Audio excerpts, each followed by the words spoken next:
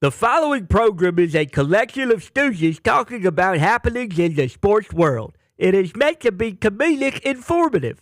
The opinions expressed on this show do not necessarily reflect the beliefs of their peers, their boss, or ESPN.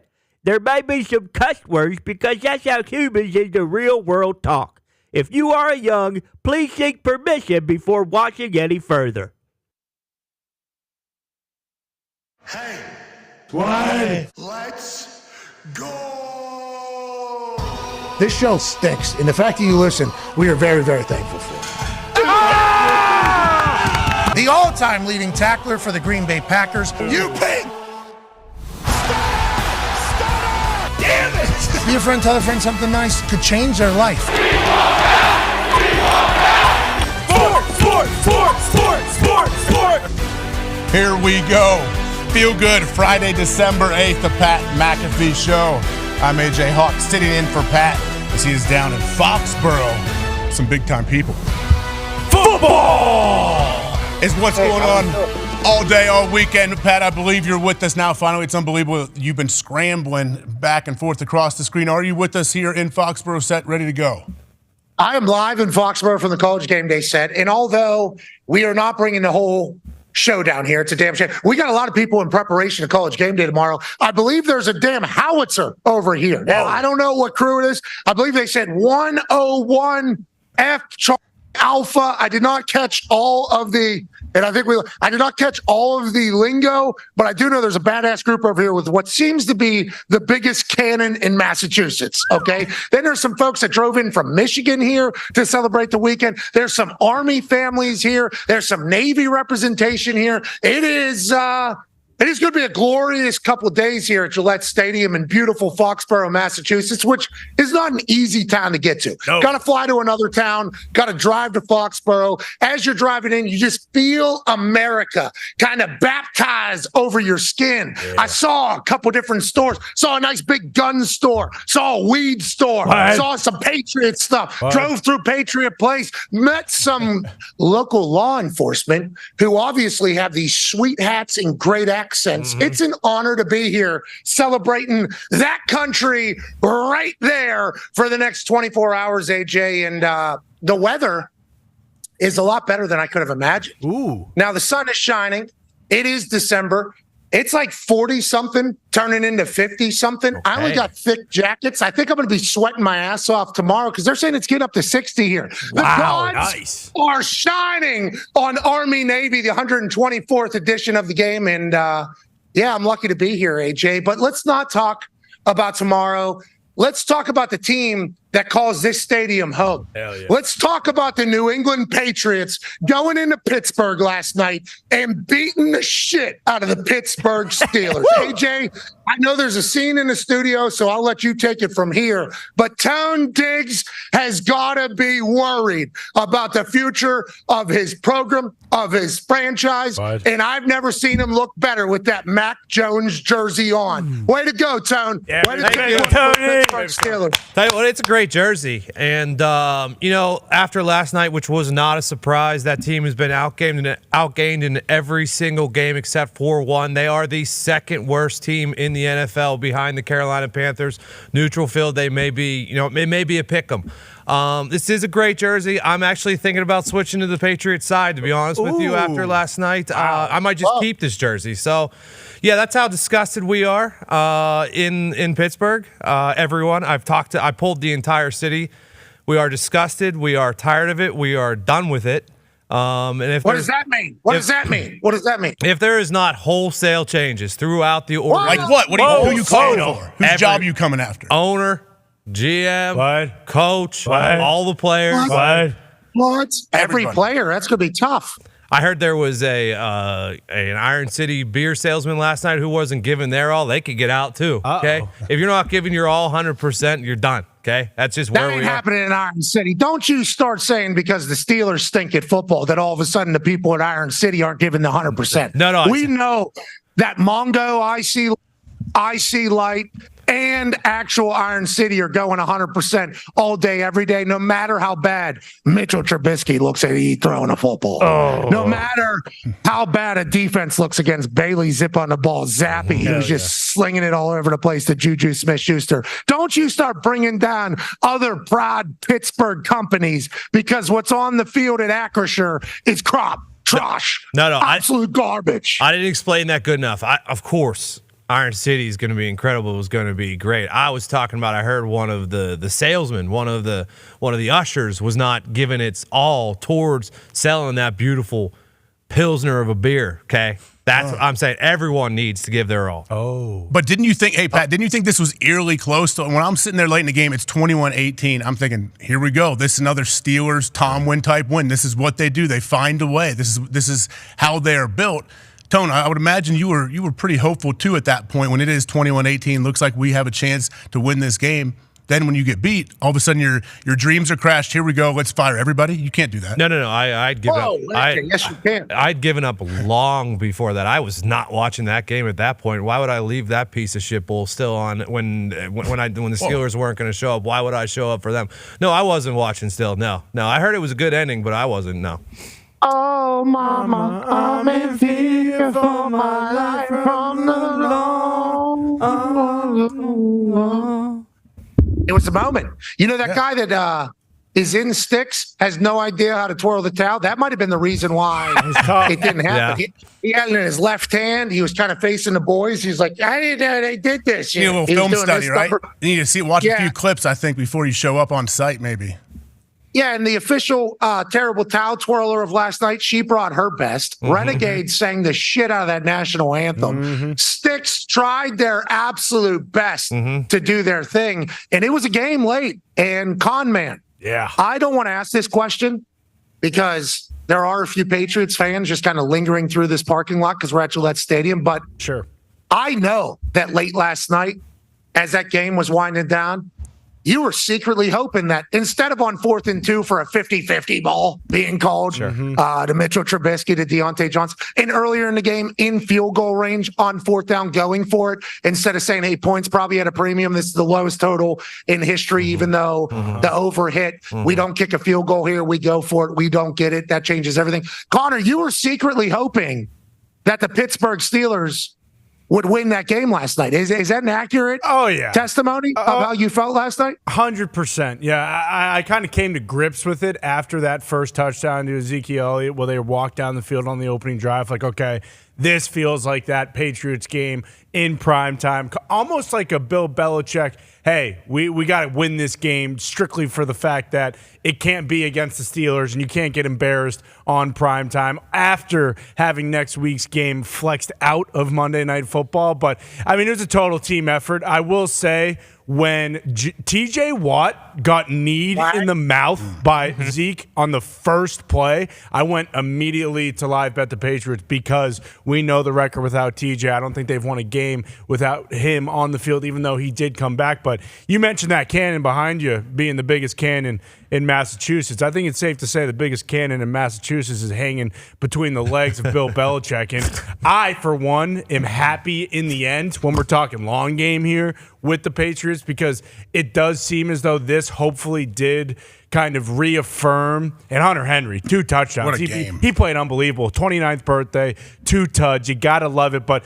this game reaffirmed, I would hope, to everybody, like, yeah, at a 2-10, Bill Belichick can get the Patriots to this point where they come out not only hot, but then they hang on to the lead in the end. The defense, they had a few, moments that were tough, but they ended up, figuring it out in the end. That 4th and 2 stop you mentioned, Mac Wilson was unbelievable, at least at kind of the rush to QB spy. He did it again here, where it's like a little rush, and then he's right there, right by the ball. But no, it was a total team effort. Now, did I want to win? Absolutely not. Was I mentally prepared to wear a Pat Freiermuth jersey today?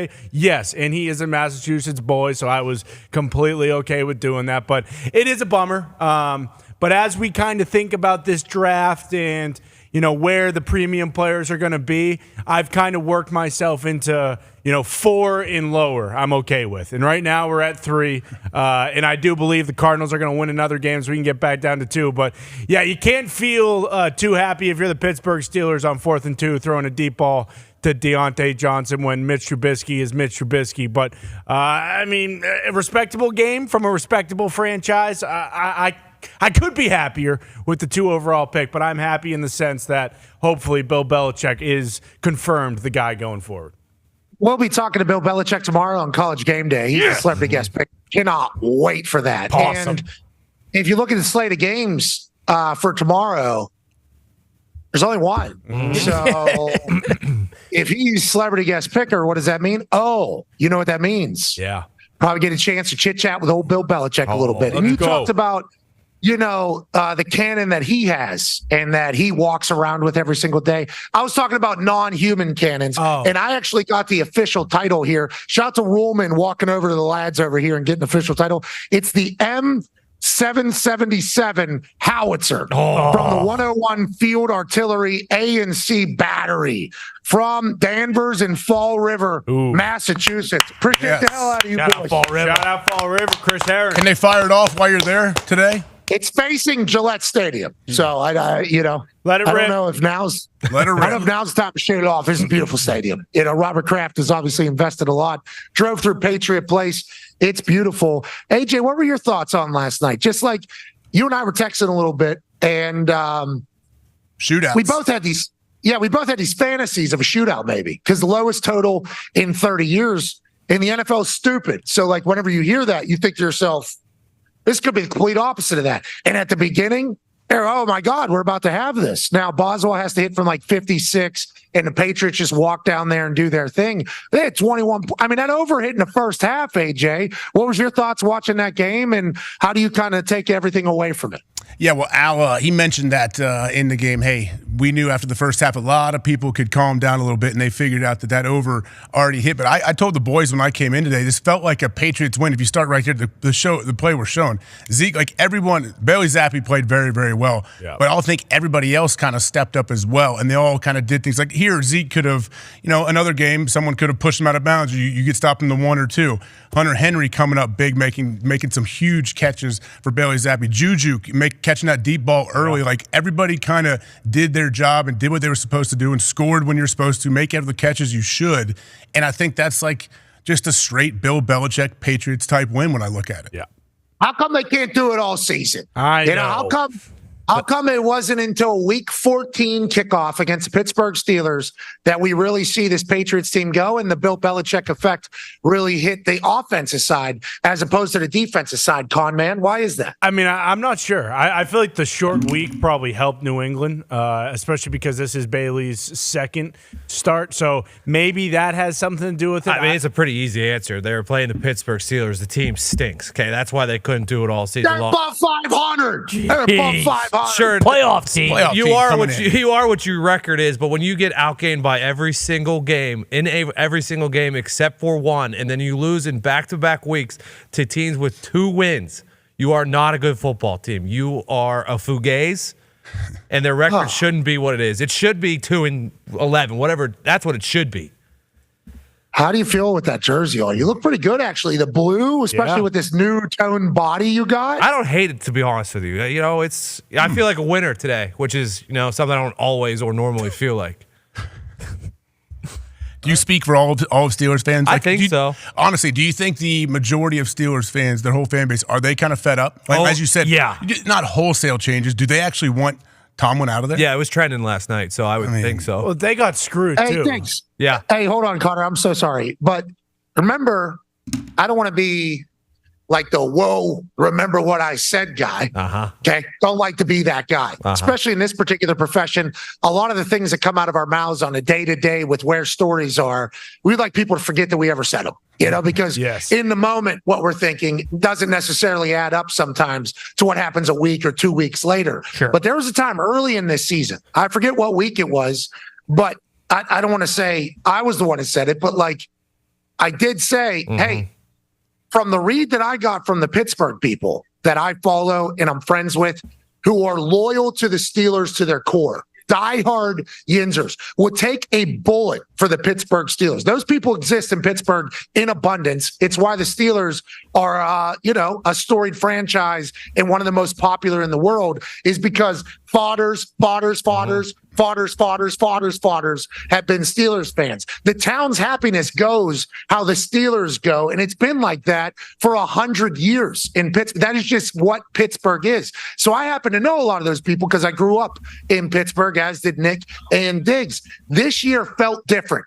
This year felt different with those people who would jump in front of the M777 howitzer if it was being fired at the Pittsburgh Steelers or at Mike Tomlin. And this was early in the year. They were kind of fed up with the shits, a little bit earlier in the year. So now, after this happens, back-to-back losses to teams that only had 2 wins, teams that are no longer in contention or in conversation, especially happening in Heinz Field, the artist formerly known as Heinz Field, Acrisure Stadium. It's like this has been brewing almost all season, Tone, don't you think? Yeah, it has. And the only reason that it hasn't reached an extreme fever pitch, I think, until now is because of the record.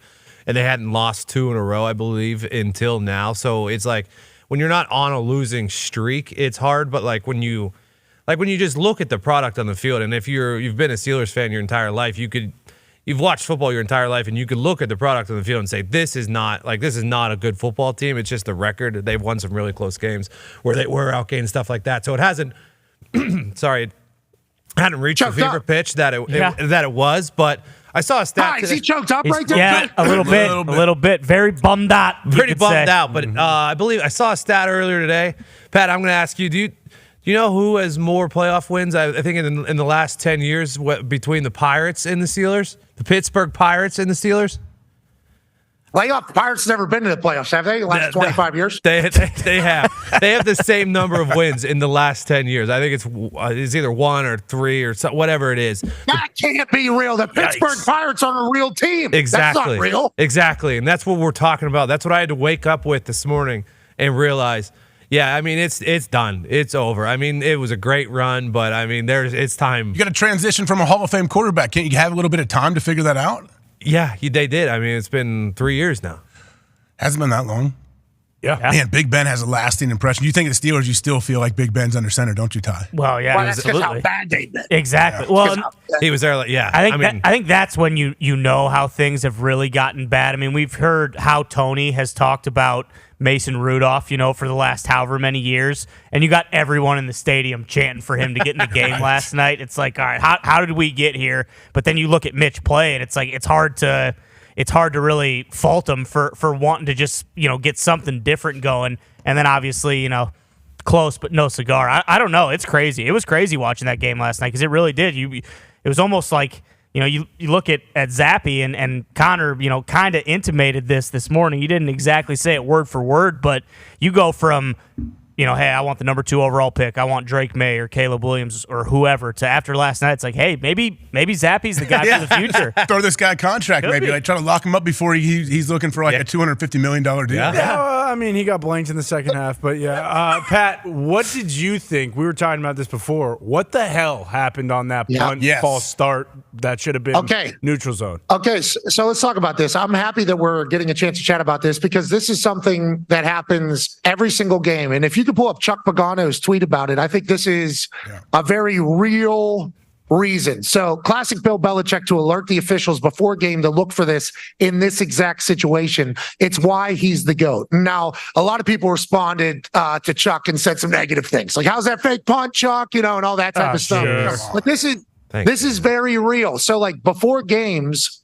the coaches will talk to the refs.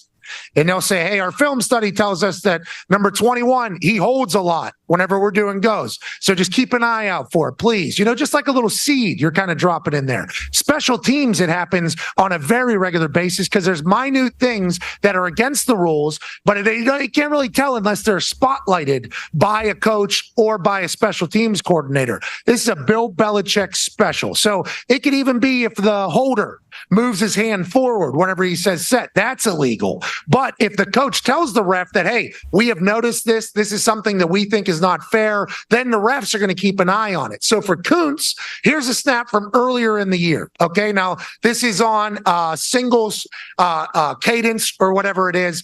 Look how he looks back. All right, we all set, goes down, snaps the ball. Now, it was 4th and 3. So any team that has less than 5 is obviously going to attempt some, little tomfoolery. Yeah. Happens on offensive side, happens in special teams. That's the way it goes. So they were going to go on a double set. Okay. So the Patriots had a read on this. Boom, his head right there. That was a move by Christian Kuntz to try to make them jump. Like, that is exactly what that was. And if it wasn't for Bill Belichick telling them about this, I don't think the refs call it. But as soon as this happens, Bill Belichick reminds the refs, I assume, Joe Judge reminds the ref and says, hey, he's not allowed to move his head abruptly before the snap. That is not his normal snap. We saw what it was. That is an attempt to draw us off sides. That's not legal. And if you look in the rule book, it's not.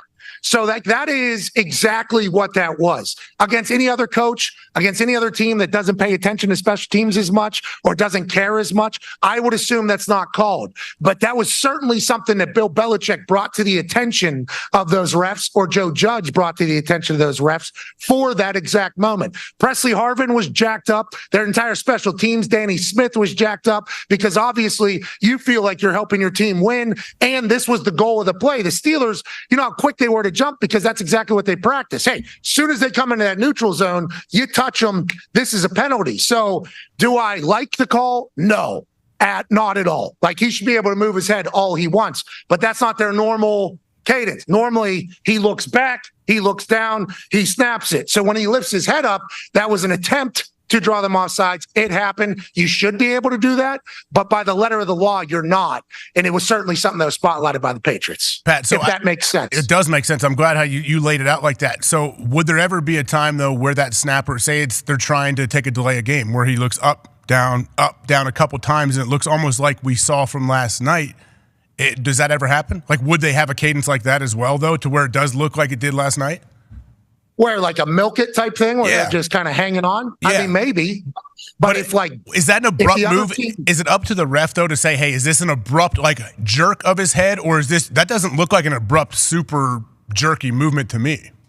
But look, I bet you Bill even had film of what he normally does. Go back to what he did against Green Bay. Yeah. I bet you Bill even showed him, hey, this is his normal, looks down, boom. This is his normal. I bet you they even showed, like, that. That's how those conversations go pregame. Mm-hmm. Like, that is legitimately how it is. Like, people used to come after me because whenever I would give field goal cadence, I would, hand forward. They actually made a rule you cannot go towards the line of scrimmage with your hand. So I just had to open it, literally staying in the same exact place. Walt Anderson called me for offsides when we were in London. And if you check the tape, I did nothing, but he was alerted that I will hard count and I'll move my hand towards the thing. It's like all these minute details that in a special teams game that you can gain an advantage. And if they're not spotlighted by the other team, they'll never get called. So, like, that's just classic Patriot football right there. Like, just like how we tried to run a fake punt against them and get them, and we ended up looking stupid. Sure. Like, the Steelers tried, they tried to do something to the Patriots. And I bet you Bill even told him, like, hey, when he moves his head, you go. Like, so the Steelers are telling their guys, if they come, touch them, that's a penalty. And Bill's probably telling them, hey, as soon as they move, you go. It was not a good night for special teams for Bill, though. No. It was not a good night. They had as I go on the screen there, I don't know if you can still hear me or not. Yep. Can you still hear me? Yeah. We got you. Hey, when the screen goes blank, can you hear me? Yes. Okay, so I'll just keep talking over the blank screen. That looks better anyways than how I currently am presented. But, like, that, they had a late hit. They had a block punt. Yep. If that would have happened, I mean, that would have been the most opposite New England thing. But, like, what Chuck tweeted is exactly the case. It's just that's the little mind. Go ahead. Sorry, if the Patriots do not come across the line, then the play just goes on, right? You don't think they call that false start? He gets false start problem. You think they still call it even if they don't move? Would the refs actually still call that? I think so, yeah, because Bill and Joe probably telling them, Hey, do you think the that's refs? false. You think pregame the refs are talking like whichever ref heard it first from Bill? Hey, this is long snapper. Look for this. Do you think they're all going and secretly covering the mics? Hey, do you guys? What's their long snapper do? Is it up twice? What is it? What's their normal movement? We got to make sure it's not different tonight.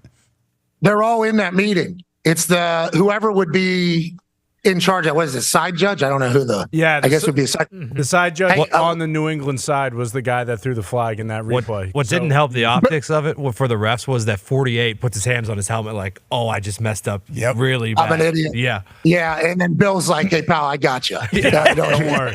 Don't you worry about it. Listen, you just do exactly what I told. There's a man on the stage right now who has a dog who's 10 years old, and he was at that game last night. I don't know if he left or not. Kirk Herbstreit was just sitting right here.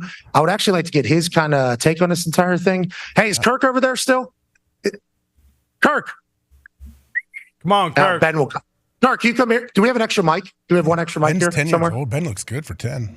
Yeah. Luscious Hey, coat. today, his birthday's today. Wow. Happy birthday, Ben. 70 years old. Really? I tried to sneak him. I tried to sneak him a bacon, egg, and cheese sandwich, but that ain't the way.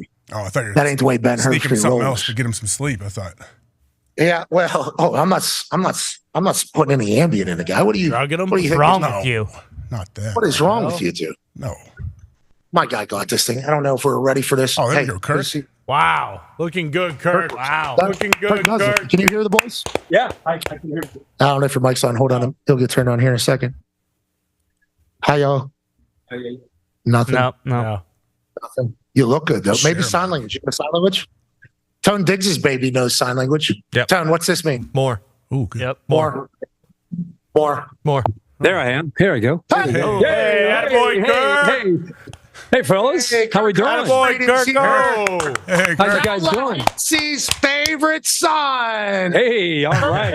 And you're Tallahassee's favorite son. They love me. They love Mike Greenberg. Mike Greenberg has taken a stand for them. They obviously hate us. We're talking about the offsides on Kuntz, the snapper. I didn't get that. So it's clearly something that Bill and Joe Judge told the refs beforehand okay. and said, Okay. hey, that's not his normal move.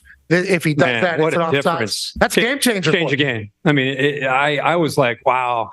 You don't see the Patriots jump off at a critical moment on 4th and 3 late in the game. Block, punt, late hit, and that. Yeah. But as a special teams guy, forget about if Coach Belichick talked to him about that or Joe Judge. What do you think of the call? I mean, I feel like that got called against me. So like there's rules. Yeah. Those little things like the holder isn't allowed to move his hand forward. Get it? It has to stay still. Yeah. Like if you move your hand forward, technically they could call it against you. But that's what I'm saying. Like, They if that only were the do first quarter, I just don't see that being called. Yeah, you're saying that in that critical moment. Critical is moment. Bananas, but I agree. I agree completely with you. But I think this is just another spotlight on Bill playing chess. Yeah, And Joe playing absolutely. chess. Absolutely. He won his fastball last night, Bill. He did. And how about the way the game started with Bailey Zappi? Here we are thinking, all right, it's going to be a lot of field goals, low scoring game. Somebody forgot to tell Zappi. I mean, he came out, and I thought Bill O'Brien's plan that they had, where they were getting the ball out to the backs. This is a big throw early to Juju Smith. They don't have a great group of receivers that do a good job of separating. Even that. I mean, what a catch! That's what he's been known for throughout his career, going against his former team. Just the strength of the hands to be able to come back and make a play on that football. So. Incredible. Zeke Elliott gets an opportunity, makes some big plays. Not so much running the football, but catching the ball out of the backfield. Steelers have had so many injuries to their off-ball linebackers, so there wasn't a lot of depth there. So they were attacking some inexperience, but heck of a plan. And for a team that's 2-10 and they're used to being 10-2, I was just blown away by the energy that the Patriots played with. If I were a Patriots fan, I know it's a disgusting year for a lot of people, but and it hurts their draft position. But no, but I just mean from a competitive standpoint. Yeah. And AJ's been there. You've been out there. When your team's going through that kind of year, that defense is playoff caliber, and the offense just hadn't been able to get it done. And just to show up and play with that kind of spirit, I'm just a fan of the sport. I was loving that. And on the opposite side, Tone Diggs has already called for mass exodus, and the Steelers aren't happy. But I have one question for you before the boys have a bunch for you, Kirby, and thank you for joining us on this. This guy works his ass off, by the way. Hell yeah. Thank you, Herbie. My boy Kirk. So do you guys. Well, of course, but you legitimately travel the world, our entertainment football-wise. We appreciate you. Al Michaels and you had a conversation last night, and Al Michaels was no tie, by the way. Shout out 2-10 playing in the game. Of course no, not. obviously not going to do it. But like he said, anybody that says they know what's going to happen here in New England next year is lying. Nobody knows what's going to happen. So anybody that thinks they have a leak or a source, or he was like very adamant about that in the booth. He was. Why do you think he was so adamant about that? And I found that to be a pretty big deal because of all the chatter about who's running this stadium in the future is more special. That's obviously a huge story in the NFL. Now there's a lot of speculation about the future of Bill Belichick. There's always going to be speculation. I mean, when Nick Saban was struggling, a few years ago, people were speculating that this is the end. And even with Bill Belichick, you go back, whatever it was, the year that they were ready to move him on, and Brady was, away, and then he came back, and Brady was done, and then they ended up winning the Super Bowl. I don't know. I just think that Al knows some things. He's got relationships with people that have a B in front of their name as far as the amount of money that they have saved, and he is very tight with a lot of people and in the know. And I think the one thing he wanted me to know in the car on the way over to the stadium was, whatever noise is out there, just trust me on this. The people that think they know, they don't know. And he must have said that in the car 4 or 5 times. So I said, okay, mental note, people don't know. And then we got on the air and he said, he reiterated it, like you said, 2 or 3 more times. So I think his point is, I don't think that Robert Kraft or Bill Belichick even know what's happening. So if they don't know what's happening, how can anybody else know what's happening? Well, Conman has at least some thoughts and ideas. He thinks last night was a big night for Bill, don't you, Conman? Yeah, Kirk. It feels like last night was one of those times where it's so loud on the outside, and like the Patriots kind of came together around that noise. And you heard Jabril Peppers right after the game, like, "Hey, we need to get this win for Bill because we don't appreciate how everyone has kind of been talking about them from jump." But with Belichick, now obviously I'm someone who is in the camp that wants him to stay, but if he were to leave, do you think that this is a situation where it's like, hey, you know what, Bill, you did a lot for us, like we'll just let you go, do what you want, go where you want to go, we won't stop you? Or do you think this would be some sort of Sean Payton Saints situation with the Broncos where it's like, hey, we're not just going to let Bill walk out the door, like you're going to have to give us something for this guy? And with that being said, do you think this is a draft where if you're not in those, 1, 2, 3 slots, that you might get kind of not screwed, but you might not get those like premium top tier quarterbacks that are there? I think it's the latter, if there is anything. I think Bill Belichick's earned the right, and I'm sure that Robert Kraft feels the same way, that they would be a mutual understanding. I just could never imagine the organization saying, hey, it's been real. Thanks for all you did. Take care. It's impossible to imagine that being an option as we're thinking about it. If anything, there was a reminder last night is he hasn't forgotten how to coach football. And if he gets a quarterback and you get some playmakers, you got tight ends, you got it all, you can always improve up front. If you get a Jaden Daniels, and I think Jaden Daniels to me is going to be the steal of the draft. I know you can tease me about Jaden Daniels. Yeah, he gave him the Heisman 3 weeks ago. But I remember. I'm just saying that as you get ready, you guys. Well, he forced Florida State out of the college football playoffs. Son of a bitch. And then he gave Jaden Daniels the Heisman. All right. Interesting. This So guy. Can I just say this? Defend yourself. All of you guys are going to have all your NFL gurus on for the draft, and they're all going to fall in love with Drake May, and they're all going to fall in love with Caleb Williams. And I'm just telling you, as we sit here right now, before their personal workouts and the combines workout, the guy to look out for is Jaden Daniels. With the way the NFL game is trending, the style that it is with the quarterback, the ability to create and improvise and throw the ball on the run and just be that guy.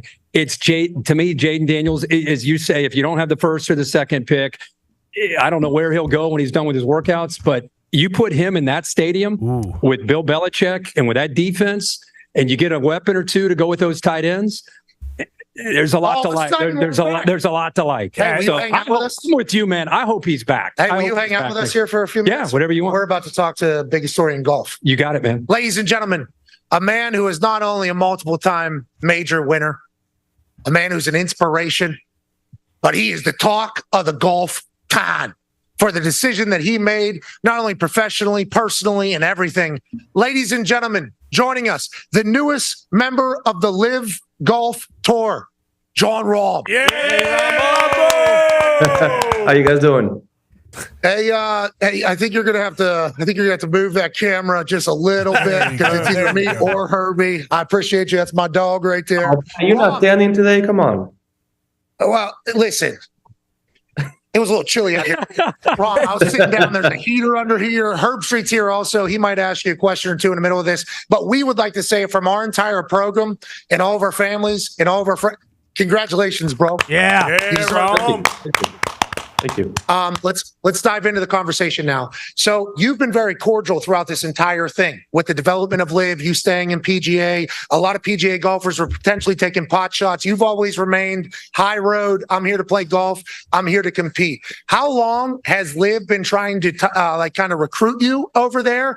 And what was the determining factor in the end? Because you're best golfer on earth. This is a massive swing for this Live Golf Tour. And how long has this been taking place? And what was the determining factor, you think, Jon? Well, so I had my agent under strict instructions, and I told him, until you think this is a really good idea for me, don't bring it up. So I do believe they were talking to them for actually since the beginning of Live Golf. They just never brought it up to me. And, this year we thought it was good timing, right? With winning a major, being exempt for the majors, having made quite a bigger name for myself after the golf that I've played the last few years. We thought it was good timing, and that's when they brought it up to me. The landscape of golf is ever changing right now, especially the last few years. And after seeing Live Golf in action and seeing what they have to offer, being part of a team is so nice that it obviously became a possibility. Now, I'm not going to duck the question, and I'll say it. Listen, obviously the money is very, very nice. I'm not going to give you the whole spiel, okay? Yeah. I don't play golf for the love. I don't play golf for money, but as a father, as a husband, as a family man, I do owe it to my family to set them up the best I can, and luckily I have the possibility. So yeah, that was a big part of it. That's obviously we appreciate AJ, your hold on. I'm so sorry. AJ, hold on. I'm so sorry. A lot of numbers being reported. Are any of them accurate? I'm not going to comment on that. Come on. Congrats. Go ahead, AJ. Sorry, buddy. Jon, we hear there's a December 31st deadline for between Live and the PGA to figure something out. I guess what they agree to terms on a merger. But do we have any clarity of what the future may look like? Is there a merger? Where will everybody be playing a couple of years from now? And do you have any information on that? So obviously, because of the nature of us having certain negotiations with Live Golf, I've maintained a little bit of an absence when it comes to all that. I didn't want to be all up in PGA Tour's business if I was ever going to Live. I just didn't feel like that was right. So I'm not up to date. All I can say is that I hope whatever's happening behind closed doors is the best for the players and for the game, both sides, right? I want the best product and the best golf for us and the fans as well, right? So whatever that may be, I don't know what it is. That's for the experts to decide. I want the people to have something better to watch. Okay, for your golf game, I saw Brooks welcome you back, obviously, and Phil is going to be excited about this since the beginning. What do you think this means for Live going forward, especially with Dustin Johnson over there? I mean, you are a massive swing whenever it comes to competition level going over there. What do you think this means for the future of golf as a whole and for Live going forward, Jon? Well, I always thought Live was competitive. You definitely have some really good players there. And when you have some man shoot 58 on a Sunday to win a tournament by 6, there definitely is competition. So I'm just an added, is different. I'm just added to what already is a really good product. Nice. Jon, Connor has something for you. Yeah, Jon, last year before the Ryder Cup, you were pretty vocal about the fact that you thought that the Live players should be able to play in the Ryder Cup. And then I'm not sure if you saw it, but yesterday Rory McIlroy also was like, well, now we have to change the Ryder Cup rules no matter what because we need, John Rahm or else we'll fall to America once again. But how do you feel about those things? And do you think that there's going to be a little bit of a change between the relationship of the PGA and LIV now because of how massive it is that you're going over there? Yeah, when I said that a year ago, I mean, I've always been a proponent of the team having the best players to play, right? Again, no matter the reason we play a sport, we're entertainers at the end of the day, and you want to have the best product and the best chance for your team to succeed. And I believe you should give a chance to every single player, right? Right now, to hear Rory say that, honestly, it makes me a little emotional. I respect the man so much. He's done a lot for the game of golf and accomplished a lot. So for him to have my back right away from day one is important. It's important for this process to change faster than later, right? So the earlier we can get a way back for people like me to maybe be able to qualify for that team, the clearer, the easier it's going to be for us to compete and try to get on that team and not have to be a pick. Need the Ryder Cup. Kirk Herbstreit has a question for you, Rombo. Yeah, John, first of all, go Devils. Best of luck to you there on that being an alum. I wanted to ask you about the animosity that seemed to be a thing between the PGA and LIV. I don't keep up with it on a daily basis. Is that still a thing between the two organizations, and especially for the players on both sides? I can't speak for other people, right? So I can't speak for PGA Tour executives or LIV Golf executives. I can only say what I can say, and I've never had animosity, right? I've always respected everybody for making the choice and choosing whatever they think is a better career path. If there's any there, I hope it gets resolved, right? Again, we're in the entertainment business, so we got to make what's best for the people watching.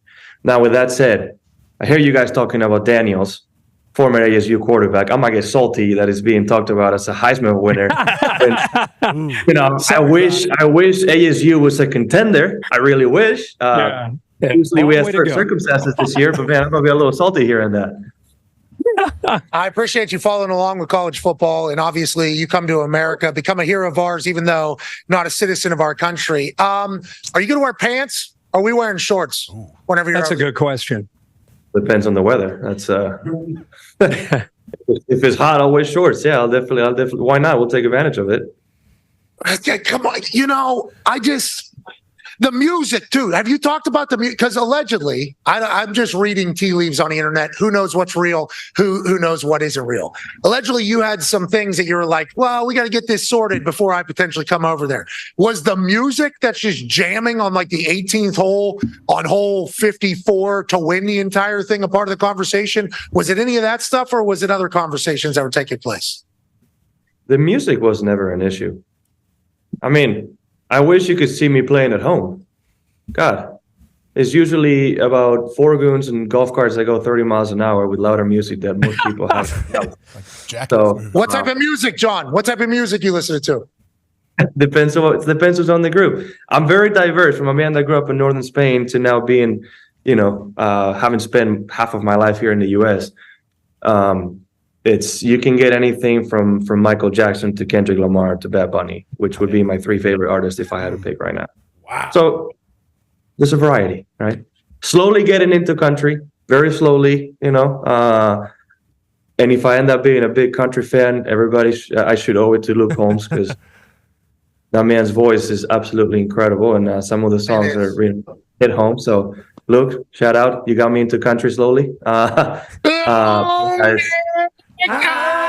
Cold beer never broke my heart. Hell yeah, Rombo.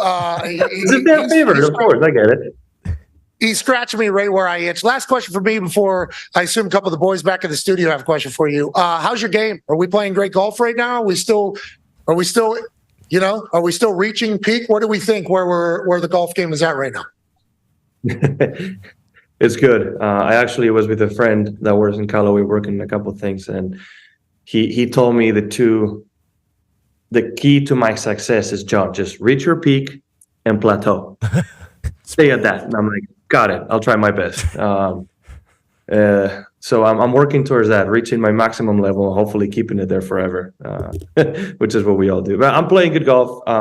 This time of year, it's a little bit more family time, right? So we will be going to Spain, seeing family there. Some of them haven't seen my kids in a long time, so being a part of that. And it will be after Christmas when we start thinking about the new season, which for me now has a different start. Okay, go ahead, AJ. Sorry, buddy. John, why? So Jay Monahan, the commissioner of the PGA, how have players on the tour? I know you don't want to speak for other people, but have people lost trust in him and what he's done? I know it's kind of been waffling back and forth between no one really knows what's going on. Like, how do you think the tour is, and how is Jay Monahan kind of handling everything? I mean, it's people have been vocal. Yeah, there's been people that have lost that trust, and if things going forward, if he stays the commissioner, it's going to take a long time for a lot of these players to trust him. I do believe there are some that still trust he's the better option, and I know there's some that don't believe that, right? So I don't know what's going to happen in the future, and I'm not really going to get into the politics of the game that much because it's not my place. It's not really. I know you want me to get a little bit detail on that, but I'm not going to. Okay. Hey, you're worth 500, 600, 700, 800, 900 billion, 1000. Couple billion. Yeah, you do whatever the hell you want, Rombo. You do whatever the hell you want. Hey, you keep saying numbers. At some point, you'll say the right one. So keep on going. Just keep climbing. Oh, so we got to keep. Hey, wait a minute. No. That's not what I said. Just say, keep throwing numbers. At some point, you hit it. Okay. I'm trying to read your facial expression. You know, that beard looks so good. I assume we're going to have a fresh haircut every day. That's what life is like whenever you have 550 million, 575. Yeah, all right, sweet. Herbie and I have been doing a little bit of research on this entire live thing. And there was one time, right here, we've been doing it. There was a conversation, I think, by the entire golf world that I think you also chatted about. That's right. The setup of it, live, LIV, we understand Roman numerals 54. And the way the entire structure of the tournaments have gone, at the beginning, I think a lot of us were like, hey, this is Mickey Mouse. No offense, ESPN. No offense. No offense. But a little bit Mickey Mouse almost in the entire, yeah. It's an interesting situation. We've been saying that for a long time. Now we're on ESPN. Got to be careful. It's a tough balance, but it is. And you can I'm still here, even though the screen went completely dark. Did you have conversations with the Live Tour about that? And what does the future kind of look like for them? Do you think there is going to be an adaptation to a more traditional tournament setup for them? Or is this kind of what they're sticking to and you just signed up to be a part of it? One thing about the name before I get into the answer, 54 in most golf courses is also a perfect round of golf, 18 under par, right? So it's related to that as well. Kim Jong-un. Jong-un shot that. Yeah, Kim Jong-un shot that. He shot much I don't know better, if you know that. actually. Much I believe he shot lower than that. He shot 18, yeah. 18. I know, I mean, He shot 18. Have you ever played with He him? shot the perfect It's an spot. 18. Yeah. Have he ever asked you to play? No. I'm not sure if he even knows I actually. Now you're worth 650, He knows. 675, 700 million. Here we go. 500. He wants 775. I'm just going to nod my head and keep on going. You're just gonna Yeah. I'll say for No, but is that a combo though? Was that a worry for you a little bit? Not a worry. I certainly, it's a different format, right? So when you're doing something new, like Live Golf has done, there's going to be people that support it and people that don't. I at first didn't fully support it, but after talking to them and understanding the reasoning as to why there's 3 rounds, it makes a lot more sense now. And, whether we go to 72 holes or not, eventually at some point, is not something that is my priority list right now, right? Throughout this whole process, there's some things I was willing to concede and some things that I wasn't, and the format in itself wasn't really top priority. You're up. Hey, John, I want to ask you, have you thought at all about Live? Have they given you an idea on the official world golf rankings, whether or not Live's going to give you ranking points? That's good journalism. Good question. Well, it's surprising that this is the first time I get this question, and it's not the first interview I'm doing. Attaboy, Kirk. Herbie. Attaboy, Herbie. Yeah. I've already been openly critical about the World Golf ranking even before joining Live Golf. I don't think it's the best ranking we can have, and I don't think it's accurate, and I've said that for a year now. But then I do believe that even though there's a process to get world ranking points, I do believe you would be kidding yourself if you don't think Live Golf is competitive enough to have world ranking points. And I do believe at some point it needs to be integrated into the world of golf the way other tours are. It's that simple. You have quality golfers and quality competition. John, do you have any kind of like finder's fee if you actively recruit some studs from the PGA Tour and bring them over to Live? How's that work? That'd be a nice little negotiating tactic. Okay, give me like, because then you're worth 800, 850. Yeah, can I have an extra 30 million per like top 10 guy I bring over? I will not comment on that. Oh, okay. Ooh. Oh, AJ, Can I recruit players too? Can I do what I can to try to? Do I get a cut of a finder's fee? Never mind. You don't have to worry about that, John. Hey, do they drug test? Do they drug test for like peptides and stuff in marijuana? What else? Over there at Live? I really don't care if they drug test or not. I do believe they do, but I know I'm going to pass with flying colors every time. Wow. Do I look like I do anything? Like, look at me. Do I look like I do anything? Right? I know Spencer Tatum. I know your trainer, John. No, talk to Spencer. And JJ was talking about Phelps and him not taking supplements, right? I'm guided by JJ. I try to take supplements, right? I was asking him the other day how to keep my muscle weight up, and he was making fun of me because I can't bench 225, right? So it's just what a bully. You know, you need to pick up that stack of 550, 555. 650. Ooh, that might have been it. How many years? Oh, that might have been 550 feels like we're dancing. That might have been it. It already leaked. One of the contracts already the leaked. best thing about not saying anything is watching people go wild with what it may or may not be in the stories. No, Rombo, I want to let you know our particular program, I don't know how everybody has felt, obviously, in the media world about the money and where it's coming from. Our particular program is people who did not grow up with much. Like the fact that amount of money is available for athletes.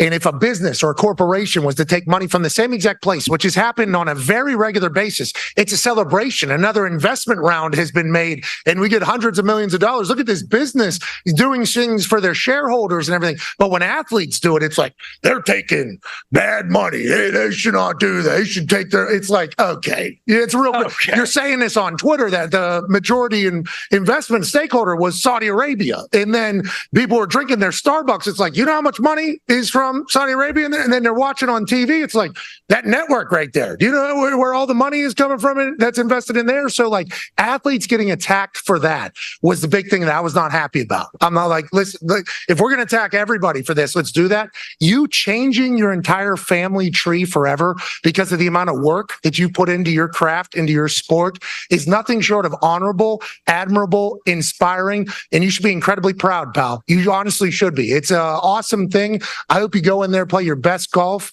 and I hope you continue to open up avenues for other athletes to be able to do the same damn thing. I really appreciate it. Throughout my golf career, I've said many times, I've talked about Seve Ballesteros for people that don't know, greatest Spanish golfer to ever live. The game of golf was at a very unpopular state when he started playing golf, and by the time he'd passed, it was a very different sport. It's one of the popular golfs in Spain, and he transformed it even worldwide, right? So I've always said, if I can do my part and leave golf in Spain alone in a better state than I found it, it's already a good thing. And if along the way, I can actually help grow it around the world, I'll be doing my part, right? So I think creating new possibilities and new avenues is important, and this is one of them. And I'm glad to be a part of something like this, and hopefully if there's somebody in the future that grows up playing golf, maybe they're fans of my team or whatever it may be, whether they're Spanish or not, and they can say because of me or some of us, they play golf, right? That's the ultimate goal. And that's so you can almost, if you play really good golf, you reach that legend status, right? I did this because of that person. And being remembered because of what you've done for the sport is also important. What's the team name? Do we know? Has that ever been announced? Oh, we're on it. We actually had the first meeting about that. We're on it. Yeah, that's a great name. That's a good team name. What's the logo going to be? WOI.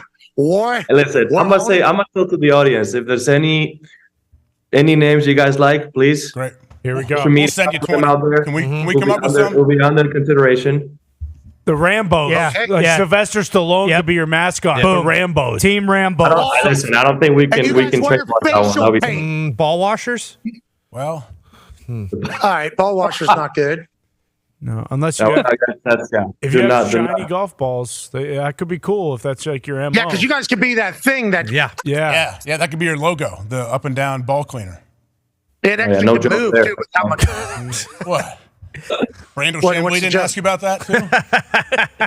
No, he has not asked me. I'll take advice if he has a team name for me. John, don't invest in Burnley, okay? Just one of your friends already made Yeah, it. whatever you do. I told keep your money- JJ I wanted JJ to be here and be a part of it, but he respects me too much. He said this was my moment, and I did want him to be a part of this. Hopefully in the future he is, because he would have definitely made this a little funnier because he knows the personal side of it a little bit better. No, don't put any of your money in that. That's like going right into NFTs. Burnley is going right out of the league right now. All right, I'm getting throttled by. I still want them to Ron- succeed. Would I invest or not? You know, my first love when it comes to football is going to be Athletic Bilbao, where I come from. Okay. So if I ever invest, it'll probably be there first, and it's a member-owned club, so that's not going to happen. But that's my first love, and it'll feel wrong doing it somewhere else. But I still want them to. Marty Fish just said the El Toros. Ooh. John doesn't. I mean, if you go that way, you should do it Los Toros and just say it in Spanish. Well, we tried. We don't speak your language, John. Be All right. Los. All right. Los Well, Caballos. aquí estamos, mi amigo. We appreciate you so much. Congratulations on everything. We're proud of you, buddy. We don't know you that well, but we're incredibly proud of you. We can't wait to watch him. We'll find where the CW is to watch it whenever you're playing. Thank you, guys. Ladies and gentlemen, John Rahm. Thank you, John. He's up. That was a lie. That was a lie. I always say I'm going to do it. But I if think we will. Rahm's playing, We though, will find it. Yeah. Andy's going to That'd be recruit right guys next to too. right next to the Wake Forest Duke game is on CW2, I think. Yeah. Yeah. Dabo's pumped about that. Dabo was Yeah, one of their ones. he yeah. never. I don't think he ever heard of it. Yeah. Well, Dabo. Shout out to Marty Fish for a couple questions there. Yes. Did a great job. That was our Part of- Google. Yeah. Marty Fish. Part of the ball Weapon. club. Well, you've seen him play out there, right? With Yeah. you guys. Yeah. He's always in the leaderboard. You probably didn't see him. You and AJ. What do you shoot, Kirk? Whoa. Did Aaron beat Marty this I'm year? the worst golfer. No, I'm remember? I'm a caddy. I'm a caddy. Marty What got did hosed. Marty got screwed. Yeah, he he should have did. won it. Rude. Got you on his I back. thought he wins every year. No, not this year. Steph won because Steph had an eagle too, which Oh, Marty probably yeah, not going to that's do on 18. But true. in Yeah, his that's right. backswing, remember some drunk out there, which we probably helped Yeah. feed. Yeah. You, Bruce. you It was created that. That's for sure. Potentially a ripple effect from our particular group that was walking around there. I'm not going back, so I'll never see Marty again. But I have a plan on beating him at golf at some point, next 20 years or so. And I was asking him about the peptides and the marijuana, strictly for my own. Well, as I was driving from Providence to Foxborough this morning, I was thinking about talking to Rom, and I'm like, what a dream, dude. He comes to America to try to chase this entire thing. Works his ass off. You're talking about full commitment. Here we go. I'm going to be a professional golfer. You Overcomes the talk about- clubfoot situation, Pat. Yeah, from a child, like his story, if you look into it, incredibly inspirational and bet on himself. Like, I'll go to America. I'm going to try to do this. Now he's getting like 600 million at 550. 550 is what it felt like, right? That's Yeah. when he stopped. I think He- 550 he's like, oh, you're getting close. It felt like 550. It's like good for him. And then I started thinking to myself, how old am I? I'm 36. You can golf for, I mean, they got a lot of money over there for Yeah. golf. If they don't test for marijuana, I think I'm in the clear. I think I need to work on my putting ASAP. Kirk, great research there through Marty Fish. Made us look like a smart golf show. Yeah, awesome. Yeah, Yeah, good job. I appreciate him giving that a big part of the team on that interview. Yeah, I mean, Marty's a real sack of shit. Isn't he, Whoa. isn't he, AJ? little And, bit. Well, maybe. isn't I he? don't You know. remember? Why? What happened? Remember when I said I was going out to Tahoe? He quote tweeted me and said, "Good luck, big guy," or something. And it was one of my shanks. I was like, all right. Yeah. Oh, All right. I didn't bad. remember. I watched his documentary. I love him. I love him. I think he's a That great golfer. documentary is amazing. Amazing, What he went through. powerful. Yeah. When all Powerful those guys stuff. go to him. You guys, Kirk, I know you can hear that music in your ears, can't you? Nope, we You guys can't hear anything. Oh, Screen we goes- guys, you know what that means is that we're counting down to a hard out here off of Here we go. ESPN. So we'll be back in a couple minutes. Artie Smith will be on the other side. Kirk might be too. See ya.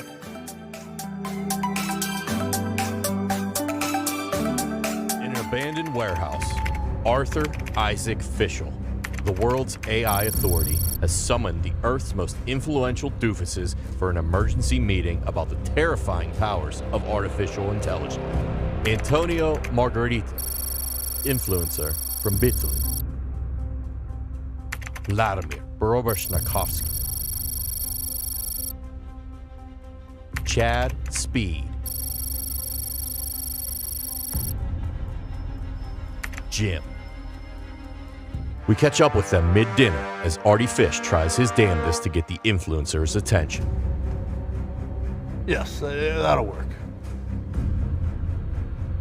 Thank you. Scram. Let's get down to brass tacks, boys. The real reason we're here.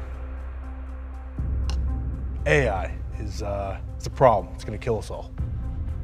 It's hard to take you serious with the way your face looks right now. I mean, you look like a fucking asshole. What are you talking about? Oh, the only thing artificial is those fucking balls you call balls. You look absolutely absurd. You guys don't understand. You're not listening to me, okay? I'm wearing this because AI can hear your thoughts. It can get into your brain, guys. You ain't got no fucking brain. Once again, struggling to take anything you say serious. My team told me I should come to this. You look like he looks like a joke. Like an absolute jerk off. Does this look like a joke? Huh? That's a nuclear bomb. Nah, that's fake. Just fucking like bad man puts marbles in plastic You case. need a guma, my friend. You guys aren't listening. This right here, AI gave to me a nuclear freaking bomb. Told me the only way to save this screwed up world is to blow it up. This guy awake? Idiot. Wake up, asswipe. You wouldn't hit somebody with a No, yeah, fuck. No, don't you worry. This one is foolproof. I doubt it. I brought it here, boys. Not just for show. What? But because I'm gonna blow up the world right now!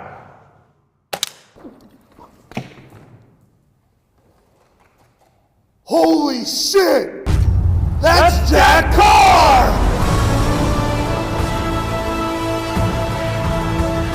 Turns out, that was an actual nuclear bomb. Arthur Isaac Fischel was going to blow the entire world up, and Jack Carr saved us all. It was his actual first shot. And Artie Fish is actually dead. Forever. Thank the Lord that Jack Carr sensed trouble. Hell yeah, Jack Carr. Hell yeah. The following program is a collection of stooges talking about happenings in the sports world. It is meant to be comedic informative. The opinions expressed on this show do not necessarily reflect the beliefs of their peers, their boss, or ESPN. There may be some cuss words because that's how humans in the real world talk. If you are young, please seek permission before watching any further.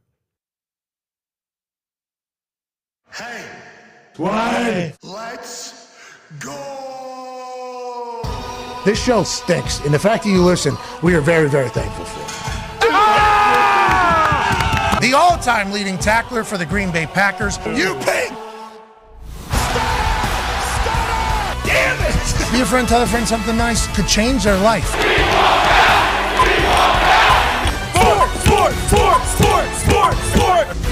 Here we go, hour 2 of the Pat McAfee Show. I'm AJ Hawk, sitting in for Pat, as he is in Foxborough, right in the shadows of the stadium there for Army-Navy tomorrow with his good buddy Kirk Herbstreit.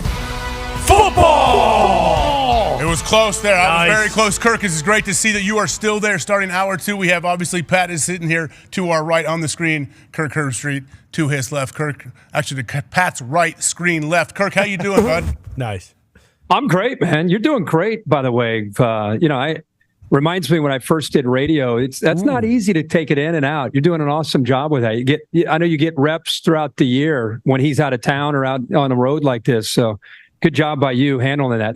That's not something that just comes naturally. AJ, it's like you went to Syracuse. Like you went to Syracuse. Wow. That's how good of a job you're doing. That's where all of them went, right? That's where all the great ones went, I feel like. Yeah, and they didn't ruin it at all. They didn't ruin sports media at all the people that went to Syracuse. They did the opposite. They didn't make it all the exact same and, everything that it became. No, that wasn't them. They do a great job there. That's right. Yeah, they know what that's correct. That's what we're saying. Go Orange. Yeah. Go Orange. Absolutely. Pat, That's what we're tomorrow, talking about. for real, have you guys thought about it, Kirk? Have you thought about it? You put any questions together? You got Bill Belichick. Yeah. And the owner, Robert Kraft, going to be on that set tomorrow. Obviously, I'm guessing Bill's never been on the game day set. Have you ever talked to Belichick on camera before, Kirk? You know what? Wheels Up asked me a few years ago to do an event and we had a Harvard No Yale, big deal. College game day. No, wheels up. You know that? Listen to this. Wheels up. Yeah, I fly private. Kenny Dichter. No. Kenny Dichter just asked me to show up at Fenway Park. I've never been to Fenway, never talked to Bill Belichick, just have always seen him do his press conferences. I was terrified because I thought it was just going to be one-word answers. Could not have been the opposite of what I expected. Was incredibly gracious, came on the set where he and I were talking in front of these people. And I just couldn't believe how open he was and how much fun he was. And he and I ended up doing that for 4 or 5 more times at Super Bowls. He's coaching. Oh, you guys are buds. No, he's coaching in a Super Bowl on a Sunday the next day. And we're in Minneapolis or Houston, wherever it is. And Saturday, 24 hours before the game, he's at a private event. And he and I are sitting there talking to folks and could not have been any better. So that side of Bill Belichick has been amazing. So I expected that. Because when you get him around Army and Navy, he's going to be so open and so comfortable. We're not going to ask him about Bailey Zappi and the big win and what do you think of next year. We're going to talk to him about his dad coaching at Navy for all those years. Lee Corso was a big hero of his when he was a youngster, looked up to him so much. So I think it'll be a lot of fun. Yeah, and I already, Lombo kind of spoiled it yesterday before it was announced. Lombo came on our show, and he was like, oh, you're going to see Bill this weekend up there on a set with you or whatever. And I was like, really? Oh, okay. That's great news. Fired up, man. And Lombo, I think, maybe did a little. So we appreciate Lombo for doing a little push. Hey, let's do this. But you never really get the chance to hear Bill do this. And obviously, we all know his affinity for Navy, and his dad was the coach there. He grew up there. I think he's given a lot of credit to Navy for why he is the coach he is. And I think that's the stuff that I'm excited to ask him about tomorrow. Because there's a lot of things going on in his life now that haven't gone on for the last 20 years that I assume he's going to rely upon everything that he's learned throughout his entire life about battling adversity and getting through things and remaining this course and everything. It's like, I already kind of gave it away earlier, Herbie. There's not a lot of games to pick tomorrow. No. What was cool is AJ and the fellas, let me tell you this. And Pat, I think, was leaning this way. We're in a production meeting about an hour ago, and we're talking about, okay, Bill Belichick, we get to the final segment, and we were going to pick some bowl games, and Coach did not want anything to do with that. He'll come on the set to talk Army Navy. He didn't want to get caught up. He didn't want to disrespect anybody. Yeah. And so he's like, when you guys get done with that, then I'll come on, and we'll just do the Army Navy part of it. So then we were like, why are we talking about bowl games are going to be in 2 or 3 weeks when we have Bill Belichick on the desk? Let's just forget the bowl games and we had 12 minutes and we were going to spend 8 minutes on these bowl game predictions. Like, let's just throw those 8 minutes out and let's just do the entire 12 minutes or 15 minutes with Bill Belichick and talk Army Navy. So I think that's where we landed. Yeah, I am pumped about it. It's a good idea. Smart. Great decision. Thanks for taking us behind the scenes a little bit. Honestly, what a great pivot. I would imagine that's all we want to hear is let's hear about Bill. You know why that happened. Because Kirk carries a large, heavy hammer in that room, doesn't he? Oh yeah. Well, he's been on game day for 28 years. Slanging that thing. It built it. It's the team. It's the team. We talk. We throw a potential answer into the middle of the room or the table, and then we all kind of chew on it a little bit, and then we have a consensus. Would you like to, at this point, though, defend yourself against these Florida State people, though? Yeah. Because although you have been in the college football world for so long, Kirk Herbstreit has no say in who actually goes into college. He's not a part of the committee. Now, do I think he should be? Yeah. Yes. Okay. Is that something that I will push for next year? And I think you should even think about it, because if you're going to get blamed for everything that happens, you should at least have a seat at the table in which it's happening. But Herbstreit has no say. And an ACC athletic director is the chairman of the committee. So, and ESPN owns the ACC network. So, like, everything that's being said, I think, is kind of hypocritical. Now, I appreciate how mad Florida State fans are. I appreciate their passion. And I think we all believe that the system is flawed and they got screwed. Like, it's not fair what happened to them. With that being said, like, the things that are being said to you, I mean, granted, I've gotten a taste of it all year. These college football fans, what makes them great is also what makes them potentially impossible to deal with if you're a person that is lucky enough to be on College Game Day. Do you think, maybe a little bit too far, some of these things that have been said about you and the character assassination that you kind of had over the last 4 days from these human beings? I'm used to some fan base at the end of the year being upset and telling me I've ruined the sport. So it's kind of part of it. But I'll just say this. 28 years of that. I don't know how you the one thing that gets overlooked is how much I think we all feel bad for the team. Yes. It's not like there is a conspiracy to keep Florida State out. Mike Norvell, I consider a really good friend. I love their program. I love to see what they've been able to do to bring it back. Bobby Bowden is like a guy that I bow down to, throughout his career. Went to his funeral. Love the guy, and I love their program, and I love their former players when I get around them. It's absolutely nothing to do with that. It's just following. If you want to change the bylaws that they follow, which we are, 12 teams next year. Well, no, I'm saying when I told you guys, when you get to a cluster of teams and they look at head-to-head and they look at conference championship and they look at injury to a player, like if you don't think that that's right, then that's fine, but change the rule, like eliminate that as a thing. But right now, that's a thing. So that's why I told you, like if Michael Penix got hurt for Washington in their last couple games and was removed and they were playing okay and they're winning and they finished undefeated, Michael Penix in Washington would have been left out. And it has nothing to do with personally attacking Washington. It's just that's one of the. Oh, could you imagine how loud it would be about the Pac-12? But I'm just saying that's one of the Kirk, though, what do you think? Kirk, I don't want to cut you off, but what do you think about the people that say, well, they craft the rules and the stipulations so they can manipulate whatever teams they want in there? Well, they do. But it's the committee. It's not they. Who is they? I don't know. I'm asking you. I thought you were. They is the conference. No, that they is the conference commissioners collectively as a group. So you don't think that if there's any conspiracy theories, you don't think that people would want Florida State's brand in a playoff? You're crazy. If ESPN were choosing it, they'd have every year it would be Ohio State, Alabama, Michigan, Notre Dame, Florida State, Texas, Alabama. Those are the teams you would want in it if it's a conspiracy theory. It's simply the committee looking at what they were assigned. Here, thanks for giving your time. When you guys get done with this, here are the things we're going to look at. Rank the teams. And when you get to 4 or 5 teams that are in that cluster and you're trying to separate, we've given you, the conference commissioners as a group, we've given you what we want you to look at to try to differentiate these teams.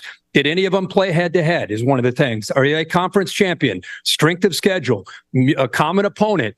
And also, this is another one, injuries to one of their players that, read the literature, injuries to one of their players that could impact this team's performance in the postseason.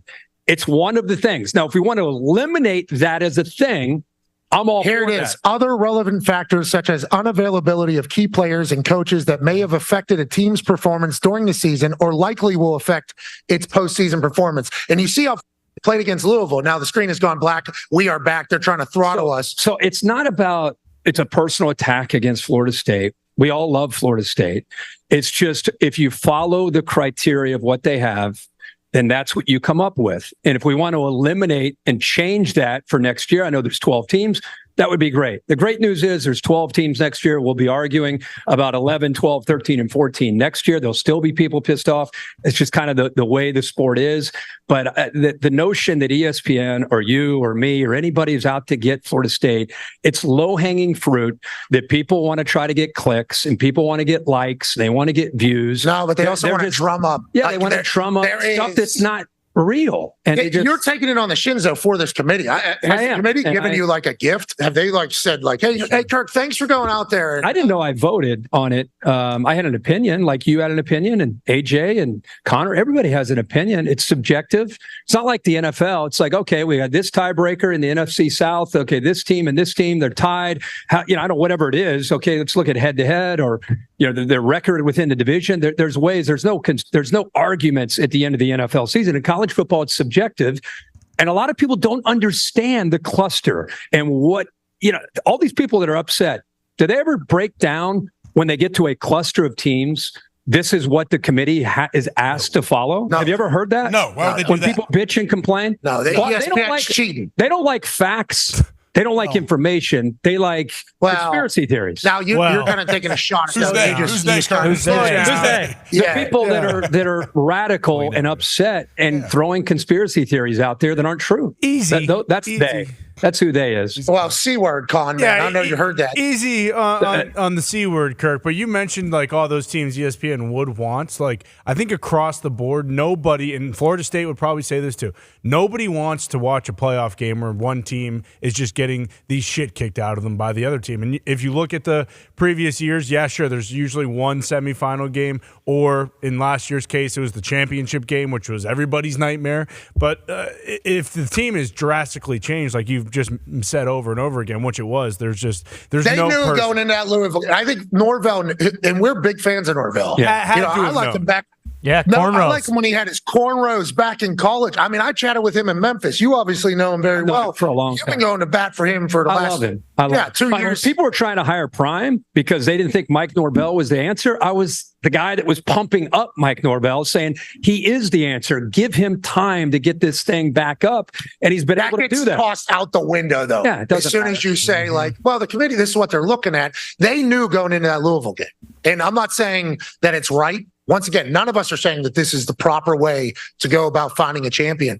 But Norvell knew that with the loss of stud Jordan Travis, that they were going to have to hang him. And everybody was talking about or hang points on him. Yeah. Everybody's talking about Cardale Jones. And it's like 59 nothing. I was going to say, in 2014, there was the same deal. Ohio State went into the championship weekend. They lost JT Barrett, who was a Heisman finalist that year and a great player, went down in the Michigan game. They had to play Wisconsin. By then, by the way, Braxton Miller started the season that year as their quarterback, got injured in camp.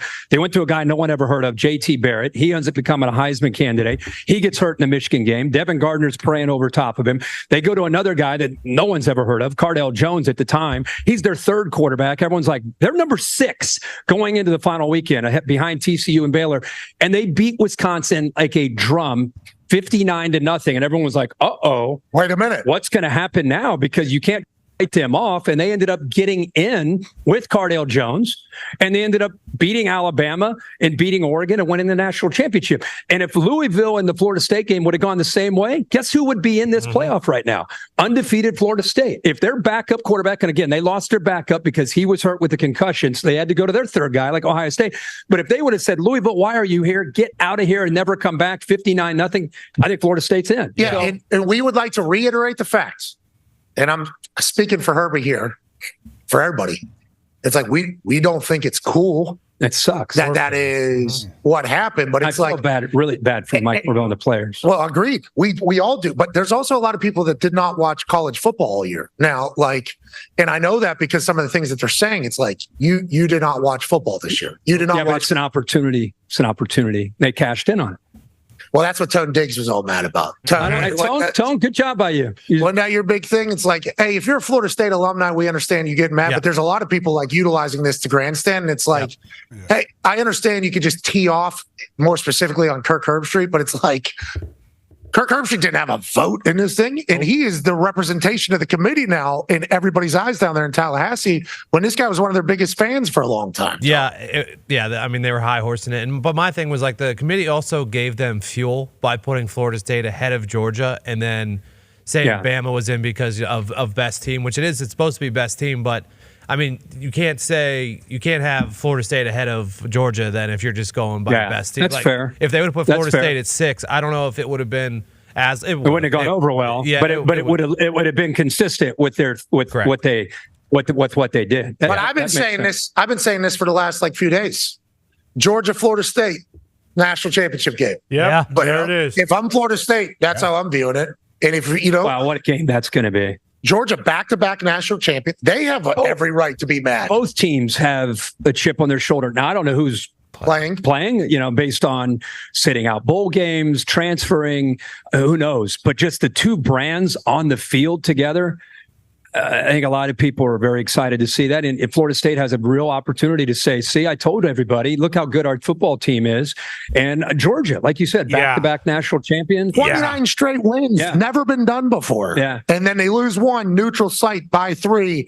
See ya. You can't even defend your championship. We didn't hear anything from Georgia, at least, at this level, as far as being upset that they didn't have an argument. I didn't hear much. Did you hear much from Georgia? Well, I've heard a lot from Georgia. Of course. Yeah, and then you did the thing in Atlanta. That was nice. How long did you plan that? Was that like day of? Or? Well, I didn't know. Did you think all year of that? Yeah, well, I don't know. Big time wrestling stuff. Yeah, it was good. It was So good.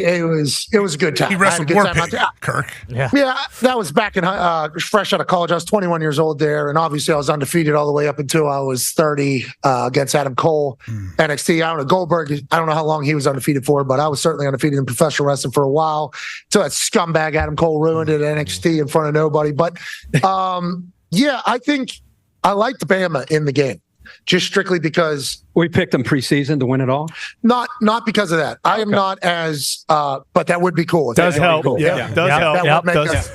You feel good about that. That would make us look pretty good. But if you look at what their team has done since that Texas loss, it's like the last 11 games, and Saban even talked about it. It's like they've become a wagon. Now the Auburn game certainly a close call, but that's Iron Bowl, and that's I don't understand it as much because I didn't play in it. That's rivalry football. You know, in the SEC, like Florida State deserves a lot of credit. People think, it's Florida, they're out down here. You know what? I called that game. Going to the Swamp that night and the emotions of that game with a backup quarterback, for them to just get out of there with a win was really impressive. Huge. Yeah. But I like the wagon that was Alabama. I like their team. So I just thought, and also going into that game, Saban 4-1 against Kirby. You know, I love Kirby. Very thankful for Kirby stopping by game day. He was also on our program. He's been very nice to us and to game day. But like Saban has been 4-1 against him. Where his team was headed, it just loves being an underdog too. You know, he never gets to be an underdog, and his players feed off all year. All year because Texas they got ruled out pretty much. And the USF game might have been worse than the Texas game, even though they won. They went to another quarterback that didn't work out. Then they're like, Jalen, hey man, we're kidding. Come on back. Come on back. You're our guy. They didn't throw the ball. They threw the ball 6 times or something against like Texas A&M. I think Tommy Reese, the job he did as an OC coming over from Notre Dame, where they were Texas USF, and then they start to kind of find a little bit of an identity. Then Jalen Milroe becomes one of the great stories this year in the country. And then us getting to talk to Saban every single week, it's like I feel like we get a chance to feel the vibes of what the team is. So I like them. But the reason why it went down the way it went down, the wrestling part, is because those 2 old hags tried to kick me out of that restaurant. No, they didn't. They were kidding. And they were not. And then all the things that have been said to me all year from Georgia fans and everything like that, it was like, okay, little payback. Yeah, you know, in your yard too. You know, that was a lot of dogs there. So I hope they understand that I'm about it. I ain't scared of you. I have respect for your program, but also all year, a lot of you have tried to make my life hell. You Georgia people. So it was fun. It was all in good fun. But what I've learned about college football, passion, and yeah, that's why, like, I know we've talked about the future of me on game day and everything like that. Oh, now let's open that up. I would like to open that up just strictly because, like, for me, sports are fun. Yeah. Like, sports are fun. I grew up in NFL town, and it's like, hey, we talk shit. Like, hey, that is sport. That is competition. In college football, I don't want to say it's the softest group of fans, but it is a fan base that gets very offended and gets very mean. They get very mean. Like they feel as if I've walked into their living room. That's what I say. Smacked right across the face. Right in the mouth. And it's like, yo, we're just talking sports here. Yeah. And that's kind of how. So I'm not 100% sure if the way I live my life is one that is supposed to be one that is involved. I mean, you've experienced it here over the last week with these Florida State people. I have as well, a little bit because of, citing what the committee was picking off of. It's like, do I want to continue in my life? I have a pretty positive life. The boys, we have a good time. Great time. Great life. Positive people. Positive, like very positive. And you like to bob and weave with people. Bingo, I like dancing. Always okay. This guy needs to die. Like that's immediately what people say, and then like they like go and round up their friends. Like this guy's the worst guy of all time. Worst human in the history. Then they're like banning, like boycotting a show that's been around for 30 years, even though we've had the 2 highest rated years in the history of college. No big deal. Think about that. You tell me. Just think about that for a second, where ratings normally, because there's so many options out there, normally ratings are going down in linear television. Back-to-back years for College Game Day with their highest rated. Hell yeah, boys. Work, boys. Hell yeah, boys. History of the show. And I'm just going to say this right now. If you dare even think. Bro, I don't want the negativity in my life. Day, I don't want the death threats every week. I'm leaving with you. No, Romeo and Juliet. Herb Street. Slow down. I am. Boo-hoo, Herb Street. Don't you put that on me. Some bitch is the one saying he's leaving. I'm just saying. Kirk just put all of his cards on the table. Wow. Yeah, he really did. That's a nice guilt trip here. I'm just saying, dude. I'm not full house. You're screwing Pat over. I'm not kissing your ass. I'm just telling you that and I've told you this a lot, that you've changed my experience. I work really hard with these 3 projects I'm on game day and the Thursday night game with Al and then Saturday with Chris. And you've really changed the approach, the energy, not just on the set, but like the week. I'm having a blast. And let's move along. Just like your guys have a blast. There's just, it's like being on a team where you just got great energy. And dude, if you don't you dare leave, con man, what's this all Kirk, about? Kirk, you are literally making Pat's life so much worse, because now if you do leave, all those people are going to be like, oh, this is McAfee's fault too. Now we don't get Kirk because of McAfee. I will say this. I'm not shitting. I like being a locker room guy. I like being a locker room guy. I know you do. I think that was a big part of why I was even in the NFL. Now I've been nominated for Hall of Fame a couple times because of what I did on field and everything that. In a position that I don't deserve. Good. Pretty good. Pretty solid. Yeah. I kicked it on. I kicked myself in the NFL. I mean, that's a hilarious thing. Yeah. But nonetheless, pride myself on being a good locker room guy, good vibes guy, good energy guy, which is why it is becoming something where it's like every single Saturday takes some energy. I want to read. That's good. Because I'm on the internet a lot. We're an internet show. So I'm like on there. People are like, don't read your mentions. It's like, I have to. It's part of our job. Like, it's part of my job to read the internet. It's like these college fans are awesome. They're phenomenal. They're incredibly passionate. But man, that negativity, normally when I get dropped into a new show, like the WWE, that negativity is like good 3 months. Maybe they hate my life. They hate everything about me. And then they're like, you know what, this guy, not that bad. It's like it's how he is every single day. Let me just say this. Not like that. These people. But see, I'm gonna defend college football and say this. It's the lunatic fringe 10%ers that every fan base has, like Florida State fans. Great example right now. It's their 10% fan base that is being this radical, loud, try to ruin everybody's life. There's 90% of Florida State fans that are absolute wonderful. And you could go right down the line with every fan base in the country. And it's the 10% that get on and let you know what they think about you that makes you feel like, wow, these people are really negative. Man, do I want to wake up at 5 a.m. on my only day off Saturday when I'm not with my baby and my wife? When you've seen it, when Pat comes on the show on Saturday, but you see the reaction from the fans. There's 20,000 people out there. In love. And they go crazy, like you're coming down the ramp at a wrestling match, and they just go wild. Like the music. What's your music when you come out stage? Oh, it's the intro. Yeah. They gotta start playing that for you. I love that. They got to play that on Saturday morning, because when he comes up those steps and walks out, that's the reaction that you get. It does feel so good. 90% of college football fans at every fan base are passionate. They love their team. They're behind their team. When they lose, it's like, man, we lost. We're going to get them next time. And then the 10% are like, fire the coach, fire the quarterback, kill this person, hate that person. How about this? They suck. They suck and ruin it for everybody. I'm back. Oh, wow. Work it out. You got to come back. Let's do it. I don't love it. I don't love JW. I don't love that my life is just going to continue to have people telling me to run into oncoming traffic to swallow a barrel. Right? And it's fun. No, it's next year, I'm just trying to bring a little happiness into people's lives. It's going to be different next year. God. It's all going to change next year. I can assure you. Don't do that. It will not. 2020. I can assure you, after 28 years, it will not change. Oh, Come on. 12 teams. Will never change. How about being in the lunatic fringe? Listen to this. If you're in the lunatic fringe, here's the thing. When your team wins, you don't enjoy the win. You go tell the other team how much they suck. That's option one. Option two, your team loses. The head coach sucks. The OC sucks. The quarterback should die. That's like Diggs. That's your two options. You win. Like Diggs. You lunatic kill their fringe. team. The other team. Diggs right out. Lunatic fringe right there. The Pittsburgh. Right or left? You mean the guy where Is everything he he- said exactly what had happened and was absolutely right about everything, just like I said it would? Dude, hey, man. This is the problem. Said it would. Last night, Tone, I was thinking about you the whole time. I'm thinking Tone's got to be watching this, ready to pull his hair out because last week you lose to a 2-10 Cardinals team. They call it this is a redemption opportunity, short week. Here we go, playing a 2-10 Pats. Let's get back going. We're right in the thick of the things in a wild card race, down 21-3.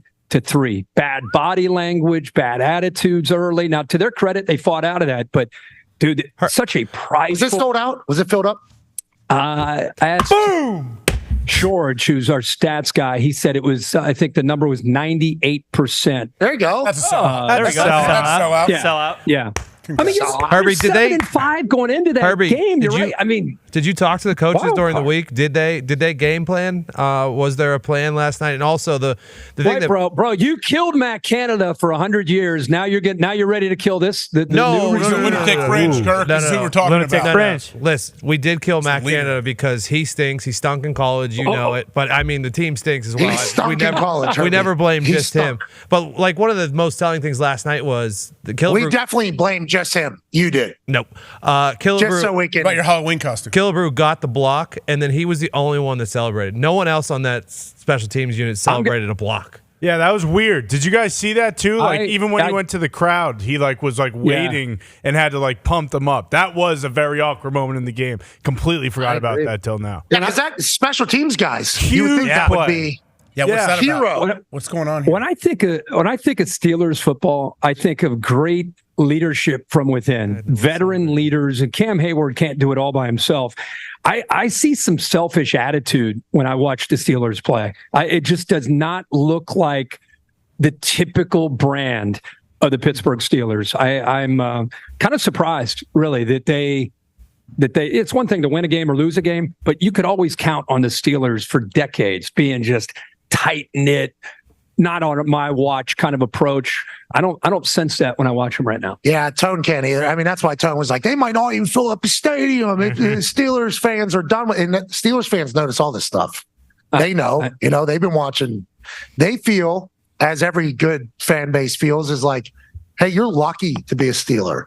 You're lucky to be playing in this city. This is a football town. Who is it? We know football. We expect good football. We love football. The vibes of this town go how you go. You're lucky to be here. So I think whenever that was almost the beginning of it, right? At the beginning of the season, when there was a sense of like, A, this team's not going to win a Super Bowl. And B, do they even care that they're Steelers? Like, this is a whole different animal. That's you know what I mean, fair. Tone? Yeah, Very fair. it's just we grew up. Well, Kirk mentioned we grew up with the teams that where the defense was it felt like they were just like family and closest, and it still feels like that because they all come back together. Like that when the alumni come back together, they feels like they're best friends. You just don't get that feeling anymore. Think of Hines Ward. I mean, think of some of those teams that they had and how unselfish they were. Hines Ward, flying to block people, crack block, bam, just selling out. Chris Fuamatu follow. Casey Hampton. Oh, Casey Hampton showing up at training camp. We can't put him on the field. Why? We're kind of scared for his health. He needs to lose about 30 before we put him out there. But it's kind of the normal process here at St. Vincent Just a College. roster full of Cam Haywards and TJ Watts. I mean, and Minka Fitzpatrick. That's what they had. Not Minka's just a dog. ability wise, but approach, professionals, and just pride. They do. Don't we have the Minka? We have a Minka video from after the game, I do believe, from the locker room. He is a leader that I think. Okay, Foxy's going to get it. I think he's fed up too, Tom. Oh, yeah. I think you're going to appreciate it. Yeah, you can build around a guy Minka is what Minka's the Steeler. That's a Steeler.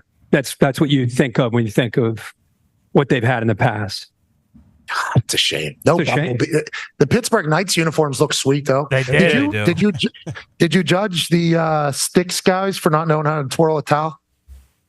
No, I did. I did not. Yeah, the guy. He's the reason. Comeback stopped. Yeah, he was standing there half hazardy while they're playing their song. Well, it's more effort. It's more like effort, don't you think, than technique? He's old. His bones were gonna break. No, he's still playing music. Yeah, he's shredding. Playing music, you can swing a towel, right? All the other olds were swinging the hell out of that thing, and then that one guy. Sister Jean can swing a towel. I'm sure he can swing a towel. Well, But there's just a certain natural just effort. Like the lady who did the towel Twirl? Yeah. Yeah. She crushed. Who was the late? What was her name, Tone? Who was it? Sarah Jessica Parker? Or No. I'll pull it up.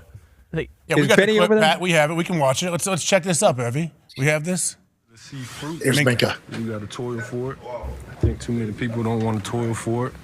They just want to walk out here and think that they're going to make plays and think that they're going to perform at a high level.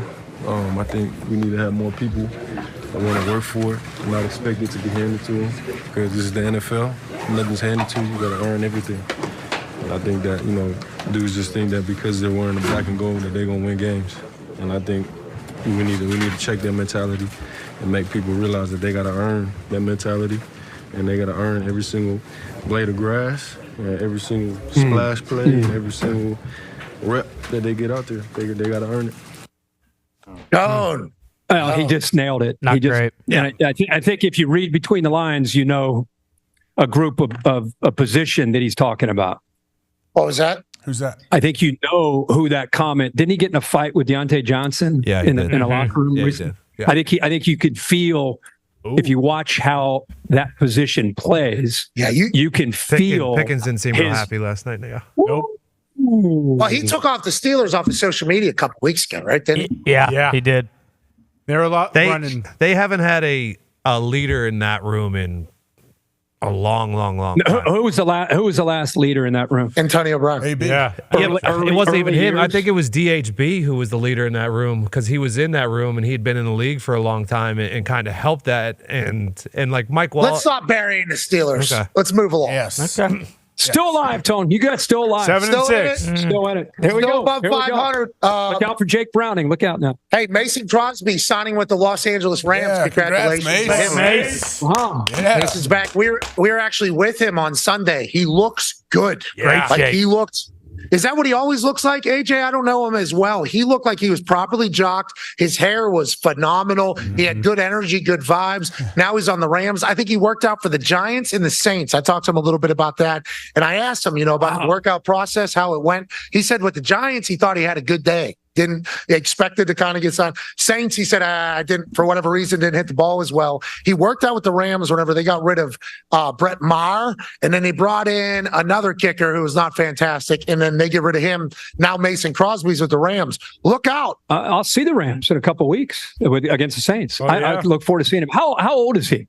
40, got to be. Mason's 39, 40. Yeah, I think Mason's I think 30, he's older 38. than that. He's 38 or 39 actually. Yeah. Okay. He's had gray hair since he was Maybe 20. that's what it is. Yeah. He still has a monster. Like, he's 39 years old. Zeke popped in my ear. How Mason can kick the ball without making it look like he's attempting long kicks was always blew my mind. Like, he would make a 52-yarder and it would look like his stroke always looked the exact same. Like, to me, it looked like it was just effortless to go through.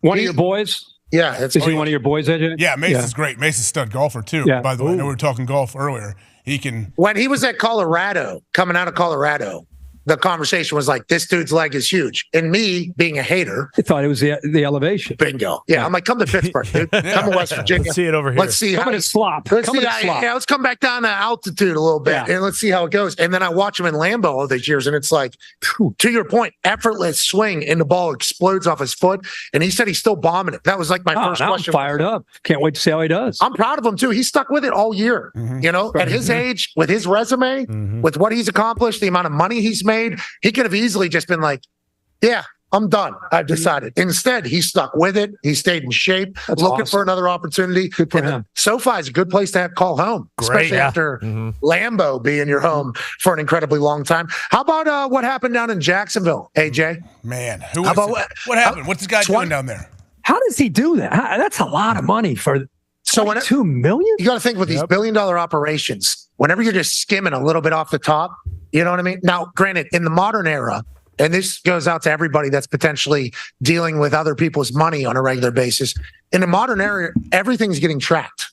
So, like, pigs get fed, hogs get slaughtered. Old statement. Boom. I think you could have got away with a little bit. $22 million, though. At some point, somebody's going to catch you. Amit Patel is the name of the man that was doing is this. that one for you, two for me, one? Is that what he's doing? So allegedly, there was something happening potentially in a franchise in Indiana, similar, where an advertising person was potentially just saying, "Oh, this deal, documenting the deal. Let's say it's worth $55,000." Just like whenever, cops find 8 ounces of weed. Sure. Yeah. Is it actually 10, and then 2 disappear? So is this deal worth 50,000 or is it worth 60,000? Well, it's worth 50,000. Good deal. Where'd that 10,000 go? Well, it never existed. It's just classic accounting that has kind of taken place. And I think that is pretty much what this guy was doing. I didn't read the entire story. I don't know it, but that's classic skim. That's a classic skim job, if I do recall, Ty Schmidt. Yeah, pretty much. He worked in the the financial department, and the Jags have a deal where it's like only certain people have access to the company credit card, but it's not actually a physical card. It's just like if you have access, you can use it whenever you want to. And just like you said, I think he was just fudging numbers and kind of siphoning a decent amount into his personal account and then putting different things in like the balance sheet. I think he came out and said that most of it was to cover gambling losses, but then also in the article it mentioned like this guy sucks. Yeah. He bought a luxury condo. He was using it to like charter private flights. He bought a country club membership at like a very nice country club down there. Bought a new car. Was buying watches. Like certainly wasn't trying to hide the fact that he was doing it. So I think it was probably only a matter of time before he ended up getting caught. Yeah, the fact that he was able to get $22 million skimmed off the top is what's crazy to me. Yeah. No Pretty one good caught scam. him. Yeah. No Pretty one good catches scam. him before. So, Mr. Patel, good luck with everything moving forward with that, Pat. We are moving forward to our next guest. We got a guy on the line. We don't want to keep waiting any longer. His squad went to New York, got a big win in some blustery conditions. I was actually there for this game. Everyone, please welcome Coach Artie Smith. Coach, you're looking good. Pat's going to be with us in a second when he gets moved over. No worries. There we are. Mustache looking great, Coach. You're looking amazing. Appreciate it. I want to ask you, so I was actually at that game, and pregame I walk in there, and it was rainy, it was windy. There wasn't a whole lot of people there yet. It was a bring your own juice game. Like, what'd you say to the boys in the locker room before you took the field? Because that was a hard-fought victory. Yeah, you kind of just said it. That was kind of the theme. We're going to have to bring our own energy. And, it wasn't the most appeasing game to a lot of people watching. Nobody really paid to go watch Pinion and Morstead battle it out. And I do appreciate Thomas. Thomas, first time I've ever been given a jersey post game by a player, Thomas Morstead. So I did appreciate that, but I will say that I think Pinion won that battle. And I love you, Morstead, but that's Pat. I'm sure you could appreciate the battle that was going on out there, but we found a way to win, and we needed to win. Especially in that miserable weather for both of them to have to go out there. And I think Bradley Pinion, is he your Walter Payton Man of the Year as well, I believe, for the Atlanta Falcons? Yeah. Nice. Hey, Bradley. Baby Bradley. Yep. Yeah, hey, I'm still here, Coach. You me, but I'm still here. It's okay. They're trying to throttle. It's weird. How well received are you in Boston? So actually, military, military actually kind of likes our show. So that's pretty good. But what about the Patriot fans? So I'm not going to see them. I'm here. Okay. The Army Navy folks are here, and then I'm going right to the hotel room, and I'm just shutting it down. You know what I mean? I'm just going to hide, and then I'm going to come back out here tomorrow morning, do the whole song and dance, and then we're off and running. But yeah, you're right. This place, they should love me. This place should love. I mean, these people aren't from here, but they just said, we've never really did well when I was on the team, against us doing a Patriots. So whenever old Pat showed up, I think I got a standing ovation. But let's talk a little bit about that win over the Jets. Did you learn anything from your team winning a hard-fought battle? It feels like you guys are building a lot of momentum. Feels like we're getting in the right spot. We're still in the lead in the NFC South. Everything we want still is in front of us. What does your team learn from that type of game? And what was the messaging afterwards, getting the big win? Yeah, it's getting December. I mean, you got to find ways to win games like that. And, things aren't always going to be perfect. And, when it gets out, most of these games, they get down to one possession games. And it was good to see, early in the year, we had won, a couple games like that, closed out Green Bay. And then, we had a stretch where we had our chances and, we didn't get it done on the last drive. So it was a good team win. I mean, you got to find a way. We had a couple guys go down. Other guys went in there and stepped in. That was cool to see. It was a gritty win, and we needed it. And then, obviously all it does is set up the stakes for this Sunday with Tampa coming in here. Huge division game, a game we need to win. Yeah, you mentioned a big division game at home. So if Ludacris comes down from the rafters again, Coach, are you going to actually acknowledge it during the game, maybe give him a little fist bump once he finally gets down, or are you going to just stay dialed in? Enjoy it? I mean, I would probably be dialed in, but if I see him, I'll definitely acknowledge it. I mean, that's a hell of a feat. I mean, I saw the pictures of that. I'm not afraid of heights, but I don't know if at this point in my life I would have done something like that. I don't care how safe they would have told me it was. Did y'all see the pictures of that when he's looking down before he goes? Yeah. Had sunglasses on, though. I thought that was potentially just like blackout sunglasses, so you save yourself from looking at anything. One of those, like when you're driving across a bridge or a glass bridge, it's like, don't look down, you're not really there. But I think Luda has no fear. You're not afraid of height. Is there anything you are afraid of? Anything you are afraid of, Coach? Yeah, do you skydive? No, I won't skydive. I mean, there's plenty of things I can think of, but I'm not going to get back into the alien discussions. But that would be that would be something that would kind of terrify you, right? If you're just driving along and then something happened there. What do they look like? What do aliens look like, Coach? I don't know. I don't know. I don't. He's pretty defensive. What do you guys think? Tall, lanky. I think, there's a chance that they transform, because they're always in those. Pentagon, the Pentagon, right? They released that little Tic Tac video, and they said, this is real. We don't know what this is, although it had been on the internet for a long time. The Pentagon kind of acknowledged its existence, and they said, we have no idea what this is. This thing would be pulling 1,000 Gs if it was to be man-made, so we have no idea what it is. But that was small. So is the little bastard inside of there, and then when it gets out, it grows into that thing that we see. That's like the thoughts that I have. I don't know. And I got a lot of questions. I don't know. Me too. But then I always immediately go back to, and we talked about this last week whenever I was in your home, like Oklahoma drill. We beat the hell out of those aliens. And we always have to remember that. In football, we beat them. You know what I mean, Coach? We'll still beat them in American football. There's no doubt about it. That's the one advantage we're pretty damn sure we got over them. And I know that they can't grow that mustache. Look how thick that thing is just a few weeks after shaving it, Coach. You feel good about where it's at right now? And is it all the way back to where it was? I think it's better than what it was. Hell yeah. Wow. I'm not going on the record and say I think it's better. Yeah. And the team's playing. Direct correlation. Is there any coincidence? Yeah, you tell me. I don't know. Con Man has a point for you. You guys are the experts. I mean, that's just not for me to say, but it's a hell of a coincidence.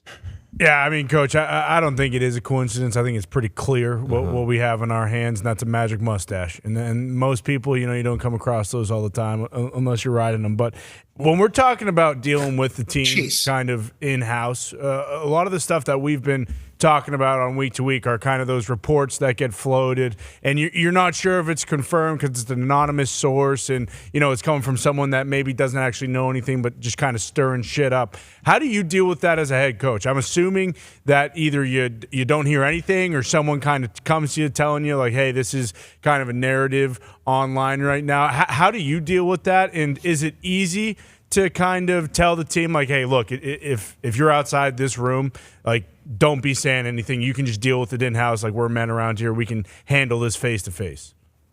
Yeah, it's a great question because, I mean, that is real. There's so much stuff out there. It just and some of it's so absurd that it does make you laugh. And if you appreciate, like, good comedy, which I do, I mean, that's it makes you laugh. Yeah, that's the key. I mean, you don't want all the drama. You do. You see it everywhere. I always joke that the NFL is the greatest reality show going. And you just got to keep their perspective because you just see it all the time. And there's so many absurd things. People send it to me. I've got a lot of people because I find humor in a lot of things, that they'll send me stuff that is so absurd. Like the one today, I went on the record, talking about the Bijan vaping, which I thought was pretty funny that David Basti showed me that we all got a laugh out of. But that's the stuff that's out there sometimes. It's just so absurd. What happened? I didn't hear this. What happened? No. I didn't hear it either, but that was one theory about the last time we played Tampa. So it was brought back up to about Bijan. And then the funniest thing I saw was that he was vaping and then vaped in my face as we were getting off the bus, and I benched him. So you gotta let him know who's boss. Bijan might be the nicest person you've ever seen. I don't think he's. But it would have been somebody like we had McAfee on the roster that could be, that could be believable. But it would have been different set of challenges there. Up to the head coach. Could you imagine walking up to the head coach? Hello, Coach. Good to see you. Yeah, but good to see you. And the reason I bring it up because it is one of those questions. I mean, there's so much stuff like theories and run wild about what happened. It's like, why didn't this guy get the ball here? It's like, well, hey, we got beat up front. Quarterback, something happened, or somebody went wrong. There's so many things that happen on a play. That's too boring. I know. Too boring. I know. It's the conspiracies that are, I guess, more fun to talk about but like we talk about the UFOs, and sometimes they can be true. So, man, Coach, is it fun to coach? Can you ever take time, Coach? I know it's always in the grind, next game, next practice, next meeting, but do you ever get time to just enjoy it? Like maybe even in your office by yourself, and you probably wouldn't even admit it. You're like, man, this is pretty damn cool what I'm doing right now. Vape a little bit. I think there's a perspective. Yeah, vape around there. No, it does. I mean, you get to. That's the thing that, and I'm sure. I mean, you guys can speak on your own, but like, it's the day-to-day stuff, the humor you find when you've got a great group, and it's the things that you laugh at practice, or how funny some of the guys are, things that come up in practice. Somebody does something. We've got some really good guys here. Yeah, absolutely. Like you got the best job in the world. Like when people are, act like there's some kind of, it's hard, because you maybe lose a game or something. You take a step back. You're like, I get paid for a living to coach football with a great group of people. There's nothing like it, but you need that perspective because it is. I'm so fortunate to have the job. Last question for me. Whenever you're trying to find inspiration on motivational speeches, do you draw a line on things, or how do you? Yes. How do you find the topic or subject of your motivation, Coach? Everybody's got their own stuff, So everybody got their own way to do things, and who am I to judge? Other people. Like I gotta worry about myself, Pat. How do you find your subjects, though? You got to talk to a team every single day. How do you find? Yeah, you don't want to get stale. I mean, that's why it's good to have other interests and study other things, and some things that are current, some things historical, and that's why I read and you try to stay current with things that are going on. So, because there's tons of examples. There's a long season, and you don't want to get stale, and you need to hit the right message, but you don't need to be, rigid where it's death by PowerPoint every day. Coach, do you encourage your players to have other interests? I think that's very important in any kind of profession, to where doing something completely separate from your football life can inspire you and give you new ideas for different things on the football field. So I feel like football, though, it's driven into people like, oh no, if you have a second of free time, you better be in your playbook. You better you don't get rewarded for having other interests. So I like to hear that you actually encourage it and want them to do other things. Absolutely. You need it. I mean, it keeps you recharged. It keeps you fresh. You're right. You find creativity or different things that can maybe help you in other industries. Life's more interesting that way. Learn about other people. Absolutely. Yeah. That old adage, 24/7, you better eat, breathe, sleep, whatever it was. You talk about just burning somebody out, especially during, it's such a long journey. Here we are in December, and August feels like 3 years ago. Yeah, it does. Coach, we appreciate the hell out of you for this ride this season. We're incredibly proud of you getting your team to where they are. Feel good about the boys you have? You got a tight team? Feels like you guys do. Yeah, I love these guys, Pat. I really do. It's such a fun group to coach. So, that's why, you want to get this done. It's a huge game for us Sunday, and hopefully just keep stacking wins. Man. Keep doing it, Coach. We appreciate the hell out of you. Head coach of the Atlanta Falcons, y'all. Ladies and gentlemen, the mustache, Coach Artie Spann. Yeah. Thanks, Coach.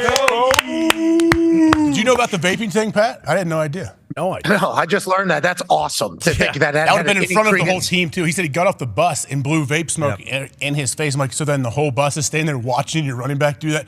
There's no chance that happened.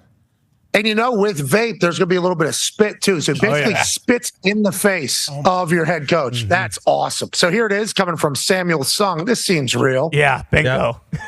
2.1 million views on that, though. That's part of the problem. Yeah. That's 2023.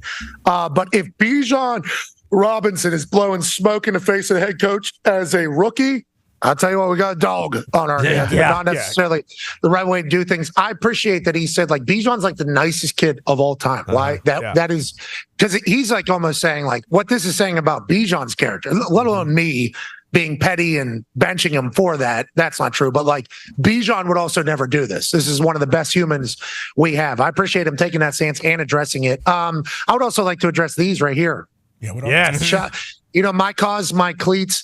Further Brand was the foundation that I chose, and obviously, it is a foundation that was founded after my dog Valerie battled cancer for the first time, and we found out how expensive cancer treatments are for dogs. And my wife is obviously a massive piece of this, and two of her girlfriends are the driving forces behind it all. And once we realized how expensive it was, we immediately wanted to raise money for people to be able to maybe pay for other animals and pets to extend their lives. And cancer isn't automatically a death sentence, because you're talking about thousands and thousands of dollars that people have to make the decision between having 4 or 5 more years with a family pet that is like a kid, or are we not going to be able to afford this? So I picked Further Brand, and shout out to the Houston Texans for getting this done. Now, obviously, that's another AFC South team. Our show is in Indianapolis, but our relationship with the Houston Texans has become a wonderful thing, and they wanted to say thanks and do this. They got Connor some, they got ZD some, they got a couple other guys some. So we're very appreciative and happy to be a part of it. And thank you so much to the artists that did this. And I don't know the name, but they did a hell of a job. Those things look sweet. I saw when you put those up on the desk, it caught my eye a little bit. Awesome, great cause. It's cool what the NFL does with the My Cleats, My Cause situation. Everyone can hear the music. We're coming up against a hard out. Hour 2 will be wrapping up. Hour 3 will be on ESPN Plus and on YouTube. Pat will be here Monday. Bye. Nice. Well done, AJ. Well done. These guys have been eyeballing me, Pat. Let's take a quick 5 to try to take a leak. Why from do these you guys do on this? The stage. You do this every They've been eyeballing me all day long. You can just say, "Hey, I got to take a piss." Yeah, I pee every 7 seconds. Yeah, I'm going to go as well. We're 53 minutes into the hour. I mean, we can't take. I mean, I know. Like, can we at least go to 2? I'm just telling you, these eyes the ties. I mean, we have once. We have literally and figuratively huge breaking news. Let me hear it. What? Let's hear it. I didn't know about that. Pelicans are fed up, and they told Zion he needs to stop eating so much food. Are you serious? Wait, do we have a graphic or something on this? It just came out. I just saw it. I just sent it in the chat. Okay. Pelicans have repeatedly stressed to Zion Williamson that his diet and conditioning need to improve, but the former number 1 pick doesn't listen. Oh, no. C. Clark of the Times. Oh, I'm going to do a debut there. Picayune. Picayune. That feels like it's spelled wrong. Is there an S in there somewhere? No. Times Picayune. I don't know if that's Cajun. I don't know if that's English there. But this has been the story of Zion, hasn't it? This has been. I thought he was playing well, though. Not last night. He has been. Last night he had a bad night. I think Charles Barkley came out and was like, "Hey Zion, there's no reason you're not the best player on the floor. The only reason is because you want to take care of yourself." And that's coming from Charles Barkley, who's obviously post-retirement had his own weight issues, but whenever he was playing, absolute mountain of a man and a monster. I think he respected his profession. Ty, you did a piece. What was that last year? Yes. I think about how Zion should be a guy that we remember forever for being a one of one. He's more explosive than any human that's ever been built the way that he's been built. We've seen him since he's like 12 years old doing windmill dunks at a size that you don't expect. He's indenting floors with how big he is. But for one reason or another, it just hasn't gotten through his head that he is an anomaly. And if he was to take advantage of that with the modern options of diet and conditioning, he would be even more of an absolute freak. He was in Las Vegas. Obviously, we saw the press conference of him, Brendan Ingram. This is not a good shot of him. The Jabba obviously must have been in fisheye lens, so that must have been stretching him a little bit, not actually what he looked like in real life. But Ty, this is a thing that has happened to basketball players in the past, every sport, but basketball more specifically. And we've been worried about this for a long time. I'm happy the Pelicans are finally like, hey, enough. You're wasting a career. Yeah, absolutely. The thing I did was basically about a bunch of these guys who had been drafted in like the top 15, top 10. A couple of them were like top 5 picks in the NBA draft who, same deal. They basically just like ate their way out of the league. Like, you know, they big bodies already, obviously, but just could never get it right. And with Zion, it's kind of getting to the point where it's like you almost just I love watching him play, but I almost just like don't give a shit anymore because it's clear like he just doesn't give a fuck. You know, like everyone, this is the only knock on him. This is what everyone has said since he's come into the league. Obviously the injuries are part of it, but it's like at some point you kind of have to realize. Take ownership. He has to take ownership. Exactly. Like, what more can a team do? He's not at Duke anymore. Like they already rewarded him with a massive contract. Like he has massive expectations and he clearly just doesn't give a shit. And I mean, that's one thing. I don't know. I'm sure you guys could obviously speak on this much easier, but I feel like once you get rewarded with that contract and if you actually love basketball and like all the stuff that basketball affords him to do off the court, then like prove him right. How hard is it to just find someone who can like get your diet locked in as opposed to just like, no, fuck it. We're in Vegas. I'm gonna go take this replica NBA cup and fill it to the top with ice cream and drizzle pop all over it. And it's like it was on an 18-wheeler. I saw that thing come in. That'd be a lot of ice cream. Well, he could do it. I know that. As somebody who, and Shaq's another guy who obviously was able to put on the weight and lose the weight, but whenever he was in his prime, he was complete focus. I am a human who my weight fluctuated from like 265, 270 down to 233. Vastly different position and everything like that. But I realized that I was blowing an opportunity. You know what I mean? Like, hey, is this worth my joints just not operating at optimum levels, this food that I'm having, this lack of discipline at the dinner table, breakfast, with the beers, the whiskey, the pizza, the wing. And then like, I finally had to get to a point, and I think Vinatieri and I had a great conversation because Vinatieri took care of himself very, very well. It was like, all that shit will be around when you retire, dude. You know what I mean? Like all that'll be there. And when I got myself into the best shape I've ever been, then I just rattled off my 4 or 5 best years. You know, it's like there's a direct correlation to when your body is your actual work, that when you take care of it, it pays you back. And I just hope that Zion somehow hits a rock bottom and is like, yeah, I need to maybe take care of my.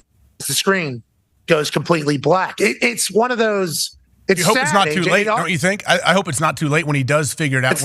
No, not now. I'm saying, but eventually he's going to have to figure it out at some point, and hopefully it's not too late to where it's already too far gone, and for whatever reason, injuries and different things, you don't figure it out. But it's on him. Yeah, the team can help him as much as they can, but you're a professional, you're an adult. You can hire someone, have someone with him 24 hours a day. People can do whatever they want to sneak food and do whatever. And smack food out of his hand. Just have somebody. You know, there was that as a screen goes black. There's somebody, I forget the story, but somebody was walking through a public place. It's historic, and they were a hero or whatever in these people's eyes. And they hired somebody to walk around him and say, "You are just a human. You're just a human. You're just a human," or something like that. That's like the tale almost that you're reminded and humility. It's like if he needs to hire somebody and pay him 6 figures, pay him $100,000 a year. That's a hell of a job. Pay him $150,000 like a doctor. You know what I mean? And just anytime he's around food, just smack it. Just, and have a healthy option that tastes good with him. That's the thing. You could have some really, really good tasting food if you hire someone decent, and the team would probably support it too and bring him on the plane, bring him everywhere. And imagine what he'd be able to do with how explosive he is. Oh yeah, with how explosive he is. He would feel. If he was to shed the weight vest that he's wearing, which is essentially what it is. How much does he weigh? Do we know how much he weighs for real? He's such a large human. 285, I bet. Okay. At least. That video, that little Jabba shot there did not do him any. No, it didn't help. But it is real. And like you brought up Shaq, like a lot of the times when you go back and watch Shaq's documentary, Shaq would talk about like, yeah, sure. When the season would first start, like, yeah, I would use that first month where I wasn't in the best shape. But by the time, December rolled around, like they were hitting their stride and the Lakers were, going back to the finals in that, June after that. But he doesn't even have that. It's almost as if he was in shape before the season more so than he is right now, which is a huge problem because how the hell is that happening? Because even that press conference where they're talking about what the celebration will be like that's one thing. And then you get beat by 40 and it's like, okay, that's another thing. Yeah, that's the video right there. Yeah, but you can tell his teammates love him. Oh, yeah. From that press conference, you can tell his teammates love him. So I think this is all coming from a place of love, which is good. But maybe he needs a little bit of like, hey, you're fucking us all. I wanted personally Andrew Luck to be a meaner person. Okay, like I wanted him. Andrew Luck's like the perfect human, incredibly intelligent, wildly athletic, got along with everybody, nice to every human that he encounters, treats nobody different. Like he is the perfect human. But like at some point when you're an NFL quarterback, like if an offensive lineman isn't doing their job, like it's affecting everybody. So like whenever you telling that offensive lineman, like, hey, we need the, okay. Like that's not being a mean person. That's actually being a good teammate to everybody else almost, you know? So it's like at some point somebody has to explain to Zion, like, hey, you're screwing us all, buddy. We're paying you a lot of money. You have a lot of potential. Our team could be phenomenal, but for whatever reason, you're choosing not to help us. Like you're letting us all down pretty much with the way you're going about this. And I wonder if that's the messaging that the Pelicans have finally delivered to him. And that's why it's kind of making its way out now, as opposed to what it was in the past, AJ. Well, to that point, Pat, like with them saying he just doesn't listen, like how long does that goodwill last where it's like these guys like him, but like you said, it's like, hey, we have the opportunity to do something special here. And it's really as simple as just like, you can't just fucking eat everything in sight, okay? Like that's all you have to do is like be a little bit more disciplined when we're on the road and wherever. Like how long does that goodwill last before these guys are like, hey, listen, we've tried everything and this guy just won't fucking listen. He's got all this money. He's already been paid. He doesn't care. So fuck him. Like we're done trying to, you know, it's like. Zion, as a guy that loves food, it'll be there when you're done, dude. It'll be there. It'll be even better.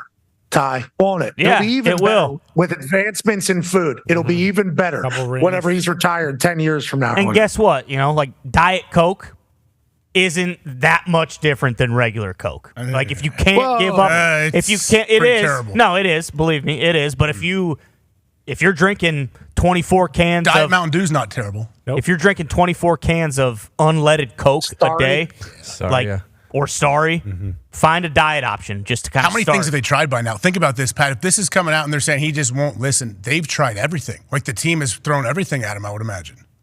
I've seen a lot of dudes who have to be big for their job, you know, like offensive linemen, try a lot of things to lose weight quickly because they get fined for the amount of weight that they're over. I assume Zion's tried all those tricks. You know what I mean? I assume he has tried all the colonoscopy drinks when you just flush out. It's got to be a lifestyle change, obviously. Coke 7-8 pounds overnight. You know what I mean? They're like 23. Isn't that 23, isn't that the craziest part, Pat? If he's 23, 24, you know, you always hear old people go, oh, wait till you get at my age and how tough it is. I look at a cookie and I gain 10 pounds. Like people try to say all those dumb things to you, but he's only 23, 24 years old, man. It's not going to get much easier as he gets older. He's got to be housing food. Yes. Why don't they put him on Ozempic? Why don't he just is that illegal? Yeah, is that illegal? How's that work? He should be able to. Is it a performance enhancer? Why wouldn't he be able to? And, right, because that is an appetite suppressor. Yeah. Right? Isn't that what it is? Yes. Yeah. What? Yeah, but if you're eating your like weight and food every single day, like how much? I mean, if he's still only eating like 150 pounds worth of food, like is it even going to do that much? I'm sick of it. I'm not even bummed out anymore. It's like not bummed out. No, I used to be because he's fun to watch, but now it's like, hey, what the fuck are we doing? When was it? What was the game he had a week or two ago? I was watching the highlights again the other day. 12, oh my goodness, when he is absolutely unstoppable. It's scary when he starts going to the hoop and how athletic and nimble how the guy moves. Like it's not right how he can move. Like it's unfair. I think him and he's always going to be big. Yeah, he's always going to be big. Yeah. He's like he's a linebacker. You know, he's built like a outside linebacker. So we respect that. Him coming downhill with his head and hands. Oh my goodness, he would explode your helmet. Well, I think he'd be a D tackle if he came into the NFL. Free technique for sure. Ooh, yeah. And he would just be able to eat 2 blocks or whatever. But it's like, Zion, we want to see you at your best, buddy. Come on. Yeah. Come on. We love watching you play, Zion. And Ja. Now, AJ, with what you were going to do 10 minutes ago. Ooh, okay. We're going to do that. You know what? Because we're going to regroup around here. You regroup there. When you're taking a leak, think of all the great picks you want because I believe I'm finally won a Thursday game, right? Attaboy. Yeah, congrats to you. You know, what an embarrassment those Pittsburgh Steelers are. I'm sick of it. That's being kind, too. I mean, for real though, Pat, Tone is the exact lunatic fringe that he's talking about. Like everything he would Kirk would say. I'm like, That's that's every one of the things that Tone does before and after all Steeler games. Fire head coach, fire OC, fire this guy. Yeah, that is. What'd you say right when we came on the air? What? That fire head coach, fire OC, get rid of wholesale changes. You wanted them to tear the practice facility So down. you're cool with like, hey, let's just be mediocre every year? They're a playoff team right now. With the practice facility, they split it with a college. So, Yeah, I mean, maybe build a new one. Yeah, that'd be nice, actually. Maybe get an independent one. That UPMC facility is very nice, though. That it is like a staple of Pittsburgh. It's beautiful. Very beautiful. I think it's a recruiting tool for Pitt, honestly. Well, Aaron Donald also has dumped like $10 million into that building. That's probably a pretty good recruiting tool. You know what I mean? That does help. But they can't win games, and they can't fill up that stadium. And Tone was scared that stadium was going to look like a Pitt game last night. In 10 minutes before kickoff, it did. Yeah. It was big time. They late. showed up, but they weren't. It wasn't like a hey, let's do this tonight crowd. They were there, but they showed up, at kickoff. I respect that. I respect that. Yeah, and it's a working city. Friday you still got to work. That's right. So True. the fact that they were still there fourth quarter when Renegade hit, sold out. I saw a guy with he had a bumblebee face paint. Yeah, He had, saw that. It was more attention to detail on his face than like Jeff Hardy, Sting, Right. and even those folks from Kiss. I mean, it was like real. He was out there, and the towels were waving. It was. I think Pittsburgh represented last night in a big way, even though the team did. So shout out to the Three River City, Don. Shout out. What do you call it? The Sure? Donna, sure. Yeah. Down at the Sure? Is that what they all call it, or is that something just you say, Tone? I'm not sure. Well, there's the North Shore. Yeah. There's the South Side, and then there's the Acrisure. Yeah. You know what I mean? Boom. They still got those Heinz bottles in there, don't they? Yeah. They brought them back. They brought them back. Where'd they store them is my question. Those are huge. Well, good question. Coach Diggs had him in the backyard by the pool. Oh, congrats. Turn him into a chair. With his What was it called? Paradise Diggs? Paradise Diggs. Wait, excuse me. I've not heard of this. Huh? Diggs' backyard I don't know what the new crib called? looks like. I assume it's You the got a same. tiki bar back there, or what is it? There was a tiki bar. Yeah, there was pool. Was there a bocce? No, there was not. No, they say There that was for pool basketball, though. Pool basketball. That's the best. Pool basketball, pool volleyball, two of the greatest activities. And we did it right. There was no rules. Pool basketball. boom. And the basement was right. The basement was set up pretty good right off the. I mean, it was Paradise Diggs, huh? It was talk of the time. Is it still open? No, I've heard it's in a sad situation. My dad is Coach pissed about it. No, it's not his. I mean, they sold the house, and the person that bought it didn't keep it up. Wow. What is Coach Diggs flying drones over there to see if Paradise Diggs is still? He said the town was talking about it. The whole town was talking about it. Town's talking. The town is talking. You guys hear about Paradise Diggs? I'll tell you what. That place was talked about. That couple murderers hung out there too. Wait, Nice. was this a place for really? adults and kids? Was it more for your dad and his friends, or for Both. you and your friends? Both. Oh, you all commingled? Listen, if For the there's boys. I mean, you can't kill a 30-pack of Coors Light if you don't start at like 11 a.m. in the morning. So. What? Oh, okay. Sounds like a great time. Can't drink all day. Have you thought about the murderers that hung out there? Yeah, what kind of murder? I know there was a murderer. I guess old buddy probably was never up there. No, I didn't know that Who, guy. Bill? 2 doors down from me. I didn't know that guy. No. Our high school has a lot of. Our high school has some killers Really? that we just walked around alongside. Real life. Yeah, I mean, Were they killing people back then, or you found out later? Later. we don't. Later We don't know. for sure. For one of them, we don't know about the other one. But like Possibly. my street. If you just go around my neighbors, pretty heavy jail time around there. And Paradise Diggs was a host though. One of those murders, a couple times. I mean, That was the breeding that's ground for crazy. these murders? I just had a full memory of Paradise Diggs with said person that we're talking about right now. And it's like, we're just walking amongst, that's Not a big deal. Let's go Mustangs. He goes Mustangs. We're all Mustangs here, right, Pat? Yep. With that being said, we're going to take a quick break. We will come back. We'll do our picks on the other side. Obviously, wrap up hour 3. Beautiful Feel Good Friday. Take 5, fellas. Bye. What's up, y'all? Welcome back to another episode of Undercover Dogs. On Undercover Dogs, we go around the league and find guys who don't get the recognition that some of the big names get, and that should be getting recognition. He's an undercover dog. He's He's an undercover dog for sure. My first undercover dog, Trey McBride, number 85 for the Arizona Cardinals. He's been through 3 quarterbacks this year. Check out these plays right here, how him and Kyler Murray moved the sticks. He had 8 catches for 89 yards and a touchdown, averaged 11.1 yards per carry. This guy moved the sticks, moved the sticks, moved the sticks. You can tell him and Kyler Murray are getting a relationship going. That's why he's my first undercover dog. My second undercover dog is Ernest Jones. Hey, remember this number 53 for the Los Angeles Rams.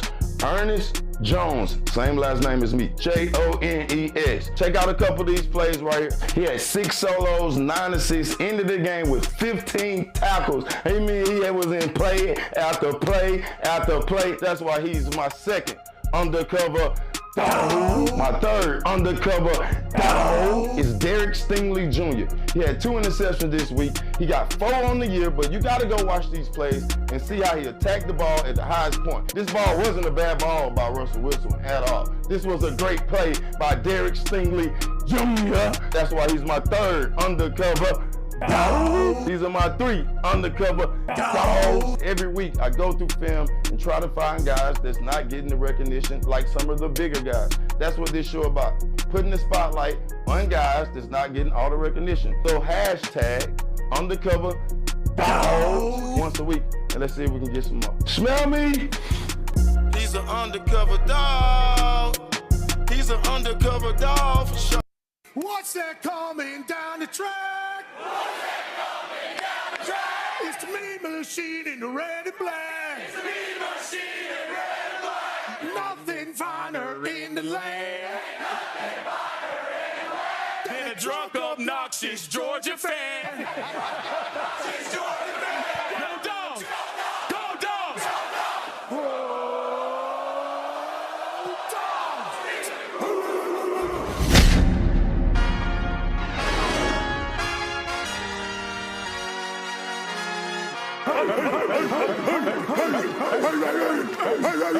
Then you go to pick up a box and a bong falls out of there. What do you have anything to say about that situation, or what do we got going on? That was not a bong, first of all. Oh, the head coach of the Georgia Bulldogs, Kirby Smart. In the SEC, you got to do that every week, man. No, easy this year. Like I said, there's an open invitation. Call Greg Sankey, come down here and get you some of this SEC if you want it. Be careful what you ask for. Yeah, I'd like to make a small contribution to the Marine Corps Scholarship Fund. Give at least $15,000 and see if Richard will match. I'll match. $15K from us. Awesome. $15K from you. We need Dick Smith, FedEx CEO, $15,000. That's $45,000 to the Marine Scholarship Fund. And I believe today is the 248th birthday of the Marine Corps. So, University of Georgia legend, ladies and gentlemen, Matthew Stafford. What's up, guys? Shout out to this man winning $1,000 on this Feel Good Friday when AJ Hawk.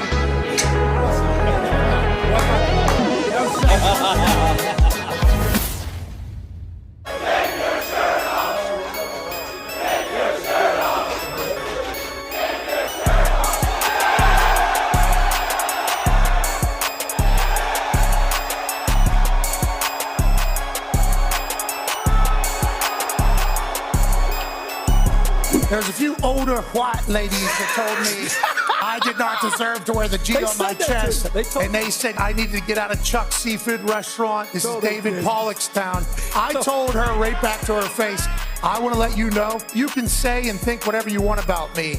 I love this Georgia Bulldogs team. That's what I want to hear. You should take this in. It's pretty cool. I don't hear that. You need to, because you've done a lot here that has been fantastic. Have you ever thought anything bad about a kicker before? Yeah. Oh, for sure. Yeah. trust what I taught you while we were off air and just let it rip. Yeah, Hot Rod was getting a little bit too many tips. Georgia! Bulldog! Georgia! Georgia! Oh, you're hyping it up. Georgia! Let's go! For $85,000 in drenched jeans. Do it!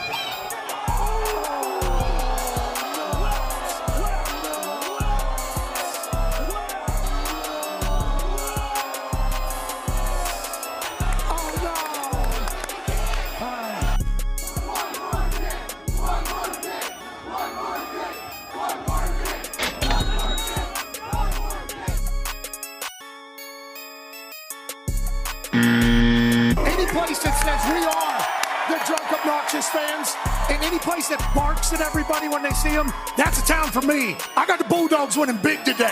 Yes, sir. Yes, sir. Yes, sir. Yes, sir. What's the most beer you did in one night you think of one of those shows? Well, I never forget when we went to Japan one time. Dudley, Stacy Keebler. I mean, there were so many people out there. I think we went through 103 or 108. Now, between just for myself, you know, I'd always make sure to have about a 12 or 18 pack there. And, you know, here's the thing when some people say, oh, shit, man, you got too much of that beer on you. You don't even know how to drink beer. It's like, dude, fuck you. You don't know what I'm trying to do. I'm trying to entertain 20,000 people in an arena. If I just go out there and sip it real properly, how fucking exciting is that?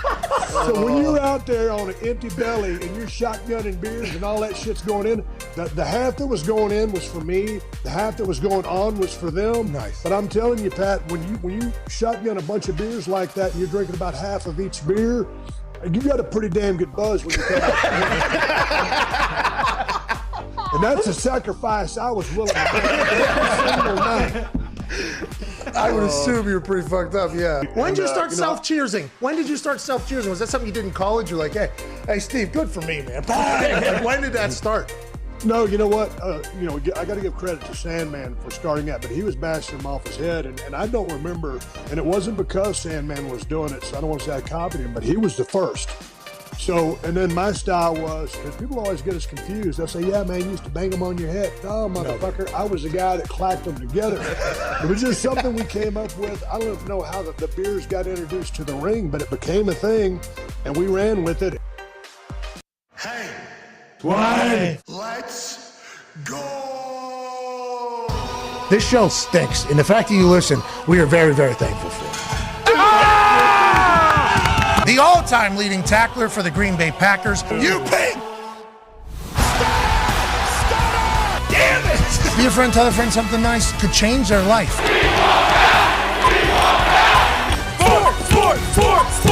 Sport! Hour 3 of the Pat McAfee Show is here. I am AJ Hawk sitting in for Pat as he is in Foxborough for the Army-Navy game tomorrow. Should be a good one, fellas. Football! There we have it. I couldn't hear it. You couldn't hear it? What happened? Can you hear the music at all, Pat? No, I can't hear the music at all, but I want to be a part of the team with the boys. So I just got a little excited about football. Good just call. got a little excited about football. Appreciate you being part of it, Pat. We love having you. Got some signs behind you. You got some atmosphere going. What? Someone's delivering you food now? Oh, you got the local delicacies? What is it? Okay, so the one sign there says AJ Hawk's fingers bum me out. Nice. Okay, That's a topical. good sign. Topical. That's a good sign. Let me get out of the way here so you can see them. You want to zoom in on those? You can definitely zoom in on those. Great flag. Yes. So you guys can read them. Yeah, there's the bums me out. AJ Hawk's fingers bum me out. I respect the Cheers. creativity. Next to that, cheers, beers, and Mountaineers. Hell yeah, heard that statement a lot. Love everything about it. Let's go Mountaineers. I don't know what's on the bottom there. Looks like it could be somebody's phone number or something. I have no idea. I'm here because my husband has loved Pat since 2005, and then she put it below. Hell yeah, that's when I graduated high school and became a West Virginia Mountaineer. It was great to get down to Morgantown. I tell your hubby, I said, what's good? You know, neighborhood favorites are delivered by your friends at DoorDash. Oh, yeah, These people are my favorites up here in the Northeast. That's These right. people standing out here. Is it too cold for jorts? I don't have them on, but I am wearing a tank top. I think that is at least worthy of a conversation. I'm only here for real journalism. Hell yeah. Respect. Yes. That's right. That to the kid right gets That's it. right. He gets it. That guy knows. Happy birthday. This next one says happy birthday, Hell Ben, yeah. right there Oh. in the water boy jersey. I appreciate that. I certainly appreciate that. Happy birthday, Ben. Ben's a good boy. He is a good you, boy. Ben. Good boy. He is a good boy. Oh, Ben- Ty. Ben is the internet sensation. He has turned 10. And then one right next to this sign is really good. Oh, Yep. yes. Boom. Zoom in on that one. Wow. Boom. That's Ty, what goes through your mind whenever you see that photo, pal? Yeah, that one is it's going to be tough to live that one down, I think. I think I'm going to be seeing that picture for quite some time, and that's okay, because what are you going to do? I mean, sometimes you try to fart and you shit your pants a little bit. It happens. Exactly. And then right next to that, Maserati Marv to Foxborough is the last one there being held up. And once again, we do not know if Marvin Harrison Jr. or Marvin Harrison Sr. like the nickname Maserati Marv, but we do know that when Gus Johnson says something, you have to respect it. So a lot of good signs out here, a lot of good people. We appreciate them. We told people not to come today. Yeah. So these people are a little bit of a rebel spirit, which we certainly love. Yeah, I got delivered some Mission Barbecue is the name of the company, Mission Barbecue. And got a chance to listen to the owner and founder speak in our ESPN production meeting this morning. What a guy that commands a room. Nice. Bill Kraus is his name. Oh, hell yeah. He's an old Under Armour guy. Of course. Boom, click clack. Yeah. He actually told me that's you and he were the ones. Yeah, click clack. Yeah, That's Bill's the awesome. whole- Yeah, I've had that. You know what, Pat? When I was at the Ryder Cup at Whistling Straits, I saw Bill had Mission Barbecue, everything there. Yeah, he's been wanting to get stuff for you and the boys for a long time. You created Click Yeah, Clack? 130 stores across the country. Huge. Started obviously as one. They every day at noon, which is obviously lunch. Yeah. Shut down the kitchen. Everything stops. They play the national anthem. Yeah. Oh, in the wow. middle. He's got a son. Every Mission Barbecue. Bill Krause, 3 sons serving, 2 Marines, 1 soldier, which I think is Army. And they're all being deployed next year. Heard him talk this morning. He came in and talked to the game day crew and was like, we pride ourselves on, basically, we love America. We love those who serve our community. We're very grateful and appreciative to be in this country. And everything they do from the meat is like, we don't freeze any meat. It's like the way this guy spoke was like America, like oozing through this human. And I'm like, I said, hell yeah. A couple, as he was talking to the entire room, I dropped a couple, hell yeah. While he was doing his entire thing, it was like, that's good American right there, Bill Krause. And I'll tell you, the meat is phenomenal. They got a couple good different barbecue sauces here as well. So I'm grateful for the delivery. I'm grateful for these people. And I'm grateful to be an American here on this Army-Navy weekend. It's going to be awesome. Amen. In Gillette. This is a beautiful thing. I'm very lucky for it all. Yeah, what a beautiful weekend for America and everything. But I think, Pat, someone popped into my ear. I think there may be some breaking news, possibly. Justin Jefferson, I think he is officially off the injury report and set to make his return Sunday at Las Vegas, says Tom Pelissero. Here we go.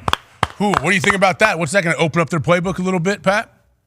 I love it. There was conspiracy theories out there that he was not going to come back and play until he gets a new deal, maybe. Was maybe not going to get rushed back. Justin Jefferson's team never said that. Kevin O'Connell and the Vikings never said that, but there was rumblings of that potentially being the case. The NFL is better when Justin Jefferson's on the field. I'm pumped for this. I'm thankful for this. And congrats to Kevin O'Connell getting the best weapon in football back on the field for him here down the home stretch. Yeah, it's got to feel pretty good, especially, that's a game, I guess, them against the Las Vegas Raiders. I don't know which team, it's going to be a pivotal point for both of them, I guess, in this season. Yeah, what about you, Tone? Yeah, and it was huge because while Jefferson was out, Addison kind of made a name for himself as a rookie. So now getting them back, it's only going to be, obviously you get one of, if not the best wide receiver back in football. It's going to be a lot better for him. Dobbs to throw the ball to the Vikings. Yeah, correct. Correct. Yeah. Not to the other team. They might have got a little bit too much. Yeah. Like at the beginning, he doesn't know much, but he's just kind of playing by instinct. And then maybe they just got a little bit too much. Let's find a happy medium, right? Let's find a happy medium. Let him still trust his instincts and really just be a gunslinger, but just have a little bit more knowledge. I trust Kevin O'Connell, though. Oh, yeah. We all do, right? Yeah. Yeah. And he Get said, Justin Jefferson back on the field, everything changes. Go ahead, comment. and Kevin O'Connell said too, like sometimes I need to tell myself like I don't want to overcoach him, give him too much. And granted, that was early, but maybe you do just tell Josh like, hey, forget it all. Okay, Justin Jefferson's going to be on your left, Addison's going to be on your right, and Hawkinson's going to be down the middle. Okay, just pick one, sling the pill, and if none of them are open, you better run your ass north. Okay, because we need yards and we need points. I mean, Whichever way that safety's shaded. Okay. Yeah. That safety's going this way. Guess what we're doing? We're going to go that way. And if it's an incompletion, sweet. It's either our guy or no guys. And I know that people spend like 13 hours a day in the building trying to find an advantage and everything.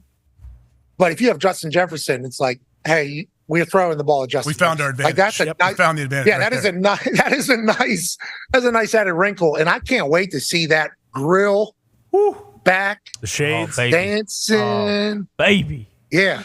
NFL's better with Justin Jefferson, man. NFL's better with Justin Jefferson. I'm excited for that. That's big news. No, I was hoping he'd be out the rest of the season because the Packers do have to play them again, and this definitely adds a little bit more firepower to their offense, I think. Safe to say. Who do the Packers play this weekend? They play the Giants on Monday Night Football. Pat, should we get to our picks, you think, here? Like we could pop up the chart here. We got everything going on. Last night, obviously, the Patriots win 21-18 in the Sure to Tone's Tone's a little bit upset this morning. I think if the Steelers would have won, Tone would still have this same attitude. The same, like, pouty, for sure, like someone kicked my dog attitude. I asked him this yesterday, actually, AJ. I said, are you guys actually only happy if you win the Super Bowl? Because I think that is insanely crazy. But he said no, when they win, he is happy. So, it's a little different. No, when they win and when he thinks they can win a Super Bowl, he's happy. Yep. Pat listened. So this whole year, you feel like this whole year they never had a chance to win the Super Bowl, so you were out from day one. No, after the preseason. Yes, it's been the last That's couple tough. years. How do you know for sure when they won preseason? When Ben was that Ben's rookie year? So whenever Ben stepped in and they won, did you think they'd win it that year? You mean when they were 15-1? Yeah, Well, I thought they were. Yeah, I thought they had a pretty good. You Young think kid. when Tone was Young 9 kid. years old? Yeah, he knew. Yeah, I felt pretty good that year. I felt pretty good for a lot of years, and just recently. So you're just spoiled. That's all. Yeah. That was the Patriots too. You're going to be miserable for a long time, Tony. I'm just going to say. That's just how odds your chances. I thrive under those conditions, so.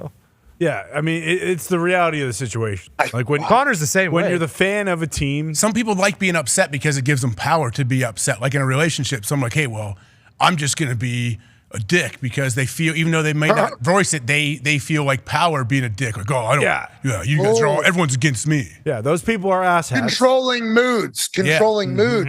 Yeah, I get what you're saying. That's tough. But What's that called? An energy vampire? Isn't that what Nick Saban calls it? That's right. Tough to be around.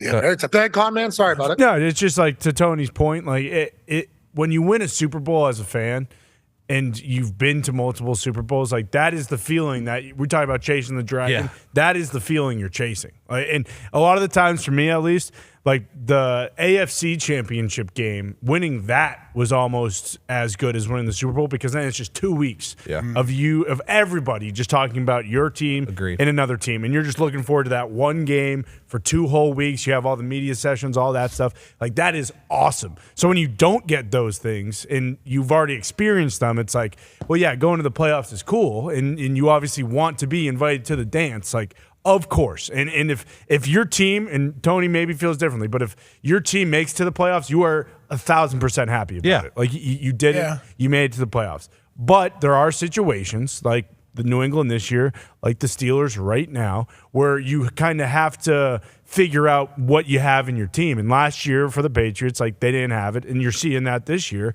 And it's very similar to the Steelers. Like this year, it's not like they don't have it, but clearly there are problems with the team. And so if that kind of trickles into next year, you see what happens with New England when that happens. And like it's just another year down the tubes. Like that's why I'm glad the Patriots are 3-10. This is it.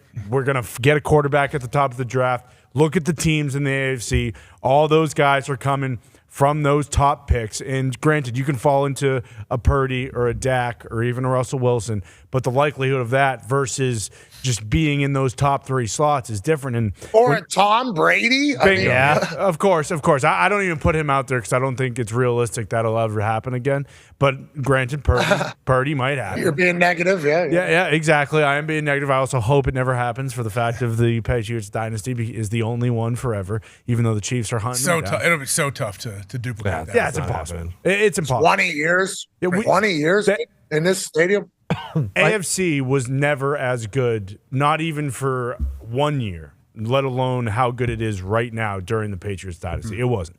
Well, I think the caveat, and it never will be with free agency now, too, and salary cap. I think it's going to be very difficult to keep people around. Impossible. Yeah. I think the caveat, too, with what Tony's saying, and like, there's a difference between making the playoffs and having your team make the playoffs and knowing that, like, oh, we're going to get beat by 40 in the first round. Yeah, exactly. Like, because then it's just like, then you're the team that got into the dance and they get their asses kicked and they get embarrassed. That's all you remember. Well, and that's what everyone's saying. Like, these guys fucking suck. They had no business being in here. And then that's all anyone's talking about until the next season starts.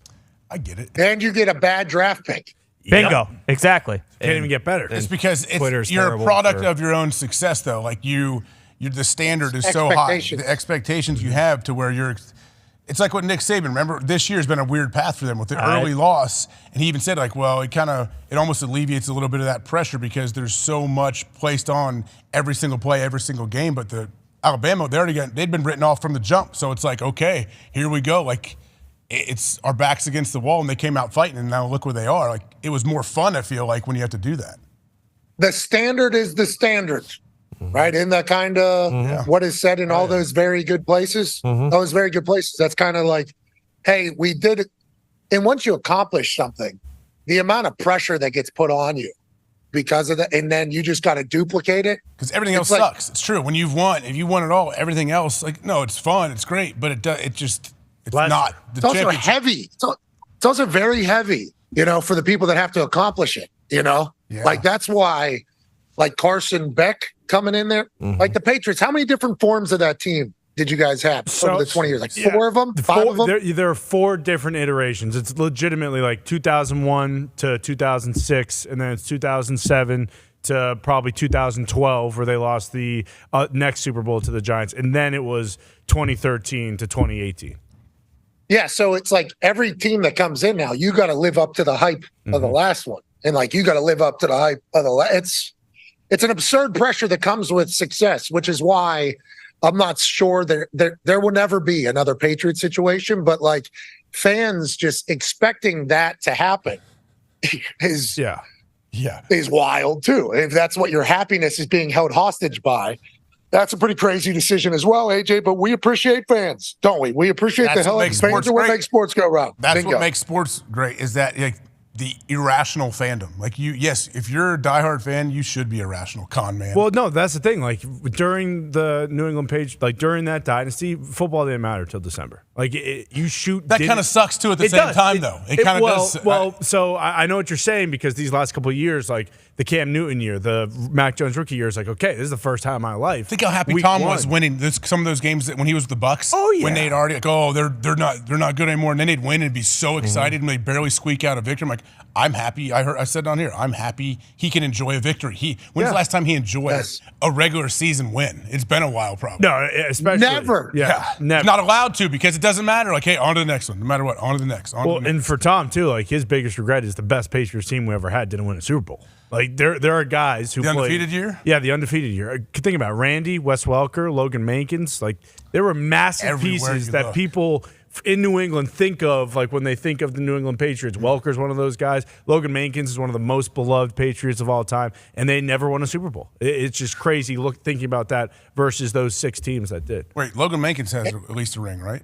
No, I believe he did not win one in New England. Are you kidding? Like, I'm pretty sure he was 05. One of my favorite guys to watch play and not try to play against. He was an absolute savage. I believe he was like 05, 06 to 2011, 2012. Jeez. Hey, you just saw some nightmares run through AJ Hawk's head. Yeah, right there. I could out of the top of my face mask, I can still feel it. I keep watching that guy just off the line, heading monster. Golly, guy I want to play with. And Bill, not against. So what? So AJ, hold on. What? You're this consummate tough guy, right? Boys, isn't that kind of? Oh yeah. Yeah. Won't talk Like about you don't act like you don't talk about it. It's not that, but like you, the human, we all know the story. You tearing your tit, your hammy, your groin, and like missing no games, and like, what are we talking? Yeah, my knees hurt. So what? This is football. Like, let's just the way you operate, and the way you act. And we learned the story of you and John Kuhn. Refuse. How many years were you guys teammates? Man, probably at least 8, 9. So a decade. 8 years of two men, one fullback, one middle linebacker, who refused in practice to just say, you know what, today, let's not try to give each other CTE. Like, that is how you operate. You were just a full-time tough guy, real tough guy, actual tough human being through your entire core.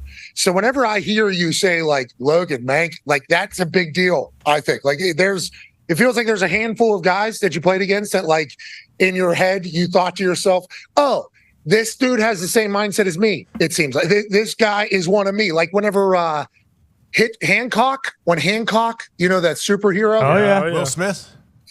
Yeah. Yep. Who recently found out he was a rapper, and Drake was a Nickelodeon actor. Lego movie, heard it's great, haven't seen it.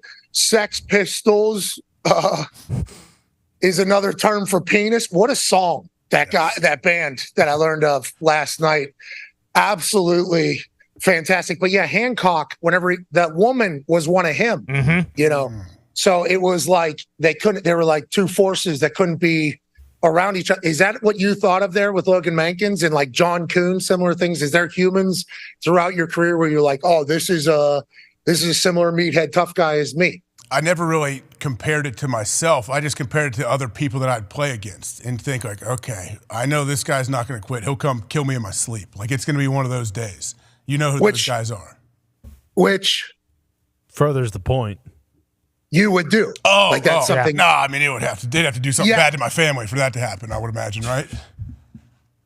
Like, you tell me. I don't know. What are you asking? I'm not killing anybody. I'm not getting any physical altercations with anybody. I have none of that. But in the football field, yeah, there's definitely certain guys I could spot them on film pretty early who you want to kind of stay away from, especially an interior O lineman or, just some. Think about this guy, dude. NFC North in the middle of the CTE era. Oh yeah.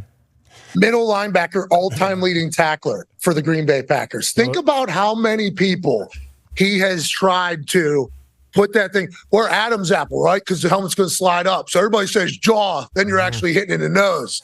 You got to aim for Adam's apple because then you'll actually get it. Think about it. This dude's a menace, boys. Yeah. This guy's an absolute menace out here.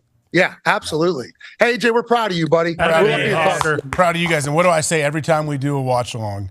I like cringe at how big the hits are. Like, oh my good, like every single time. And you hear me. Maybe it's just because I hadn't been like down close to watch big time college or pro football in a long time.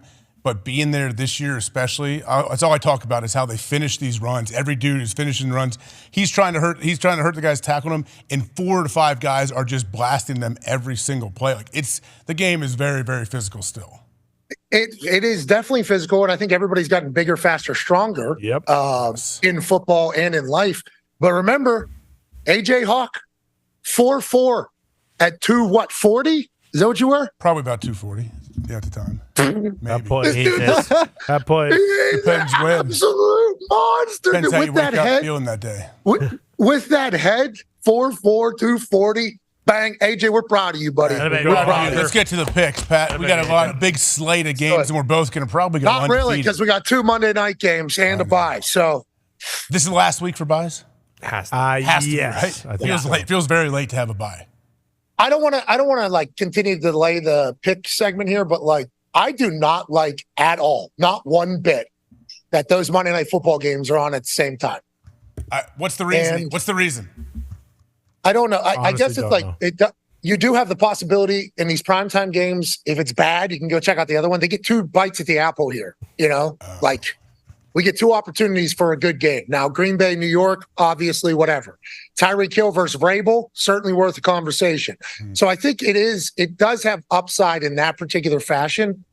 But man, there's something about sitting down and turning on Monday Night Football. You know what I mean? Like there's just all eyes on them. So I appreciate that there's two. That's less likely that there'll be both suck, on Monday night, which is great for us as football fans.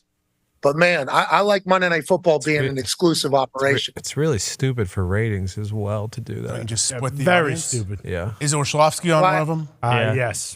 Fins and Fowler. Yeah, go ahead. Yeah, I believe Fowler, the same Dahn, Monday night booth Lewis. that we've had, the Lewis. alternate one. They're on Fins and Titans. I saw Fowler driving around Miami. It's more on his Instagram story. Just living. I love how he Get talks ready. to the cameraman. He is a poet. Like I've when never you watch witnessed what he it. does. I've never witnessed a human being control a conversation like I saw that man do. Yeah. Yeah. Where? Where? It was State down in Fair. Texas, outside the Cotton Bowl. You were up on stage doing game day.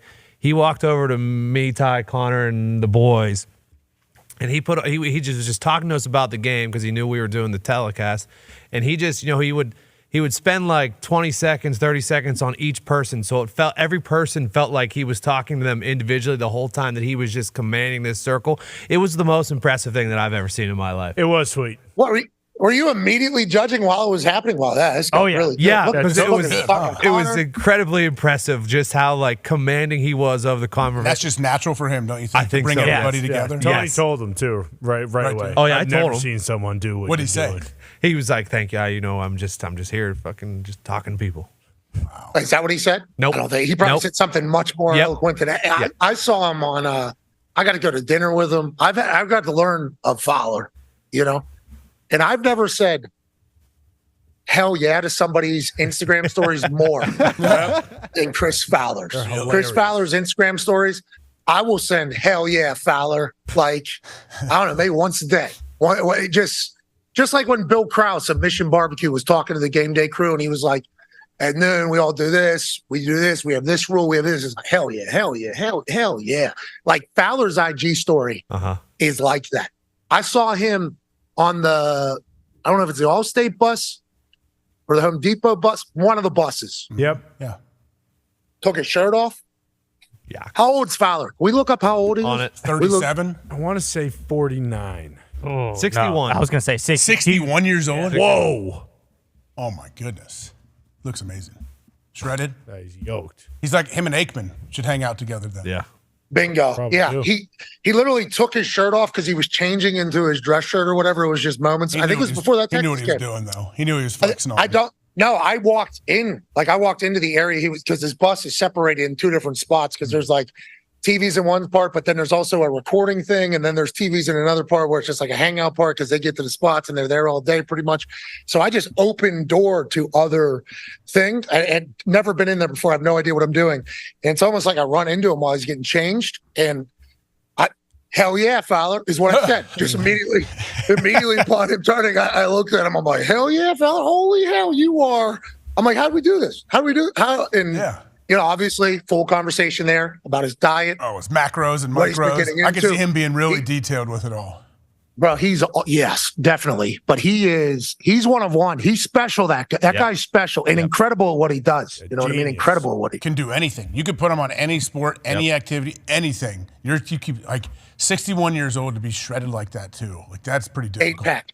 Arms too, you know what I mean? And it's not like the skin was hanging. Does he have it? Like a guy like that, I wonder, do they have any vices? Like anything? You're like, hey man, what can you not stay away from? Like ice cream or anything like the I bet he has everything under control. I think his vice is just really good content. Yeah. You know what I mean? Yep. He's obsessed with that. Yeah. Well, with that being said, let's make some with these picks. Saw a lion doing another lion on Fowler's IG story. Are you serious? Did he film it? Yeah, he was filming in a safari. It was sick. In Africa. Look at him flexing here. Gold's There's Gym. hell yeah, Fowler. Look at that. How do you not just say hell yeah, Fowler? That is literally all you need to say to Chris Fowler all the time. Hell yeah. I saw hell him yeah. driving a sled Do we the have other day the on his lion? Instagram. He was driving a sled? Yeah, not like Make a workout sled. Yes, yeah, driving a sled. Oh, yeah, I saw that. Moving weight. Where's Fowler from? 61 Colorado. years I just old. looked. I just saw it. Colorado. We don't have any video of you say a lion eating a lion or doing a lion? No, boinking. Do it. And he was they just let him watch? Let the boy. You and me, baby, ain't nothing but mammals, so let's do it like they do on the Discovery Channel. Getting horny now. Yeah, that was his IG story whenever he was at Safari. So I refrained from the hell yeah, Fowler, on that one, just because that would have been a weird response to what I was watching. You could. But I was appreciative of the insight because I don't know if I'll ever hop on that 20-hour flight to go do a safari, but Fowler took me there. You know what I mean? I think I saw an elephant. Obviously saw that. Giraffe, I believe, was on there. He's awesome. Chris Fowler's awesome. Yeah, he's been doing it for a long, long time. When did incredibly nice too? Yeah. Like not to get left out. Way Like too nice. he's way too cool to us. Like he's just a great. Yeah, dude. and everybody. Yeah, we've spent a lot of time talking. He's worthy of this conversation. For sure. Worthy. he deserves it. And he is genuinely like the best doing it. Yeah. I love listening to games that he is on. I don't even like tennis. Feels I'll watch bigger. tennis with him when he's on. When he's doing tennis, I'll stick around and watch a tennis match when I hear Fowler's voice. Oh yeah. Like Dolphins, Absolutely. Dolphins Titans is going to feel bigger because Fowler is calling it. Yep, and that's because he's worked his ass off too. Yeah. He's everywhere. You know, and he's 61 years old. He's doing tennis on this day, just like Buck, I guess. Yeah, he had that. You know? What was that schedule though? He did like 8 things in 7 days or something. Like Wahlberg? Yeah, it was something. It was like this run. I believe it was when they were over there doing the Germany game. I believe it was, or one of the international games, and he had like Saturday night game for college football, Sunday with the international game. Then he had like Wimbledon or something on Monday, Tuesday, Wednesday. It was like the Australian Open. Yeah. I think he is. Yeah. The dude's everywhere working, always in shape. We appreciate you, Fowler. Yeah. nuclear Appreciate weapon. you, Fowler. Man, that guy looks good. All right, Z, let's pop this slate up and see what the first game we're going to pick after last night. I somehow got a Thursday victory, but next one, Rams traveling to Baltimore. Rams are 7.5-point dogs in Baltimore. Any injuries? Anything we need to know about, Tom? It just came out that McVay said that they probably aren't going to elevate. What's his name to kicker? Sorry. Mason? Yeah. Why? I don't know. Why'd you sign him if you're not going to elevate him? Yeah, that's dumb. So this has been a thing. Practice squad for vets has been a thing, and all season. Yeah, this has become pretty normal operating procedure. There has also been a lot of vets that have been signed to the practice squad, or not been active. Yeah, Jason Pierre-Paul. I thought it was just to hold them there until you could figure out who you're going to release to make them active. Yeah, quickly bring them up, or also like an audition too. You know, like still in shape, still got it. We're a practice squad payment. We don't have to pay a bunch of money, and then okay, now we bring you up. We understand you're back. Like Kyle Van Noy, how long was he on the practice squad over there in Baltimore? I think it was just a couple days. Yeah, not very long. And then he got activated. And then Jason Pierre-Paul for the Saints. Yeah, but did he ever get activated? Because I thought we had no idea that he was on that practice squad. That's what I'm saying. How long was he on that practice squad? Yeah, I don't know. No, now he's on the Bucks. Yeah. No, the Dolphins. Dolphins. Yeah, I think he was on there for most of the season. Actually, he was on there a bit, but never played. Huh. So that's an interesting move that teams are doing. And if you're a veteran guy, you still want to play.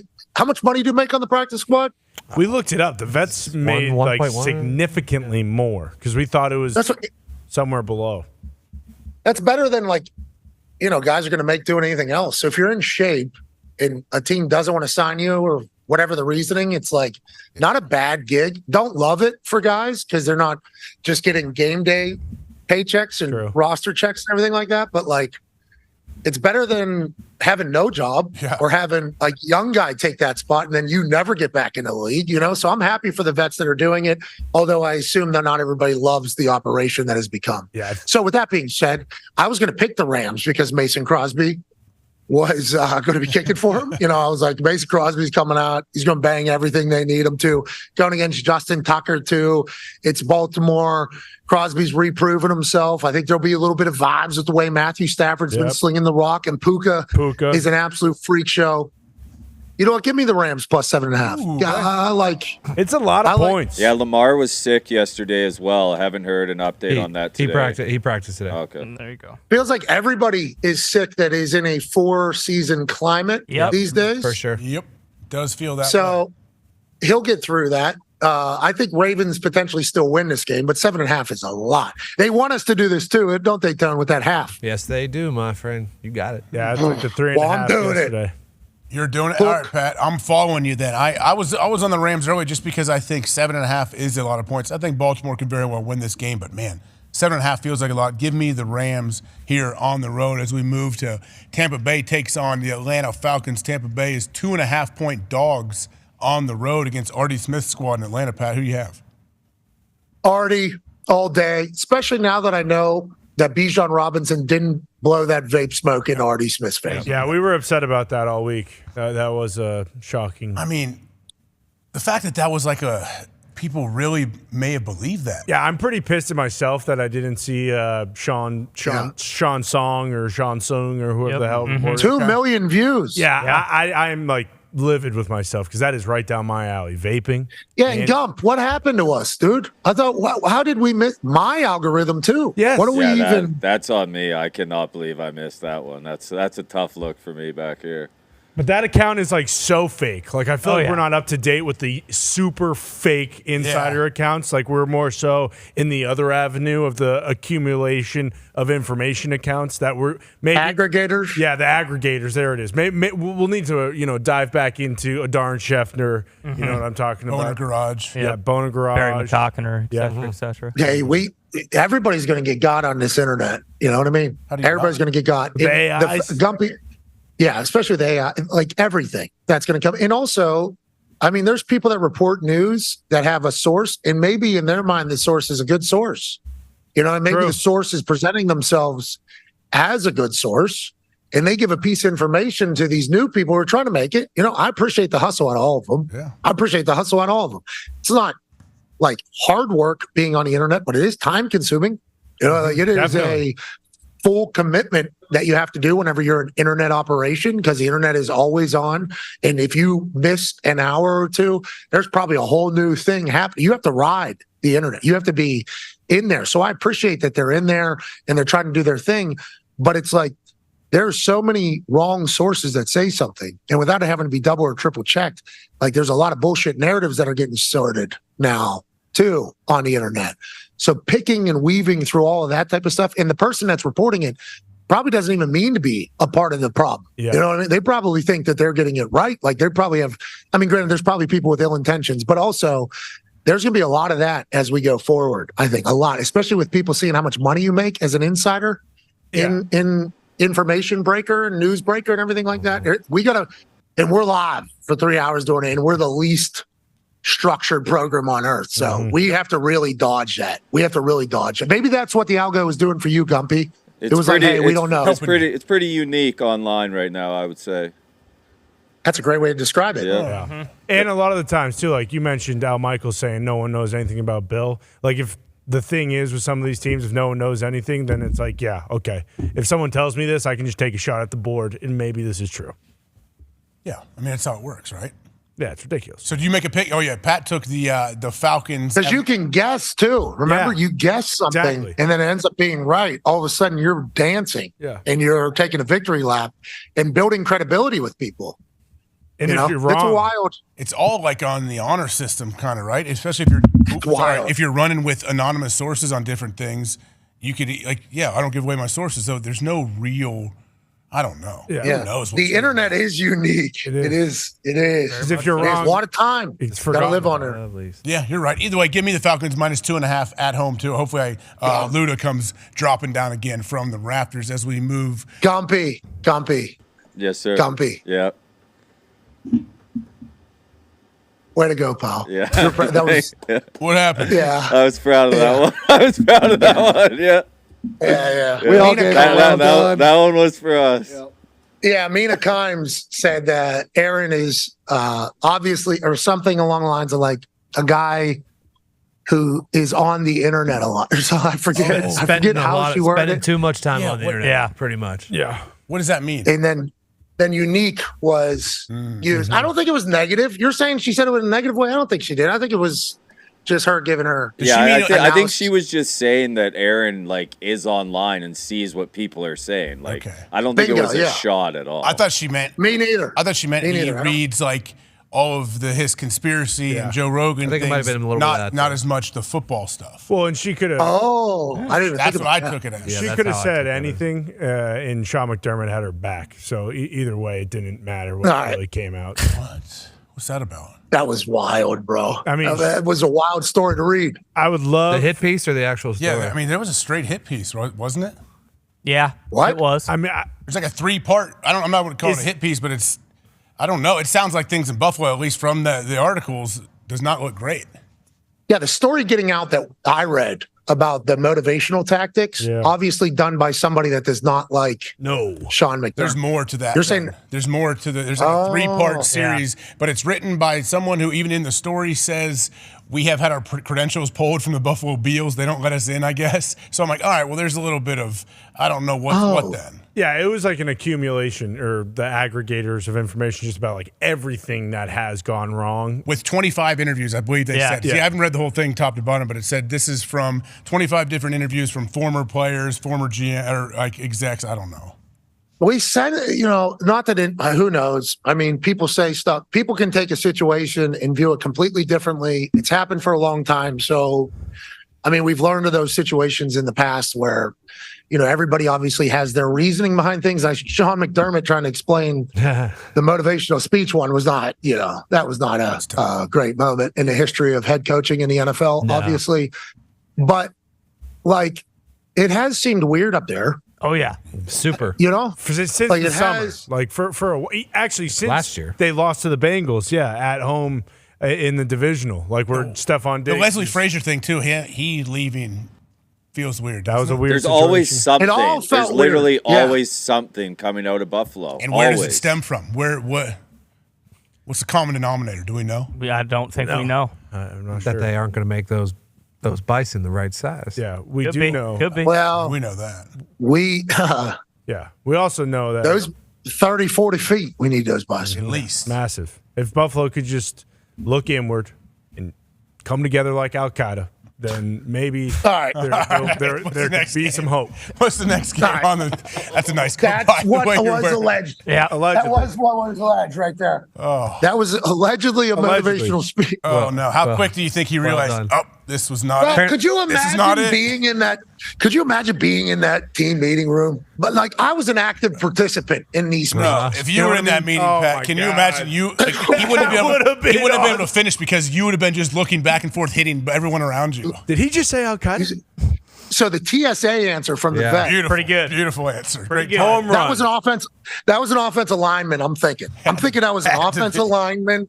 That's back of the room. I'm thinking back left room. I'm thinking back left the room is where the offensive line is. And he goes, "What was their biggest obstacles?" And he goes, "Shoot one of the names of an offensive lineman." And he literally probably has TSA, and then killed. Yeah. That killed in the offensive. Yes. That killed in the team meeting room. I mean, that absolutely. There was probably a massive pop in there. What a great response! I think he On the realized. spot. I think he realized pretty quick is what he apologized a week later. Yeah, he did. Was it a week or an hour later? I thought. To his team. I think he said he came back to the team right away and apologized, didn't he? Yeah. Boys. Dude, Hey. obviously nothing. I took a That's a shot. very serious subject. Yes, That's a very of serious course, subject. of course. But I am just thinking of being in that room, dude. It's training camp, right? It was training camp? I assume. Probably. Yeah, because it was at the college. So long days, training camp days.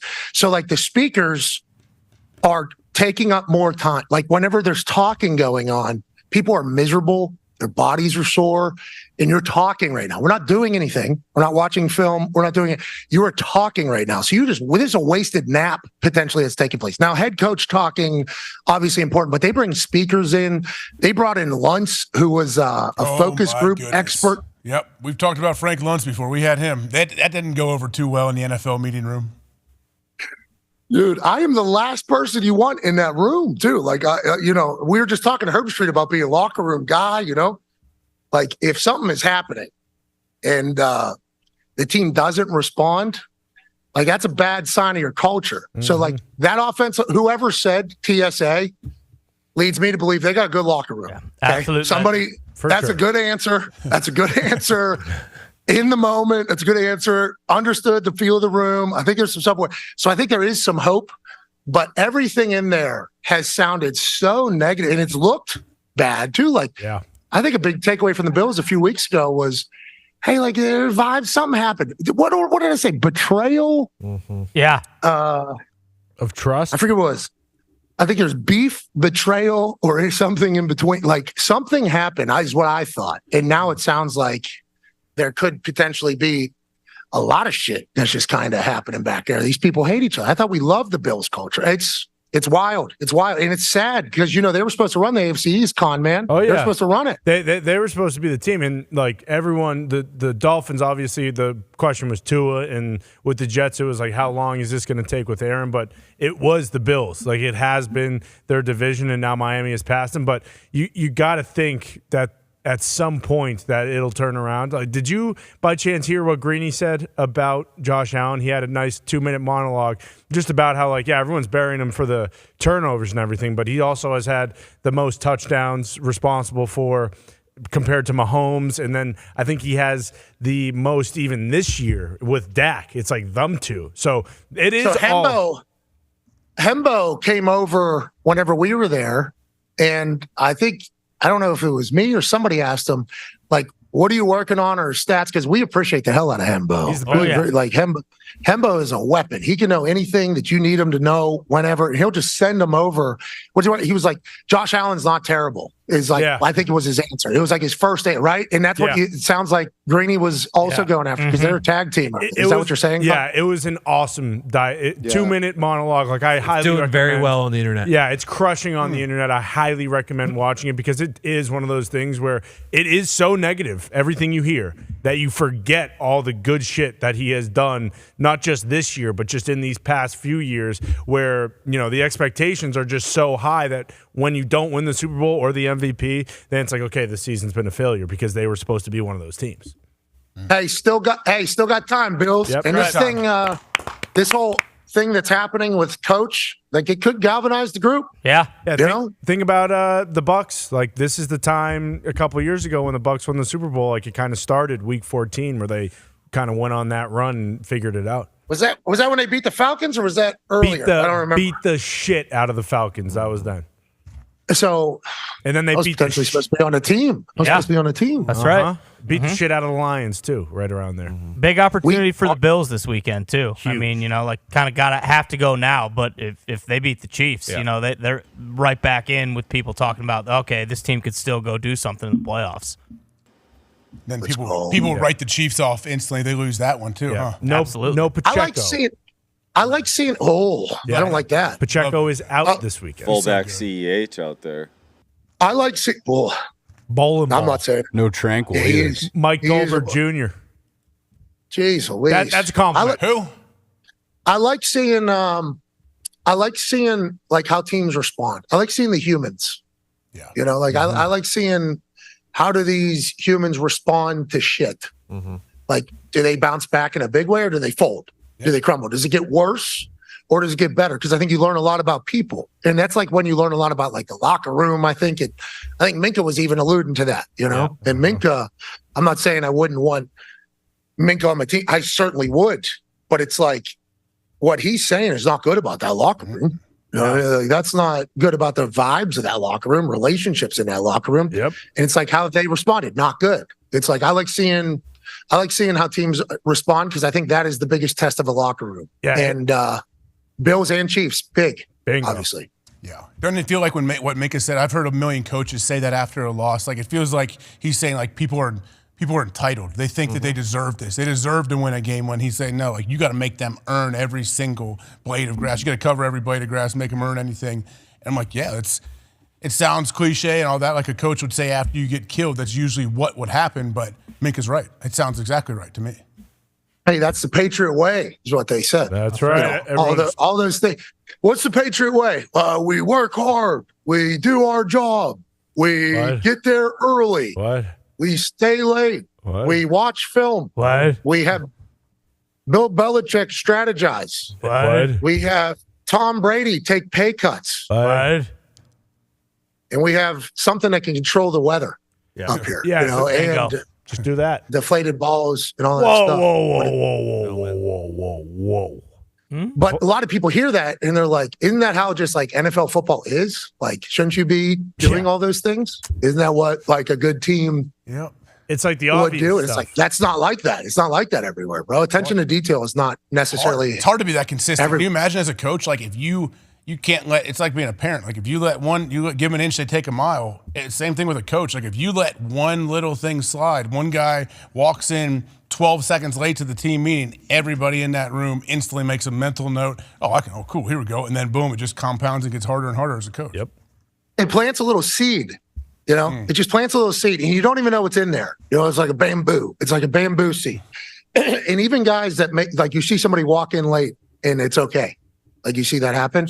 Like, somebody who isn't even like a bad teammate or something, like a year and a half from now, maybe, or like a year, their car stops or something, like something happens. So instead of like panicking and freaking out, there's like, oh, I can show up late. It's like instead of like a full-on fear that some people have in some places. Oh like, God, I'm not, like, I'll push this car. Being late. It gives me like, I have fear right now thinking of, in high school one time, I remember we had workouts at 5:15. I woke up at like 4:30. I went down on the couch to sit there and drink a water, and I fell asleep on the couch. And all of a sudden I woke up, and it was like 5:25. And I drove 7,000 miles an hour down the street, sweating, panicking, like, what am I going to do? And I we were in the gym before the weight room. I ran into the gym, and I was such a mess. Like, I thought my coach was going to kill me. Like, they saw that I was so distraught and so scared and worried that they're like, all right, just get in line, man. Just come on. We'll take care of it later. And they basically, I joined the boys, and then I got killed afterwards. But they're like, yeah, we kind of, you were on the verge of a heart attack when you showed up. Yeah. What did they do? Did they do Stairmaster or you run? This was high school, so no, run extra on the track. Oh, okay, got it. Yeah, track stuff, which distance running would have been the biggest punishment you can give me. I was horrendous at distance and still am and always will be, I think. Yep. Me too. Stairs, I could do. Yeah, I could climb. do stairs. I could climber all day long. Like, I'll do that. Just don't let me run. I'm not running more than like 100 yards, really. Bingo. We had to do 110s or whatever. My introduction to college football conditioning with Mike Barwis that first summer, buddy. Yeah. What are we doing? Just tossed. I left Barwis shaker right here. Yeah, hell yeah. I left soccer because I didn't want to run anymore. And then I was doing running practices. So you had no idea. Those summer workouts are straight. You're like a cross-country runner at that point. Like, you had no clue that was coming up? No, but I was still like in soccer shape though. So you were killing dudes. It was, yeah, I was pretty good. That's why, yeah, I was good.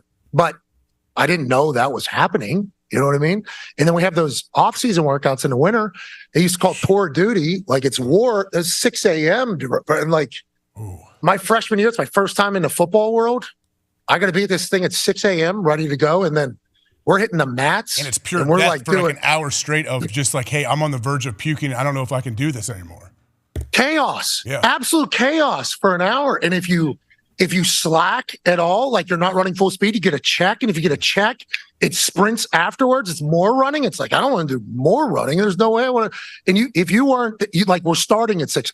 Chaos starts at 6 a.m. We're full go. So you have to be there 5:45. This in the off season.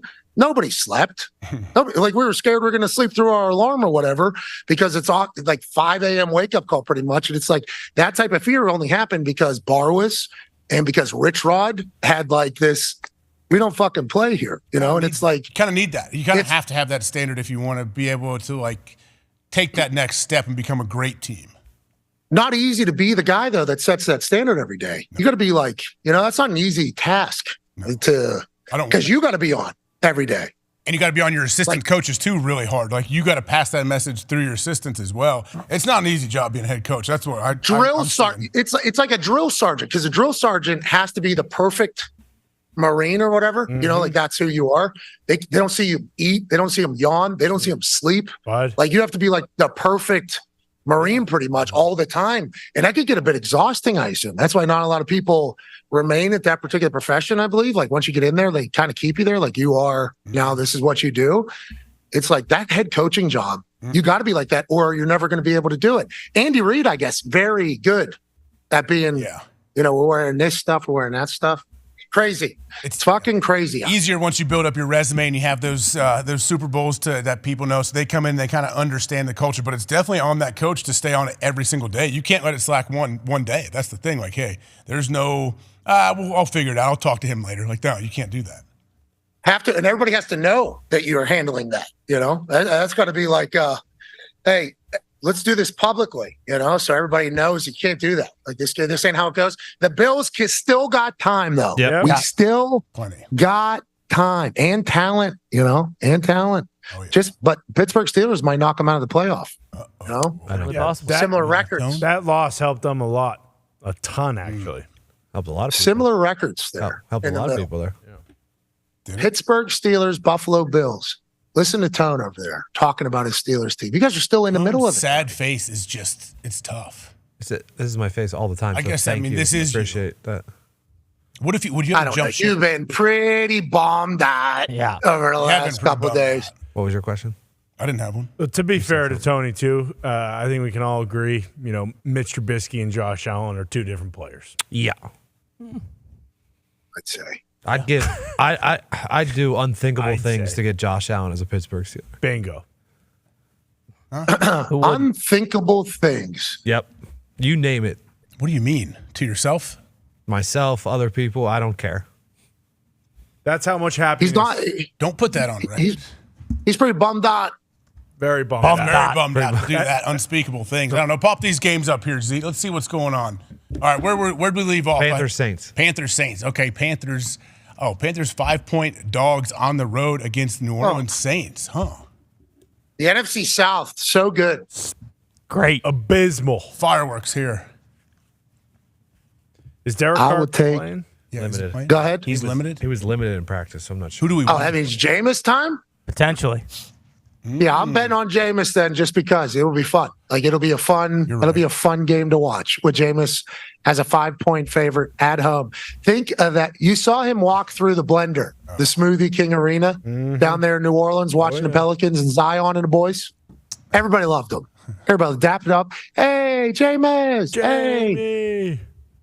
Hey. Start taking a picture with a little kid. Yeah. With a kid. And I saw a 90-year-old say what's up to her. So that's range. 8-year-old to a 9-year-old. That's pretty. That's everybody. A lot of range. They start scoring some touchdowns, especially off like tips or deflections or thrown into quadruple coverage, and boom, like right through somehow. And all of a sudden they have Jimmy Graham scores another touchdown. Like that place will get going.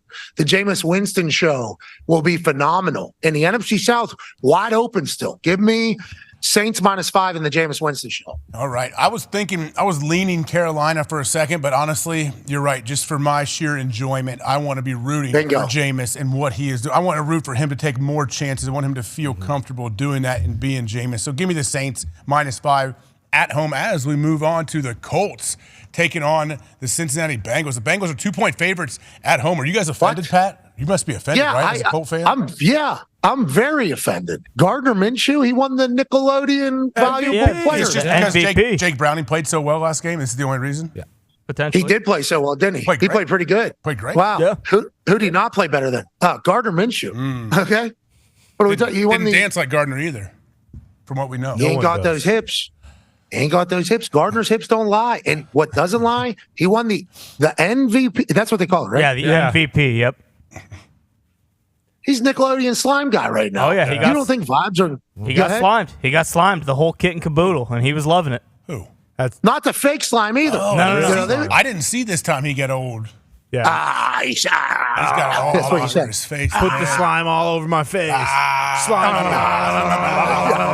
I got slime in my mouth. He knew his mustache was going to protect it like eyelashes, do for your eyes. But like, how awesome is he? What he has brought to this team, is like an actual magic. Look at this. I never saw that. It's my first time seeing it. I love this guy. He's such a beast. Yeah, he's a dog, dude. And he did this in Jacksonville, if you do recall. Whenever he was their quarterback, they were selling headbands and jorts and stuff. They gave out fake mustaches, didn't they? Oh, yeah. Yeah. Yes. Sunglasses with the thing. He has this magnetic personality. And then some of the throws he was making, we're talking back foot, 35 yards down the sideline. He's not scared. That touchdown to Pierce was an absolute ball in a bucket in the back of the end zone. Yeah, and you talk about Pierce, maybe he gets going. If he gets going, that's good news. Zach Moss, obviously in for Jonathan Taylor. He's proven that he can be a guy. Offensive line playing better. And if you look at any of those shot plays last weekend, like Gardner had time. Like he was, he dropped back 5-step, chilled, and then he threw it. It's like the offensive line's playing good. Like, why? Hey, let's why go. not? Like He's just chilling. Hey, we got time. Step into it. Okay, you got it. Bucket. And if Alec Pierce can continue to play like that, which Shane Steichen seemingly draws up. Look at that. Look at the time he had too, by the way. Pocket. Mm-hmm. You can let a play develop whenever you have a pocket like that. You can get game on the line. What a rot. Overtime. What a rot. So I'm guessing you're going to take the Colts as dogs, aren't you, on the road? Yeah, certainly going to take them. But also, like, as you're watching this is what they said this guy was like in practice for a long time, Pierce. Mm-hmm. And when I was there at training camp, I saw Anthony Richardson, first play. I think it was first play, 7-on-7, maybe second play. Anthony Richardson rolled to his left, got forced out of the pocket, and then he just went like that. Oh, I just remember like that. That was on film. Like that. I remember that play. Yeah. I was standing right next to Chris Ballard talking to him at the practice on the sideline, and it's just like flick of the wrist right into Alec Pierce. Just like Fowler. Hell yeah. Hell yeah, Ballard. Hell yeah. But it right into the bucket, touchdown. And I'm like, okay, haven't seen that out of Alec Pierce since he's got here. That's awesome. And how about that fucking guy can do that? That's crazy that happened. And it was like real. And now Alec Pierce, you're seeing it. And then Michael Pittman Jr., great and humble, doesn't talk really, talks a little bit, I guess, has a good personality, but no beef, no qualms anywhere. He's a player. I believe, in the defense, come on, why not? They gave up they've given up some points this season, but they're playing good. DeForest Buckner is taller and bigger and stronger and faster than you are. So, he's good at football. Zaire Franklin, I think he's very appreciative of the opportunity he has. He is making the most of this opportunity he got. Yes, he is. He's filthy. Yeah, I agree. I believe in the Colts, man. I do, for whatever reason. Now, if they lose to the Bengals, it's going to be tough. It's going to be tough. That's going to be a tough loss, especially to Jake Browning. I can't believe they are favored against the Colts, and Shane Steichen will use that as motivation. Giving them +2. I love it. Everything about it. I'm riding with you here on the Colts. I'm a believer in what the Colts are doing. Honestly, from where they were earlier, when we were talking in training camp about the Colts, I'm like, man, they are not in a great spot right now to where they are now with the injuries, with everything going on. Gardner, I like what's going on. Give me the Colts -2. I'm +2. I'm surprised they are dogs this week, but hey, we'll see what happens as we move on. Anthony Richardson out for the first 5 games, pretty much, and then out for the whole season. It's Shane Steichen was not dealt the most ideal hand to start his coaching tenure. And it's look at him. He's a great coach. He's coach of the year. Coach of the year, yeah. Figures it out, man. He's definitely figuring it out. What about Detroit? Here we go, Evie. Evie might be a little bit nervous about his guys. He doesn't know if they're backsliding, if they are who we thought they were. The Lions, 3-point favorites on the road against Zeke's Chicago Bears. What are we doing here? 3? What? 3 for how much should it be? I mean, 9? Yeah, seriously, at least a touchdown. Bears damn near beat them in Detroit. Yeah. Should have. And Justin Fields, he can move. Yep. Man. He can move. Zito, can he? Oh, yeah. He can move real good. We are missing 3 receivers, though. Who? Oh. St. Brown. All right, Oh, no. What were you going to say, Fox? I'm sorry, buddy. We're out Frank Ragnow, it sounds like, and then we did just lose Aleem McNeil on the defensive line, which will not help that defense that Justin Fields looked very good against the first time around. But I think the Lions will be okay. I think they'll be all right. Everybody's out, Zito. I'm sorry. I stepped on you there, buddy. I barely, No, you're good. Ear. DJ Moore's in, but we got 2 receivers for sure out, all and that then matters. 1 more. Yeah, DJ's there. 3 points. Give it a Lions. I believe in Detroit Lions. Hell yeah. The brand new Lions. I believe in them. I like the Lions. Pat, don't you think this is a game where the Bears could possibly win or the Lions win by 21? It's one of those games? Yeah. Yup. I think that's probably Did you say Bears win by 20 points? No. I said the Bears could find a way to win the game or the Lions blow them out. That's what I kind of think happens. Okay. Yeah. I think Jack Harlow potentially has another performance. That'd be big. I didn't know that changes things. I didn't know that. That was Jack Harlow did not. He deserved better. He got screwed. He did. He had no shot. I don't know who set him up.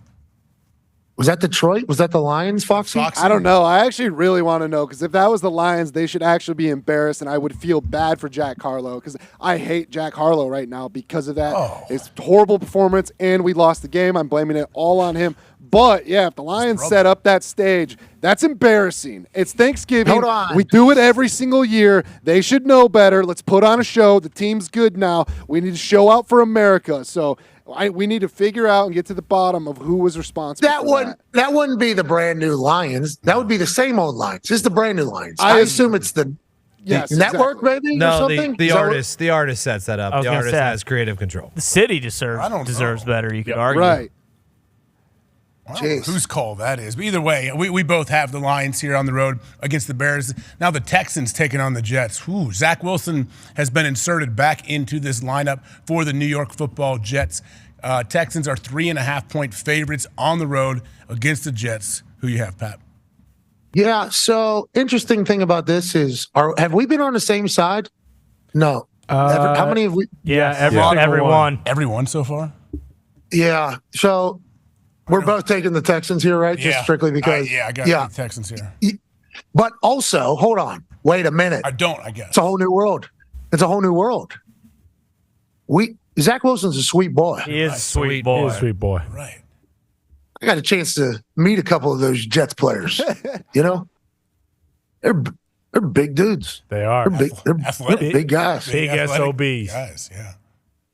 They looked like cool dudes. Yeah, absolutely. They look like nice guys. Super cool dudes. Yeah. What a time that was. So lucky to be invited to that. You know what I mean? Lucky. Oh, yeah. Mr. Jones and me. What a moment. I didn't hear. Was there singing ever? Was there I know we missed. I don't know if anyone sung. Someone tried to bring Durst up, but there was no guitar. He was not prepared. They didn't okay it with him. He didn't bring his axe? They did end up playing.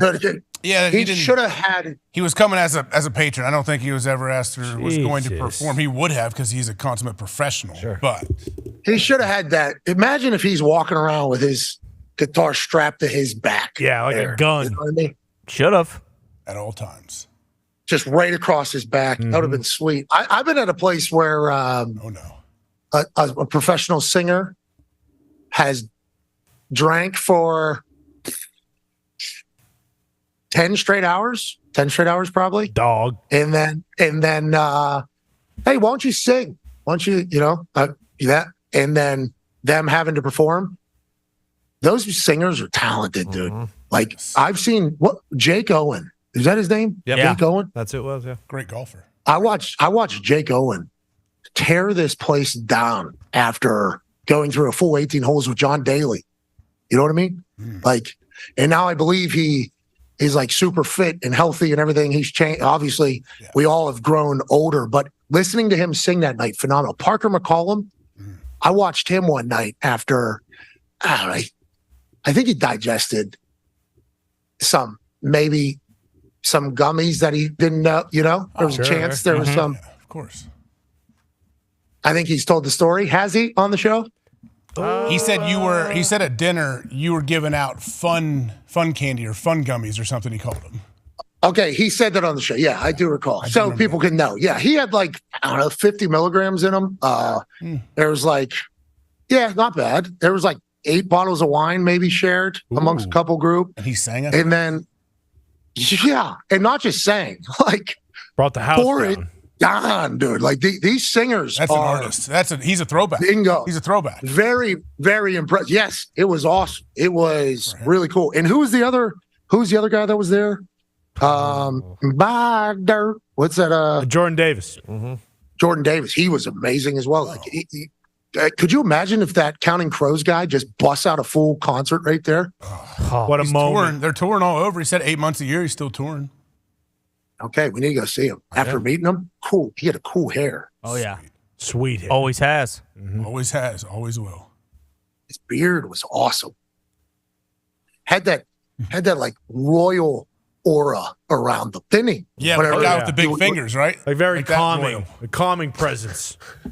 Yeah, it was good. It was great. It was nice to meet him. I'm happy we didn't miss that, because if that would have happened, I would have been very pissed. Would have been very pissed that we missed it. Yeah. We don't get invited to a lot of those types of things. No. So, boys, could you imagine if we would have missed that? That would have been. God.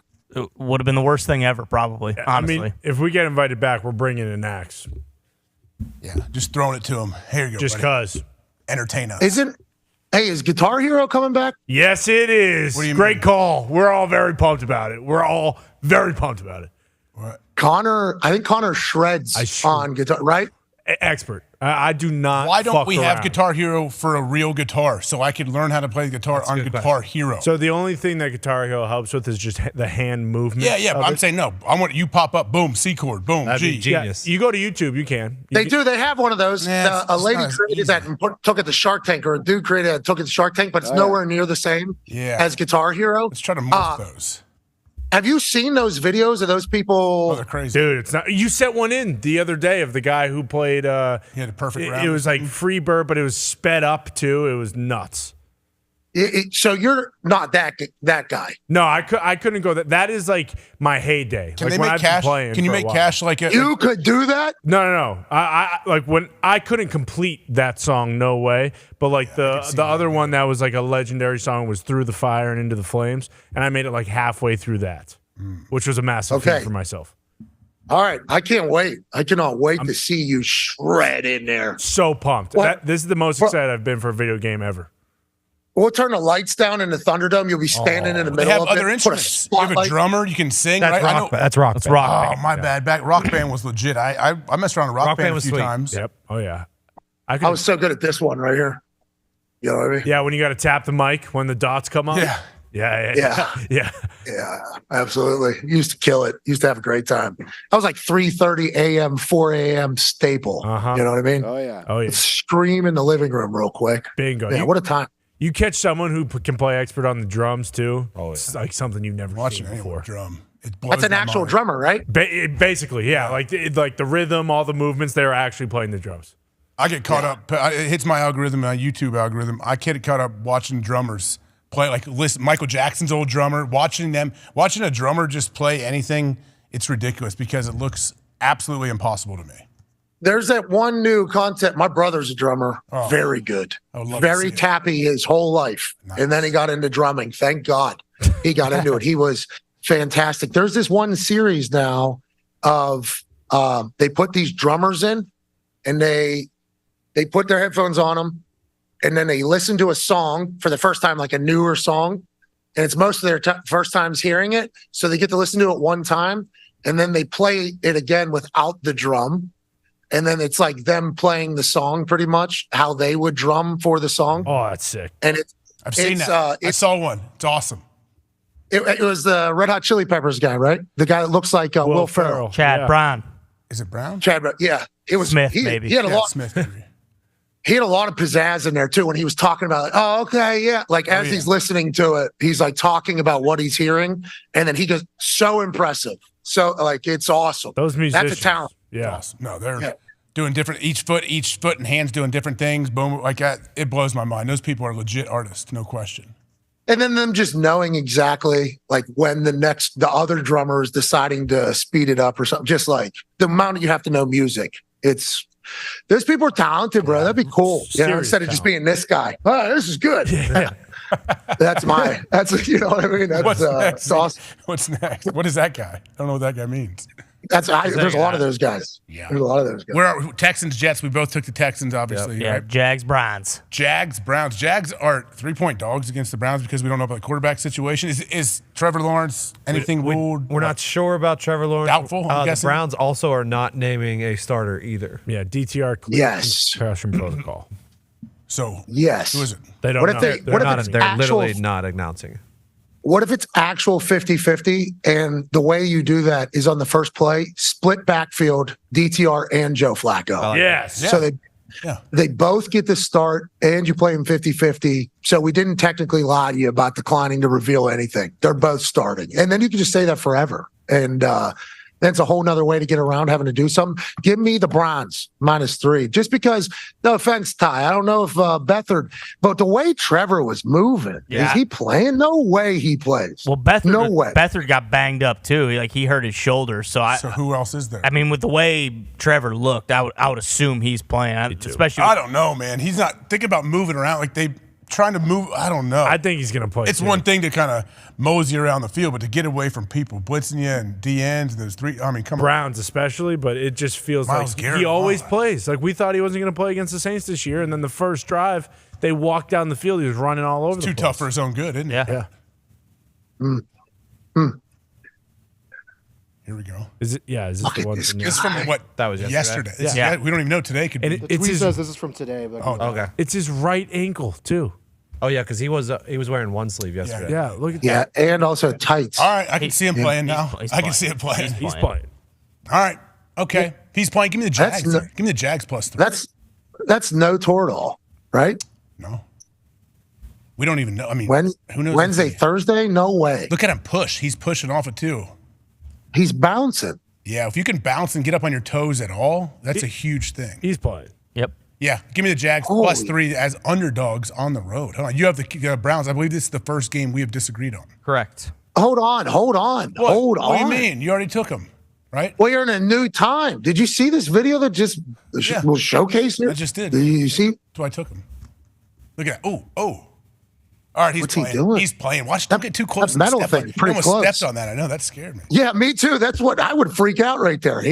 Which would lead even more so. Is this the chillest dude of all time? Like, what a. He's the best. Kinda nice, I that love grass. Trevor That grass Lawrence, I is think. Beautiful. It's for me. It started with that CJ Stroud. Like, I wish the Texans suck every year, so I'm not that pumped about it. But that was awesome. I love. Yeah, that's funny. I like the way he has remained a human. Yeah. Not easy in the world that he has come up in, being the guy his whole life. Seems super chill. It really does. Is that not a perfect place for him down there in Jacksonville with Doug Peterson? Doug, too. How cool is Doug? Visor, big brain. Mm-hmm. Cleveland's defense is different at home than it is on the road. Yes, true. Correct. They also say the Jags play better on the road. You waffling? Throwing that. Pulling a Chuck. I'm waffling. Remember, Chuck was right with his original, and then he waffled. He went against his gut. So he said he was originally on Pittsburgh. Then he waffled to New England. Then he waffled back. And it was like, so he was waffling more than we even saw. And I didn't know that. You know what I mean? When I was listening He was to kind it. of going. Now that I think about it, he was kind of going through it up here. Like, like that was a tough game. He wasn't sure how to digest like what he was thinking at the time. Connor, did you bet on the Patriots last night? After the touchdown, yes. I realized immediately after they scored that first touchdown that they were going to win the game, so I got them at +0.5. What do you like in this game, Jags Cleveland? I'm taking the Jags because they're better on the road, and as much as I would love to say footsteps Flacco is going to go out there and ball, I feel like that is less likely than the Trevor Lawrence tough guy game. And also, weather's supposed to be like 60, right? In the Midwest, Northeast? Yeah, it's supposed to be tomorrow. It's supposed to be 60 degrees, a little bit of rain, and then Sunday it's supposed to be like 40. So it goes back down on Sunday. Not bad. Okay. All right. It's like up here. They're telling me it's going to be 60 tomorrow. Yeah, Here. it's going to be wicked nice up there. Yeah, wicked nice, yeah, dude. I had to fit that one in for you just in case you wanted to use. Belichick's wearing shades. Thank you. I forgot about it. I did forget about it. Nobody has dropped a wicket on me yet today. So might be hanging out with a bunch of pricks then. No, I haven't really got to talk to You're not going to mention the ring fair cam, enough, are you? fair You're not going to say about the ring cam. I would hope so, right? What's that? Tomorrow? Yeah, tomorrow. Nah, dude, that's not the right time. Not on camera. College game day. You're the master at working things in to make them like fun, but that's a very, very difficult one to do. Yeah. I'm definitely going to mention that he's like Diesel. You know what I mean? I'll be like, just like I thought, Diesel, Built like a absolute tank, barrel chest. Yes, he is. I big mean, you're barrel. not lying. Yeah, you're a beast, dude. You need to know that. I'll probably work that in there. Okay. You know, because it's not like we broke that news. That video was seen by a lot of people. We actually want the bat for Bill for that, you know? So it's like, I'm not. We may have played it more than a couple other shows, possibly. But we were positive about the video.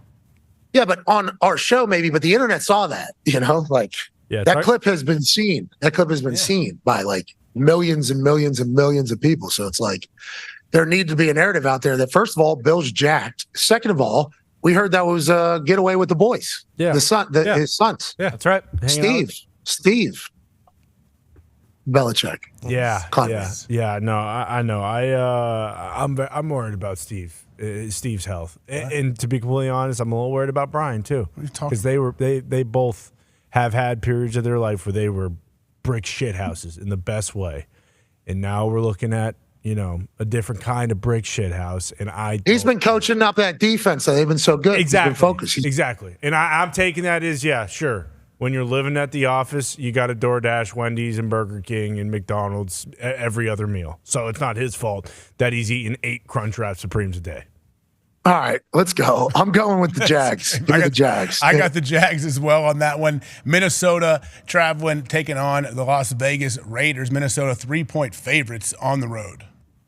And Justin Jefferson is back. I think that matters. Give me the Vikings in Las Vegas.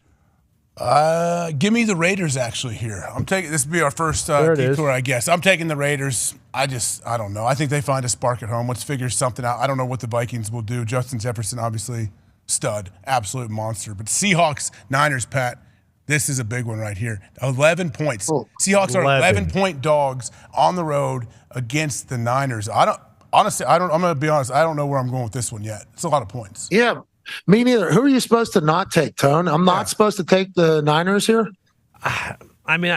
Everyone's going to be on the Niners, especially because at 11. Yeah, it doesn't matter. I mean, they beat them by that on Thanksgiving night, if I am correct. Yep. By a lot. Yeah, a lot. 20. I mean, you have to make it this because that's what you have to.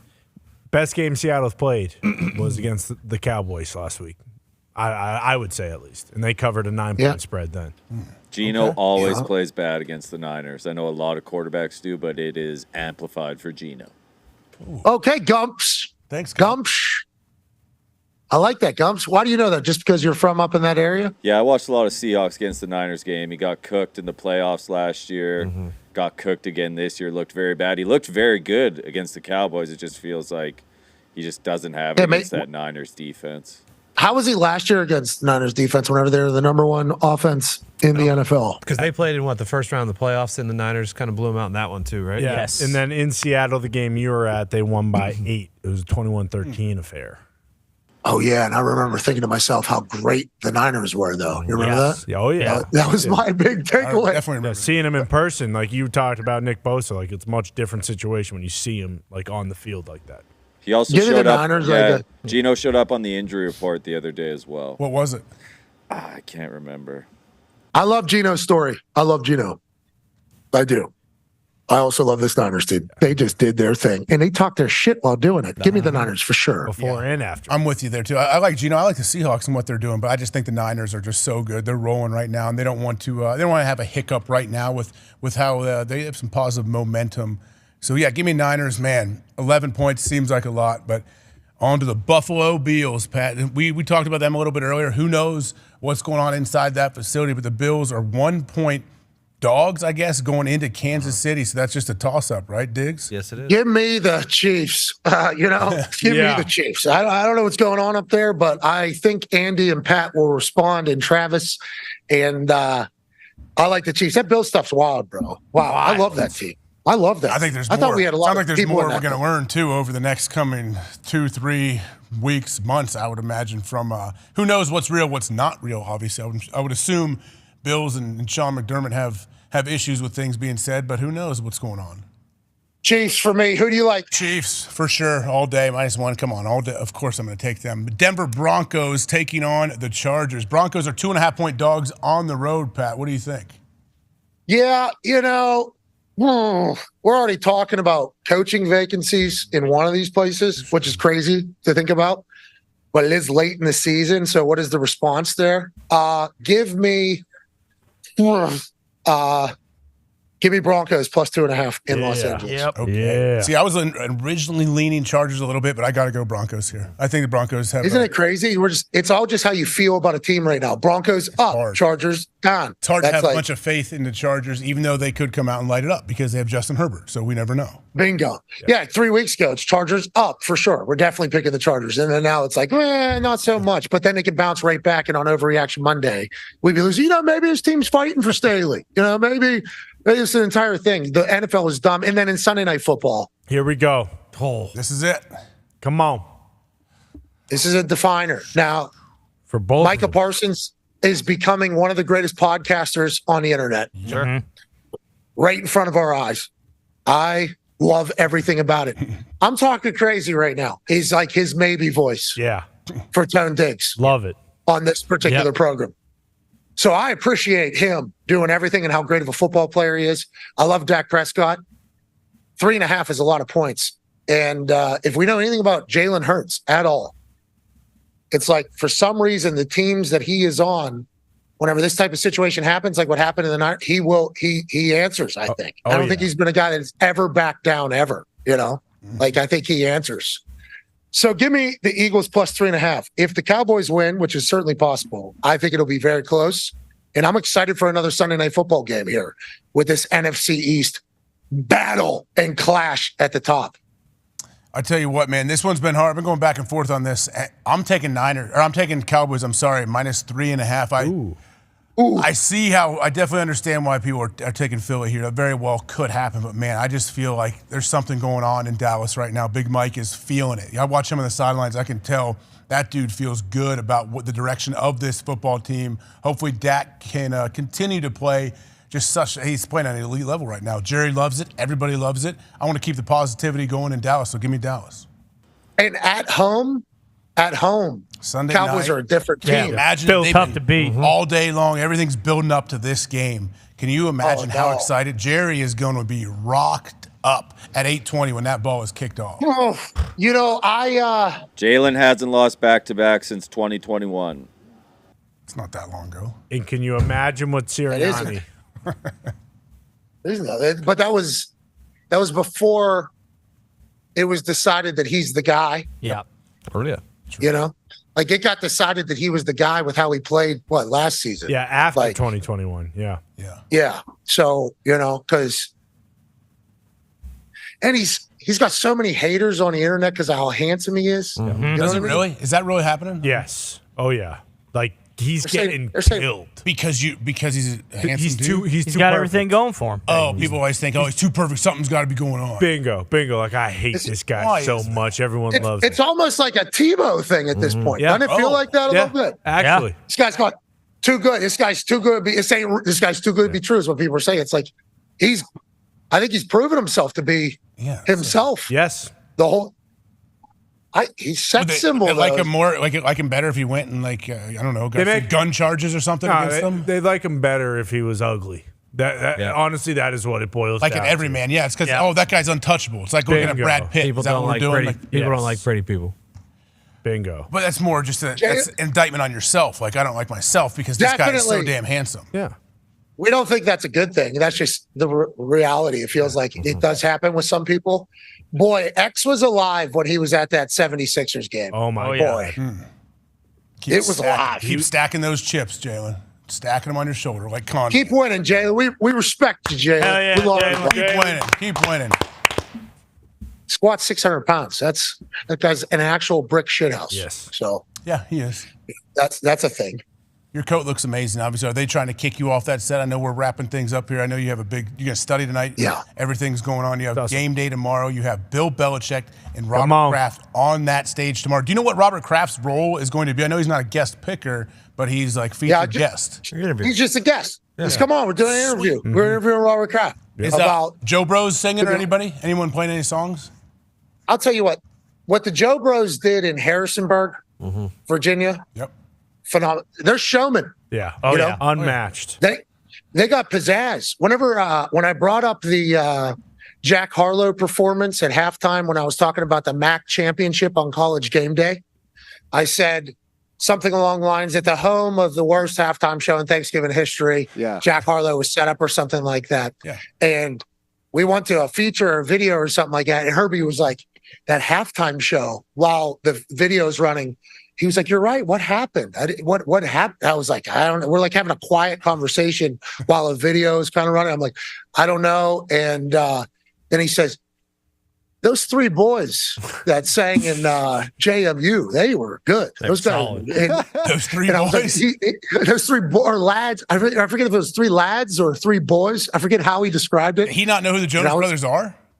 I don't know if he forgot in the moment and he was just like quick, because we only had 15 seconds probably to get this entire conversation in during the show. So it was like I was like, the Joe Bros? Like, and he's like, there's 3 lads. Yeah, they were the brothers, obviously. Those sweet they boys. He said pizzazz or whatever. They were right. The Joe Bros. They bring it. Work.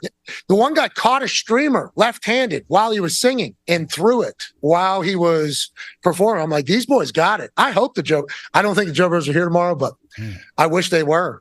I wish they were. They were on the list for that party Sunday. They were going to come. They had a concert, I believe, that night. They were supposed to come. Who knows if they may have come late. I never saw them, but they were trying to get there. Yeah. Wow. Ty. A couple of them used to come to Packer games a while ago. I think Joe Jonas. Yeah, I used to see him like the family area afterwards. He and Aaron know each other. Which one's that? Which one's Joe Jonas? He's the tall one. Yep. Yeah. He sings.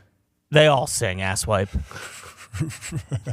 I know they all do. He's the lead singer technically, though, right? Or the drummer? No, Nick's the lead. As the drummer, like Phil Collins, he's the lead singer and the drummer. Think about doing that. Could you play the drums and sing at the same time? He's Pat? guitar. Yeah. You talking about the Eagles vocals. Guy? No, Phil you talking Collins. about the Eagles guy? Well, him too, but yeah, Phil Collins is playing the drums and singing. But yeah, Eagles guy too, right? Eagles guy does, yeah. That's always an Don interesting Henley? thing. Yeah. Don Henley. Don does, yeah. Donnie. Because his drums like up behind, but they're in the same spot as where his microphone is, and they're like lined up 7 wide, with Joe Walsh like R2 pretty much in there. Yep. And then dead center is old Buddy, lead singer, who's also the drummer. So he just goes back to the drums and it's just like empty microphone in the middle of the stage. And then it's an interesting, I could not be able to do that. I would not have enough talent to do that. That's next level up there. I think I've heard musicians. There you go. Sorry, I got it out. I Nailed slowed it down. Musicians. I've heard a lot of them talk about how they're mind blown when they see people play the drums and sing. Like, there's no way I could do that. Joe Bros could all do that. They're all musicians. That's right. All the Joe Bros. They grew up, hitting I watched that. There's a documentary on them. They had a good, their upbringing, man. They were playing in the church choir their whole life. Oh yeah. Killing it. Been jamming since day one. I respect the Joe Bros grind, story, hustle, talent. If they would have shown up in the same room I was in, buddy, I got questions. You know what I mean? It just so impressed with what they did in Virginia this year. Oh. So impressed. Yeah. They were serving drinks the night before right. at the bar. That's right. Joe Bros serving beers. Men of the people. Was that at Penn State? Don't they do that at Penn State at some famous bar? Oh, yeah. They went in there all the time. Yeah. all the time. Oh, they're bartenders? Yeah, These guys are like bartenders? They're Nittany Lions for life. Love it. Why is that? What's their connection? They know AQ? They went there. No, they didn't. They didn't go to college. Yeah, they all played slot receiver. Yep. Okay, I guess I missed it. I didn't know. I guess they're a little bit younger than me, so they're before I was there. They still run great routes and still get open. I heard one of them got like 12 sacks one year. No, they played receiver. That's the brother. No, one guy played one of the Joe Bros played DN. That's the fourth brother. Oh, my bad. Yeah, I'll find him. That wasn't Jeffrey Jonas. Jeffrey Jonas. Mm-hmm. Frankie. Frankie. I do have another brother. Foxy, big fit. Foxy knows. I've seen the documentary as well. Also, like when I was a watcher of Disney Channel, the Joe Bros came on the scene with what is it? Nope, not School of Rock. That's a different movie. Camp Rock. And so I've kind of grown up with the Joe Bros. And they got bangers. Really? Yeah. See, they do boom, have look bangers. at that. Look at that. See, you're right. Is that But honestly, they were Mickey Mouse when they were at Disney Channel when I was that age. Like I didn't like them then, and then they came out with bangers. Offense taken, brother. Wait, were they on? Yes, all of it. Nick was a 5-star. There were the other 2 or 4-star recruits. They all went to Penn State. Yeah, they did. Every one of them. Yep. Some of Bill Play for Joe Pa. It was tough recruiting. Had to go to the room. Had to go to the living room. Get them. Joe Pa did. Joe Pa was doing the electric slide in there. Nebraska.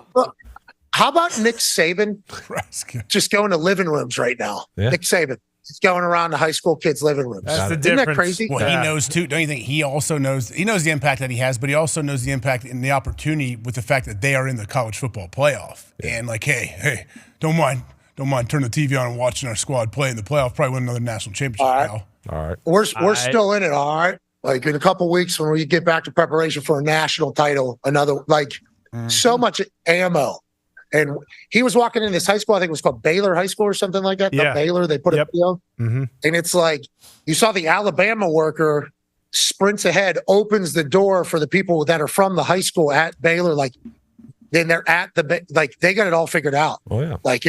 Can you imagine? Hey, let's make this time we have together perfect. You know what I mean? Because there's an opportunity to really, think about what happened with Colorado, right? Now, granted, it obviously all changed, but you get like 4 or 5 like massive recruits. That changes a program. You know what I mean? That could change an entire thing. He gets like 30 of them. You know what I mean? Like every year, it's just like weapons. It's a factory. It's a lot of hard work. And I appreciate that he comes on our program. Boy, those Florida State people were so mad at Herbstreit this week. Man, that was real. They were saying some mean stuff. They were saying some real mean stuff to Herbie. They are still pissed. They're going to be pissed forever. Oh, They will always be. How will they ever get over it? When they lose by 30 to Georgia. I still don't think they'll get over it. No, definitely. Herbie's become the face of the committee almost. I'm like, Herbie, you didn't vote. Hey, he's jumping into it though. He's giving facts and saying, what do you mean? There's nothing to argue about, it seems like.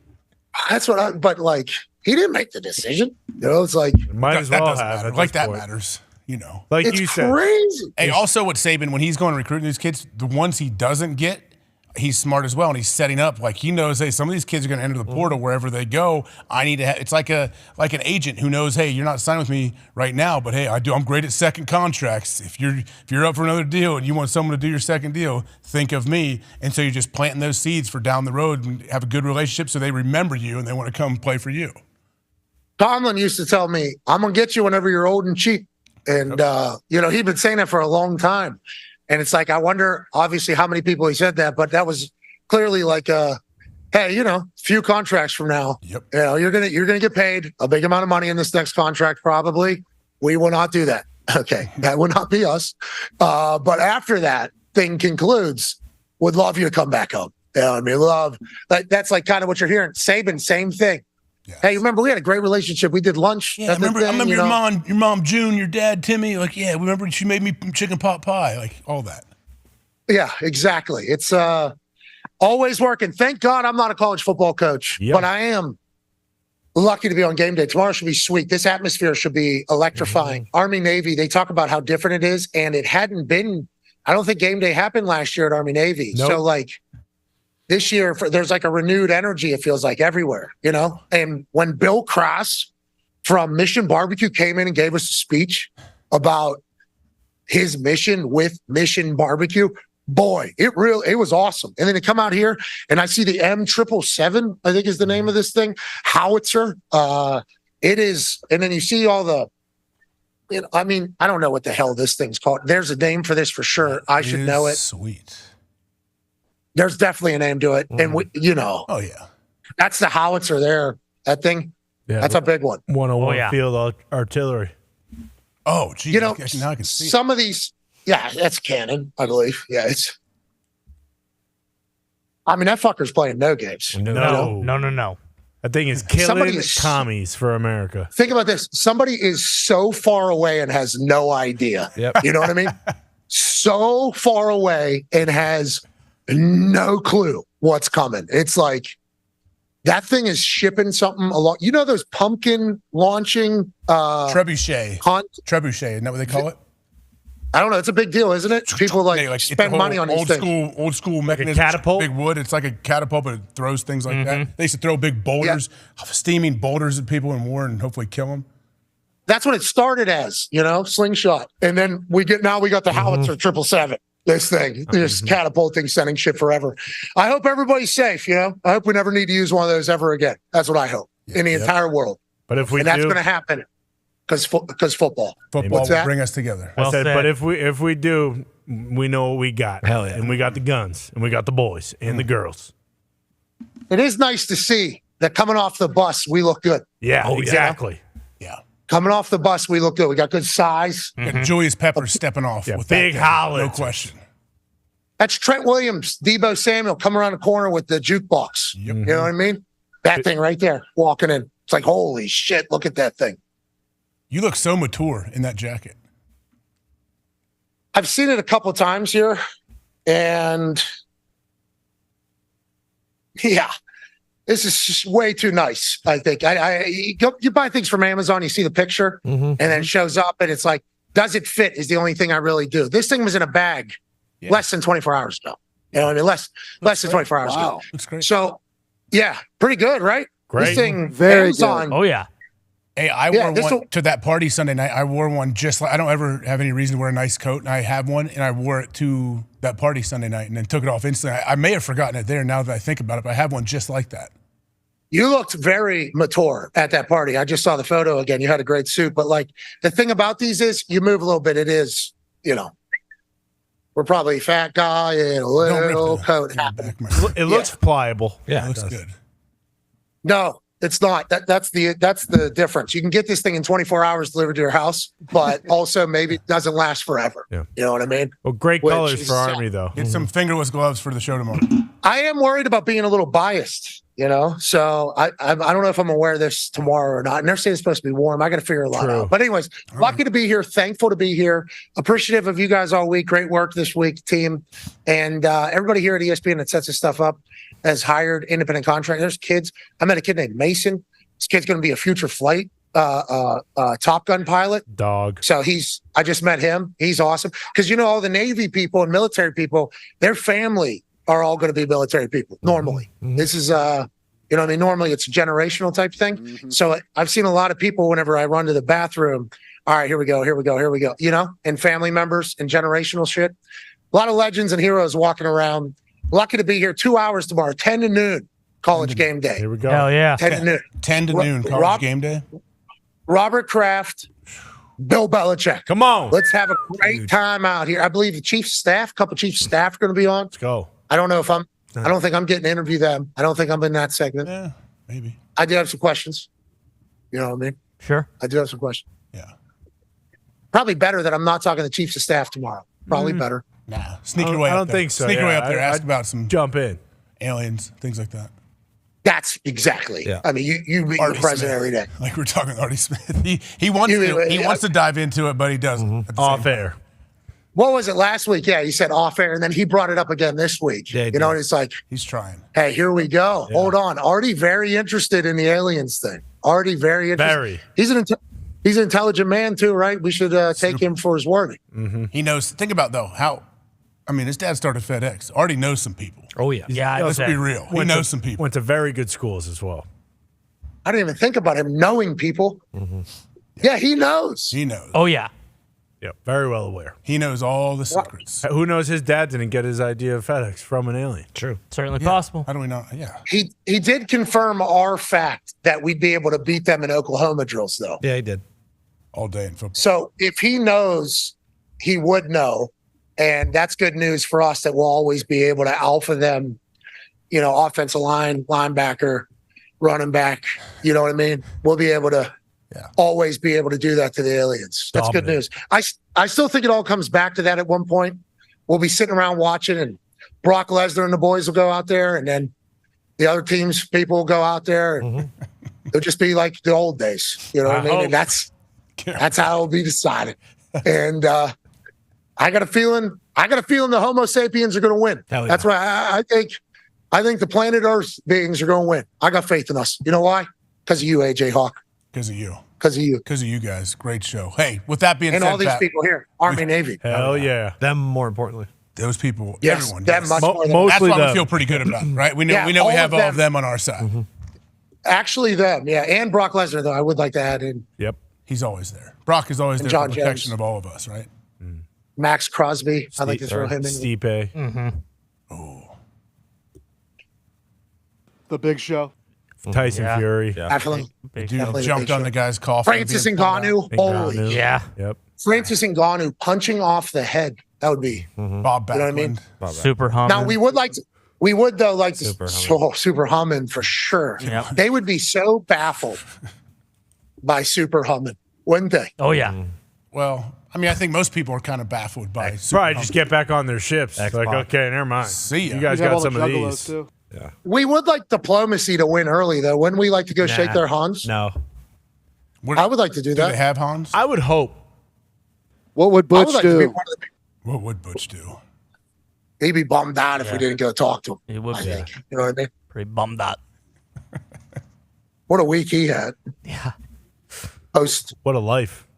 I'm bummed out. I'm bummed out. But yeah. Yeah.